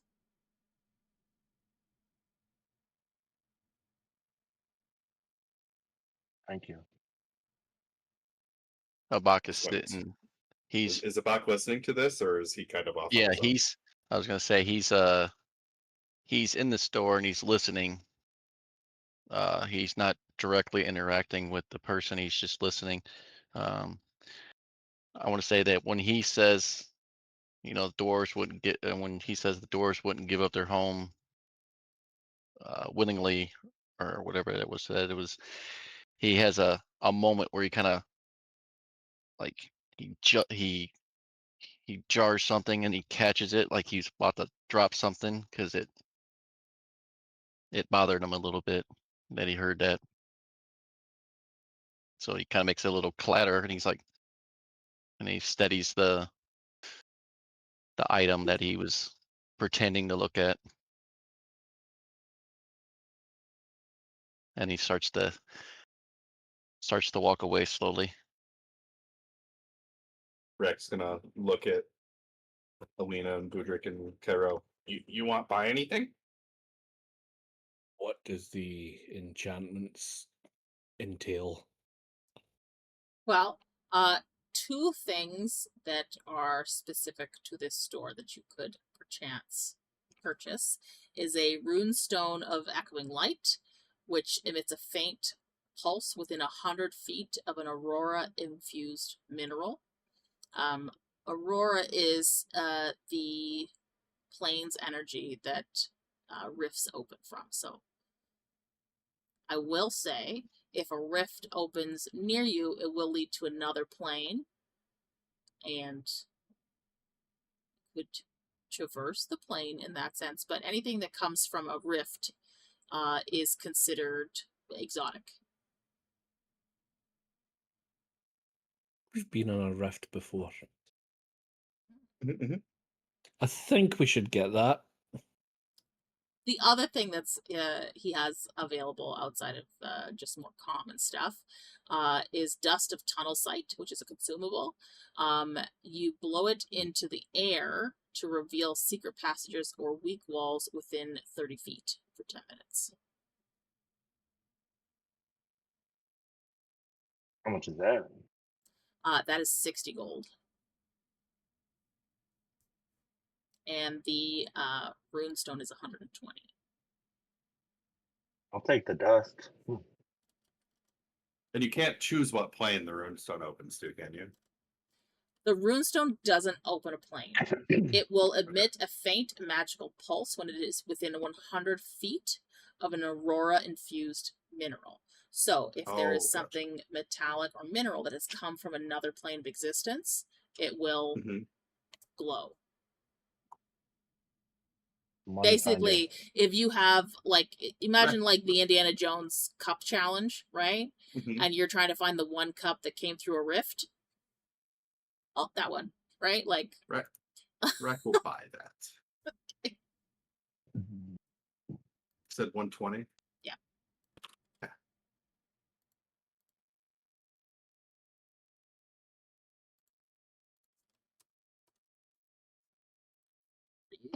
What was the name of that dust stuff again? I'm copying it into your. Oh, okay. Yeah.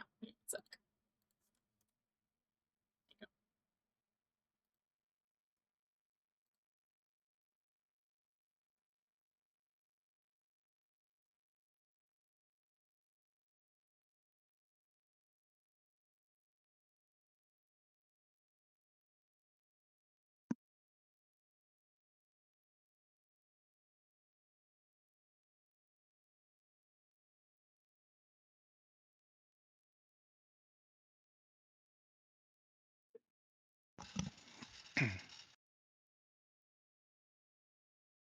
the stuff this guy has for sale is like elemental gems. For Ki-Rel, minor enchantments would be he can enchant items that you have. You'd have to let them know like what kind of thing that you're looking for. You'd also have to spend time here waiting for it to be finished enchanting. And then he's just got like salvage stuff from mining expeditions, which he thinks are rare. A lot of it looks like you question whether or not you could use it.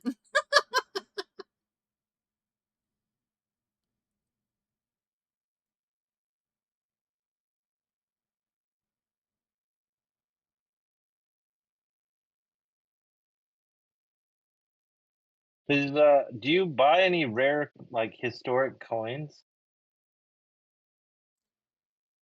I haven't any use for rare coins. I don't know many in the city that would, but if you're heading out to the capital at all, there's probably someone there that's interested in a fair bit of ancient coins, one way or another. Good to know. Thank you.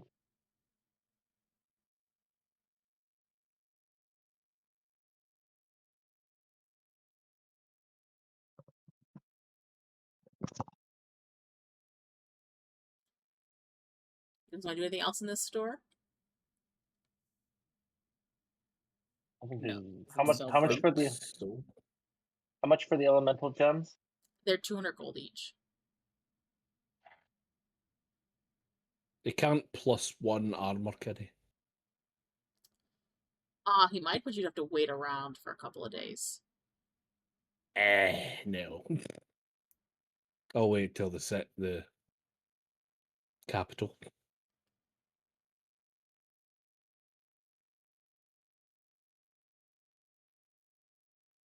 Alright, well, if you're all done in there, I will say as you... my assumption is that you'd probably ask him where an inn is. Is that accurate? Or are you guys Mhm. planning on leaving and not sticking around town? It's later in the day, right? If I remember. So he will let you know that there is an inn in the city called the Resting Pickaxe. The proprietor is Alva Gorin, who is a retired dwarven tunnel guide. And he says she's a quite kindly dwarf with red hair. And on your way there, I will say that you probably will see a tavern called the Cracked Anvil, and sort of like a general supply store called the Sootsack Mercantile, and you'll also see a smithy called the Deep Forge and Daughters.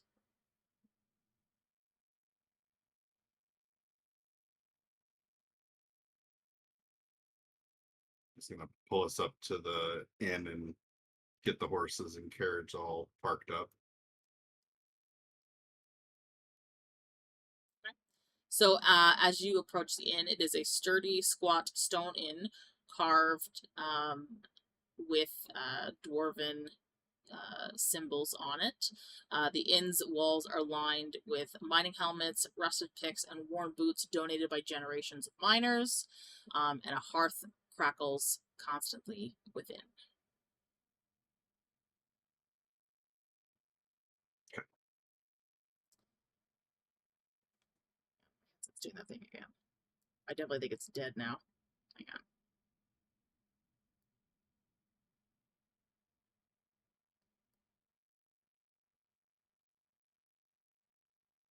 Give it the yeetus deletus.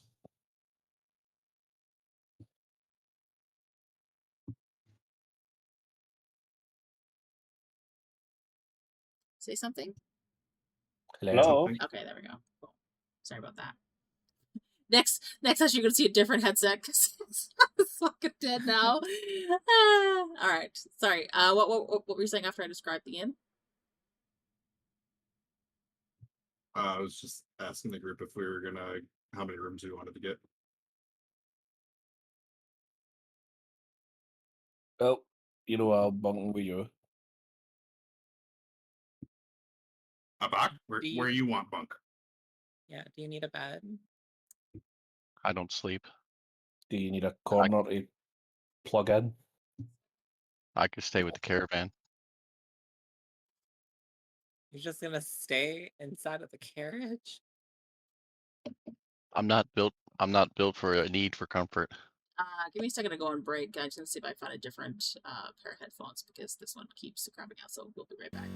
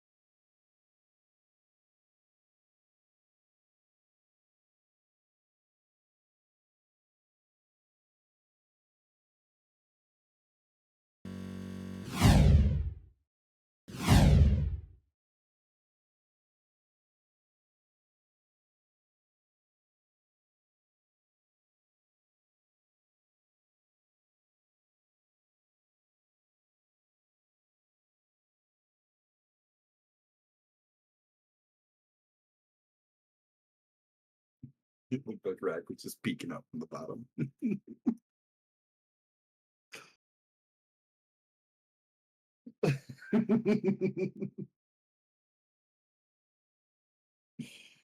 I am sorry. Thank you. Goldie had to step away. So he's gone for the rest of the session. It's not much longer, Oh, anyways. But yeah, he had to skedaddle. But that's okay. There's still 4 others here. They're still good people. We got a whole new A.B.A.C here. Let's get to learn about this dude. Right. So you guys settle in at the resting pickaxe. It is 4 silver a night to stay there. I got the rooms this time. We'll give 1 gold.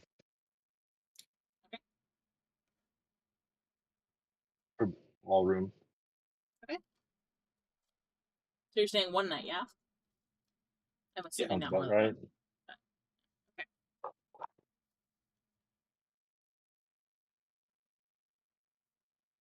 Okay. So are you paying for 3 rooms?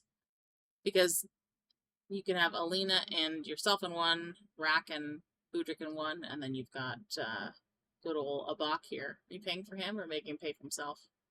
Yeah, I'll pay for him, but are you getting in a room? He said he's staying outside. Yeah, that's what I thought. I could stay with the caravan. I don't need a room. I don't need the comforts of He's the, gonna the be in fleshy the comforts. stables. He's gonna be in the stables with the horses. You sure you don't want a room, A.B.A.C? I'll get you one. Sometimes the horses are better company. I'm just playing. I said that above table. Oh God. Just teasing. No, I stay out here. I don't need a bed. I don't sleep. All right. Yeah, he's just gonna get propped up in a corner of the stable. Just prop it's them totally in the fine. corner of the room. I'll say the stable master looks at you like, okay, sure, yeah, okay. You're not worried about a horse kicking him? And okay, yeah. Horse His kicks choice. me, it's gonna break its ankle. All right, perfect. I'll remember that the next time I'm a horse. All right. Are you guys doing anything else during the day here? Nope. So by the time you settle in at the end, it's about 3 o'clock in the afternoon. So you've got some time if you want to do something else.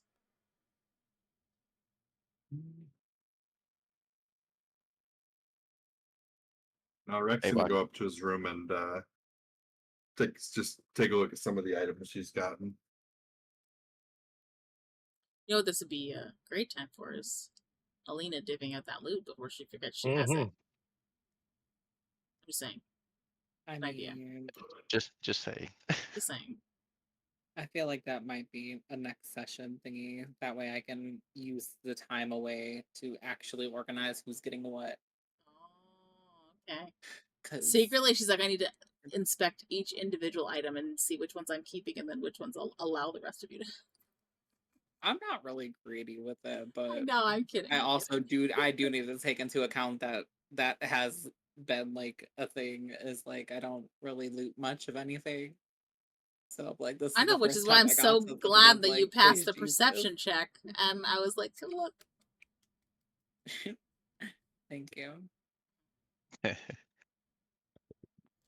To be fair, you are the poorest member of the party, so if you did keep some things for yourself, I don't think anybody else would say much. I mean, all you know is that Rahk said his eyes glittered possessively when he saw the javelin of lightning, so there's that. Yeah. So is that for the price or for the item? It's also, I don't know. It could next session be a conversation that you have over breakfast with the entire party discussing which items they want and why. Oh, I think that would be good. I like that. So some of the other places, as I said, in town, you have the Sootsack Mercantile, which is basically just like your average general goods store. And then you have Deep Forge Daughters, which is like a smithy. People in the inn might tell you that it is a multi-generation smithy with a massive central hearth, and there are 3 daughters. Brina, Marta, and Tilda, each specializing in a particular field. Brina for weapons, Marta for armor, and Tilda for ornamental work. They say that you can't miss it. The clang of hammers is constant, and sparks dance in the dim, soot-covered workshop. Well, I think A.B.A.C might be interested in going in there. Okay. So the two items they have on display, which are unique to this smithy at the moment, are a Stoneheart Blade, which is a longsword made of sky iron alloy, and it deals extra damage versus earth elementals, and Miner's Bastion, which is a shield that grants a +1 AC and resistance to being moved or shoved while underground. Speak with the ornamental one, the with Tilda? with my design. Mhm. I just wanted to ask her if she does she recognize this? If it's something that, if it's like a learned technique or something something about it that she would recognize, without saying much more than that, because I'm not trying to. So she will take a second to examine you. You see her sort of like use one of her tools to like poke and prod you in different places. Nothing like that's very invasive or anything like that, but just enough to like you hear her like take one of her tiny hammers and like ding ding ding to sort of test the That alloy. tickles. She says, "Blimey, I've never seen anything like it. Well, I mean once, but not anything this new. When were you made?" Oh, a while ago. I just wondering if maybe you or maybe your parents may know something that was passed along. Oh, well, But there's me ma Gilda, but she's not here. She's gone traveling up north. I don't know if she's seen anything like this before, but it's definitely interesting. It's very intricate work. This is not anything that I've seen before in these parts, but certainly something I've seen in the capital, both in Everest and the capital of Paragon. I've not seen anything else outside of a museum, though. I appreciate Can't your even help. Thank you. function, and she's just trying to keep getting it. Like she's just trying to look like, how is it that you function? All right, thank you. And then he walks out. As you walk out, she's just slowly following behind you, just like watching the way you walk, and she just is muttering things. Marvelous! It's quite the craftsmanship. Yeah. My runes glow a little bit as if he's embarrassed. I'm just teasing.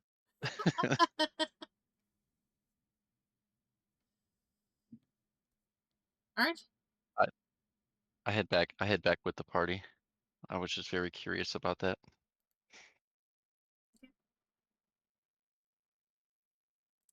Anything else you guys would like to do within the city? No. I think I'm good. And anybody interested in going to the tavern at night? I don't mind. I can go. Yeah. I'm gonna come with Boo Boo. We can go do some drinking. You gonna take your new friend A.B.A.C? Buck, Yeah. you want to come to the bar? Yes.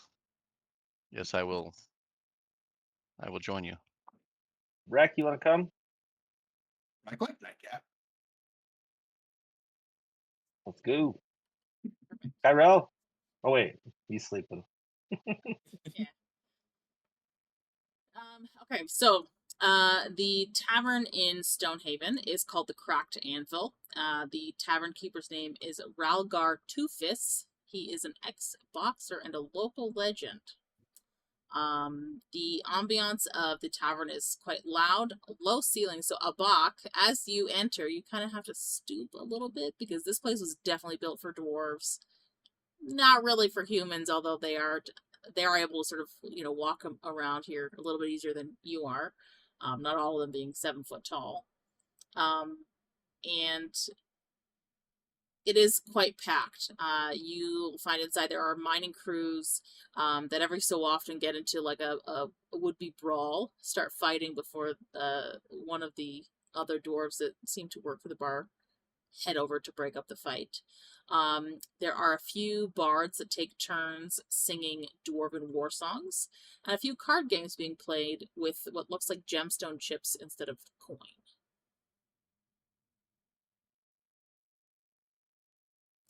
There is available on the menu the Shaft Shot, which is a strong dwarven liquor, lit aflame before drinking. The Anvil Drop Platter, which is a massive pile of salted meats and roasted roots.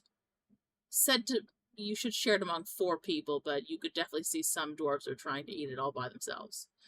And then there is they tell you that every Da'anth, they have an open mic miners night, which they tell you are rough performances, but the worst of them gets pickled turnips thrown at them. I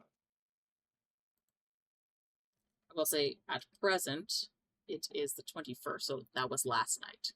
So I will say you could probably see a couple of stains from squished turnips on the ground from the night previous. But Rahk will go up to the bar and wave over the bartender and ask, You have strong ale? well, strong's a relative term. Do you want something that you'll wake up and not remember the night before, or just the regular stuff? Well, and Rahk's gonna hold up his water skin. I have ale that make very, very zappy. You have anything strong like that?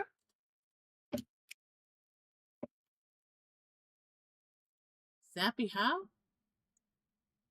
Rahk is going to open up his water skin and take a swig of a pint of this right in front of the bartender.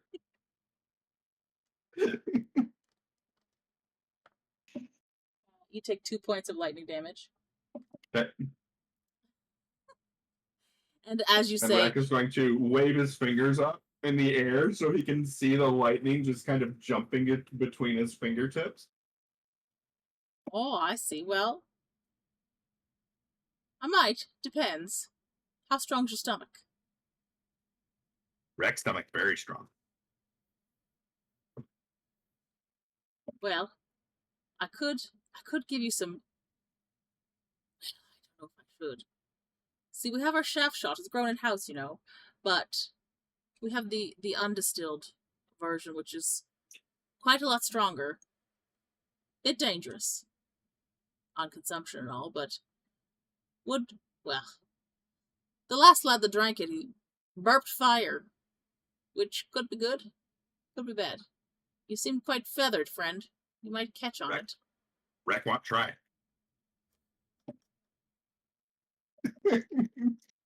He's gonna give you an assessing look, and he goes, Tunnel Watch didn't send you here, did they? What tunnel watch? Rahk no watch tunnel. The city Rahk guard. drive carriage. No. He's gonna look at you again, and just imagine I'm doing an insight roll in my head, and that's the kind of look that he's giving you, like, is this man lying to me? And then he's quickly going to just see your bird stare, and I'm just gonna be like, but for flavor, because you've just drank a pint of your ale, it's that bird stare, but then all of a sudden a little burst of electricity travels up and over. And he just goes, never mind. Well, yes, of course, alright, well, if you wait here, I'll go grab you a shot of it, but I shan't get you any more than that, I can't trust it. And he will have someone else tend bar for a moment, return after a couple of minutes, and he is using a set of tongs to bring a stone glass forward with a liquid sloshing around inside. And he puts it down in front of you. And he said, Maja, I don't have a healer in the house, so if you drink this and anything bad happens, I won't be responsible. Rahk, what wildflowers do you want, like, around your grave? I'll make sure that you get the best of them. Rahk be okay. Rahk have strong stomach. And as he says that, he will take it and down it as quickly as possible. Wonderful. Is it a shot, or is it a It is a shot, but it's like in a stone glass, right? But it's like imagine you have like a boulder glass, but it's just filled with like a shot worth at the bottom. But like he wasn't touching even the glass or the stone cup that it was in. Can you do a Constitution saving throw for me, please? Because you didn't even look at this liquid before you downed it. You just immediately, whatever it is, I'm good. Yes. And while he's like slamming it down, I'm just gonna say, how do you feel about chrysanthemums? Oh, that's actually not bad. 17 plus 1, 18.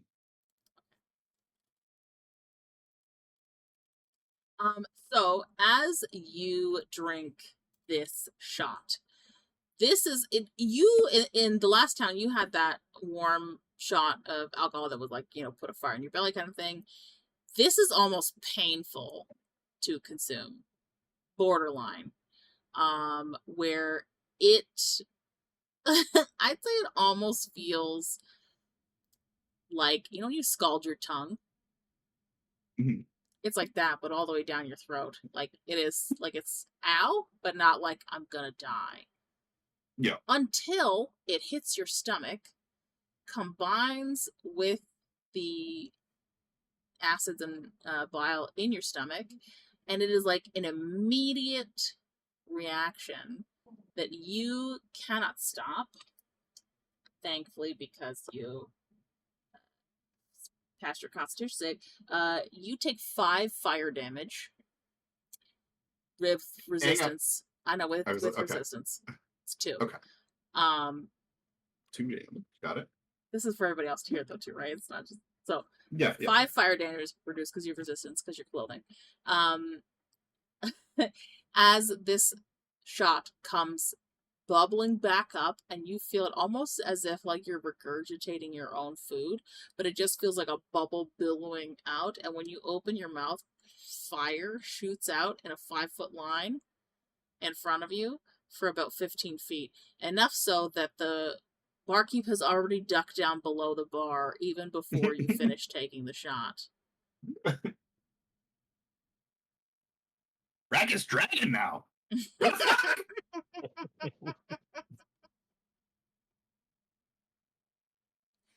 Not this man just collecting different kinds of ale. With effects. He's like, I'm gonna be the master of liquor elements.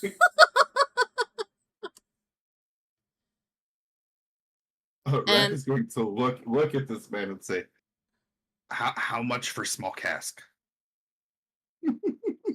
He's gonna look at you like wide-eyed. Be like, I don't know if I should sell it to you in a whole cask, or it's basically like a bomb. Where would you even keep not it? Not whole cask, small cask. Rahk has carriage. So it's like, Rahk has carriage and a small cask whole of this. storage chest. If it should get lit on fire, your carriage and anything in it would go up in flames. We keep in portable hole. Well, that could be a thing there. Are you staying in town then? Yes, we stay in town. We stay in inn. Right. Well, I could get you a cask in the morning. It is quite expensive. How much for a cask? I think he'd need one. It'd be about 150 gold for it. And on the Okay, side, Rahk, I'll have to pay any fines if they find out that I did it. and Rahk is just gonna heft the 150 gold onto the counter and slide it over slightly drunkenly. This dwarf looks at you like, And then immediately just looks like and he goes, right. And then you see him reach for a regular shot of, and the liquid that he brings out in the shot for himself looks like a clearer version of what he gave you in that glass, right? As he pours himself a regular shaft shot and immediately downs it, and then goes, and a little bit of smoke comes out of his mouth, but he goes, whew. What kind It's of good stomach stuff. have you got, sir? Cast iron, Right. is it? Very strong stomach. He's just shaking his head like, no doubt. Wreck like drink. Learn from master. Some master taught you to drink lightning and fire all at once.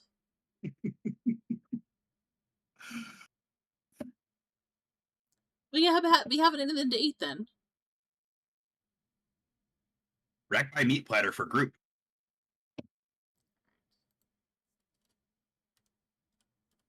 So the massive pile of salted meats and roasted roots is 3 gold for it. Okay. Are you looking to get just regular ale as well, or are you looking for more shaft shot? He'll have a regular ale and another regular shaft shot. So the ale is 8 copper, and the Okay. shaft shot is 2 silver. Okay. Follow with that. Done. Anyone else getting anything to eat or drink? I'm Not gonna that get- A.B.A.C needs it. He's Yeah. sans and Also, needing there's- of consumption. There is get some enough ale. salted meats on the table for everybody. Actually, A.B.A.C will go to the up to the bar after seeing that interaction, and he'll say, "I will have 1 mug of the usual," and then he says, "I don't know what that means, but it seems acceptable."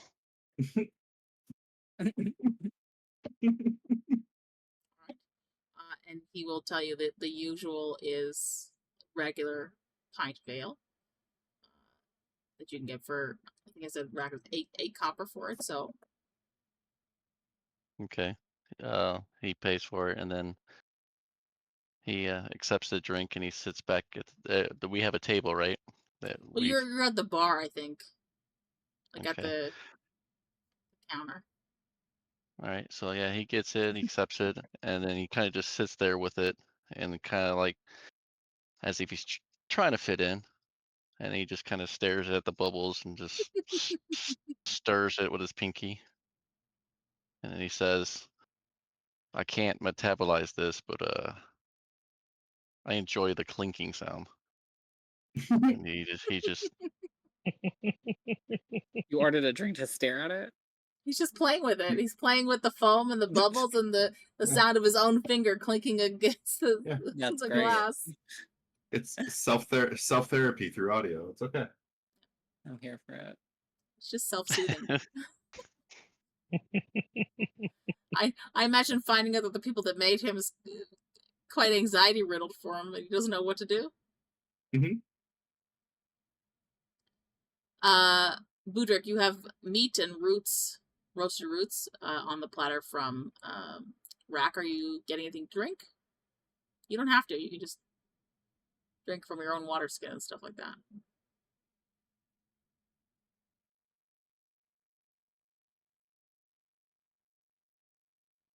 Budrick? Oh, sorry. What was that? I said there's enough food on the platter that Rahk ordered for all of you. Are you getting anything to drink, or are you just drinking from your own water Oh yeah, skin? I thought I already said I'm getting just a regular ale. Oh, 8 okay. 8 copper, right? Yeah. Yep. Alina, what I'll are you eat the doing? meats. There's I'm gonna get a roasted drink as roots, well. so you could have roasted roots. Right. Okay, eat that too. Sorry, Alina, you said you want a drink too. You want ale or you want the shaft shot? Let's go with the shot. Okay, so that's 2 silver. Okay. When you drink it, it is a strong dwarven liquor. And when he passes it to you, he lights it on fire first, and you have to wait for the flame to die down. But he does suggest to you that you drink it when the flame is just low enough that you won't burn your lips. And I'll cast prestidigitation on the flame and make it pink. I'd be like, ooh. Do you still drink it when the flame is lit, though?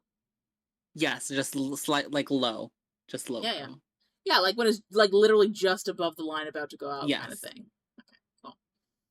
So you drink it quickly, obviously because it's shot, and you feel a small billow up in your stomach, and you just release because you change the color of the flame, the smoke is also pink when it comes out of your mouth. But it's just a small trail as you exhale after drinking it. You have a warming sensation inside your stomach. Oh, that feels nice.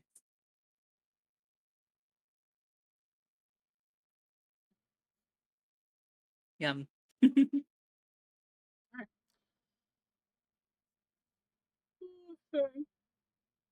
And I'll also eat some of the roots. Roasted roots. Rahk, it looks like you're the only one eating them roasted meats. Salted meats. Okay. Massive I said I was eating pile. the meats. Oh, I thought you said you were only eating roots too. And I was like, oh, okay. No, I'll eat the meats I'm doing the roots. and the roots. Budrick is not a vegetarian. Well, I wasn't sure. I thought maybe you'd just gone, and I was like, I thought he ate meat before, and then I only heard I'm only eating the roots. I was like, oh, okay, all right, sure. All right, cool. So, did you guys do anything else while you're at the tavern, or you just wait till nightfall, enjoy each other's company, and head back to the inn? That sounds about right. Cool.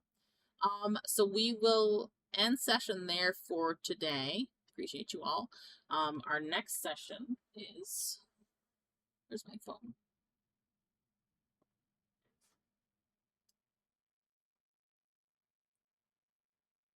I believe. So we're missing the 17th, and we're doing the 23rd. Correct? Which is a Saturday, if that's okay with you, Bacon. I don't know if it is or not. I think I mentioned in the chat. I don't know if you said no. Could be a problem, but I'll have to check with the work schedule. Okay. We can still do the 24th as well, I think, but 23rd might be easier. But let me know. It's either gonna be the 23rd or 24th, though. Pretty flexible, you'll find, so we'll figure it out. Okay. Thank you so much, everybody. Welcome to the campaign, Bacon. Yes. Happy to have you. Rahk, I think, is overjoyed with having someone just as awkward as himself. You do just seem to like automatically pick his thieves. I think Ki-Rel, when he comes back, is going to be like, "This is my brother from another mother. What are you doing, coming in on my action here?" But we'll see. They will, of course, at some point teach you their for the flock, and we'll see how that goes. I will say, I thought it was really funny that Goldie thought that I was going to give you guys a gelatinous ooze in the tunnels. I will say you avoided hitting 3 other oozes, though, the way that you guys went. So, I'm glad you at least ran into one. Rahk got about this close when he first went to the left. This close. He just managed not to step on it. But, yeah, good stuff. For anybody watching from home, that was an ooze called an ochre jelly, which, when it's struck by lightning or slashing damage, it splits into 2 new jellies. But given what I knew about Rahk's unarmed strikes, I did not want you guys to have to fight like 17 fucking jellies. So I just adjusted it and said you have to do more than this amount of damage in a single strike, which Alina did with hers. Otherwise, Gotcha. you would have had, every time Rahk went, 3 additional jellies. Oh no. Right. So I was like, maybe not with that. maybe not. Maybe not with that I would little have bit of never, extra. I would Like, have never that's been a activated. that's a static shock. That would have been a TPK in that fucking hole in the ground. It would have become a tomb, essentially, is what would happen. But yeah, so yeah. And every time a new jelly spawns, they have half the original hit points of the initial one. So then let's say it had 50 hit points, right? When it separates, they then each have 25. No matter, like, the jelly only has to have at least 10 hit points left, and if it does, it splits, and then both have half the hit points again. It would have been, you would have been dead, all of you. But that's what a good DM does, and they adjust on the fly. But so I just was like, As she says about I herself. was like, this is a TPK. If I allow Rahk every time he does this, you'll just have a bunch of ochre jellies running around. Yeah. I would have cast Fireball on that bitch and killed everybody. You were one spell off of triggering your wild magic, just so you're aware. Oh shit! Yay! Oh, Yeah. can I see what could I have rolled? Is the D100? Yes. Okay, let's see what it would have been today. 72. What would have happened? 72 is you were afflicted by the frightened condition until the end of your next turn. Oh no, not frightened. Does that mean I just like flail my arms around and panic? So frightened is like you can't forcibly move towards the source of your fear, and I would have determined what the source of your fear was. Oh damn. And I'm just saying, given where you were, I would have just counted the number of people and jellies, rolled a die equivalent to that, and then whichever one the die came up with is who or what you were afraid of. Okay. Yeah. And also, I think also with the frightened condition, your ability checks and attacks are at disadvantage. Damn. Okay, that's horrible. But it would have been only for one turn, so you'd have been okay. Basically, just temporary insanity, which is what that result would have been. But yeah.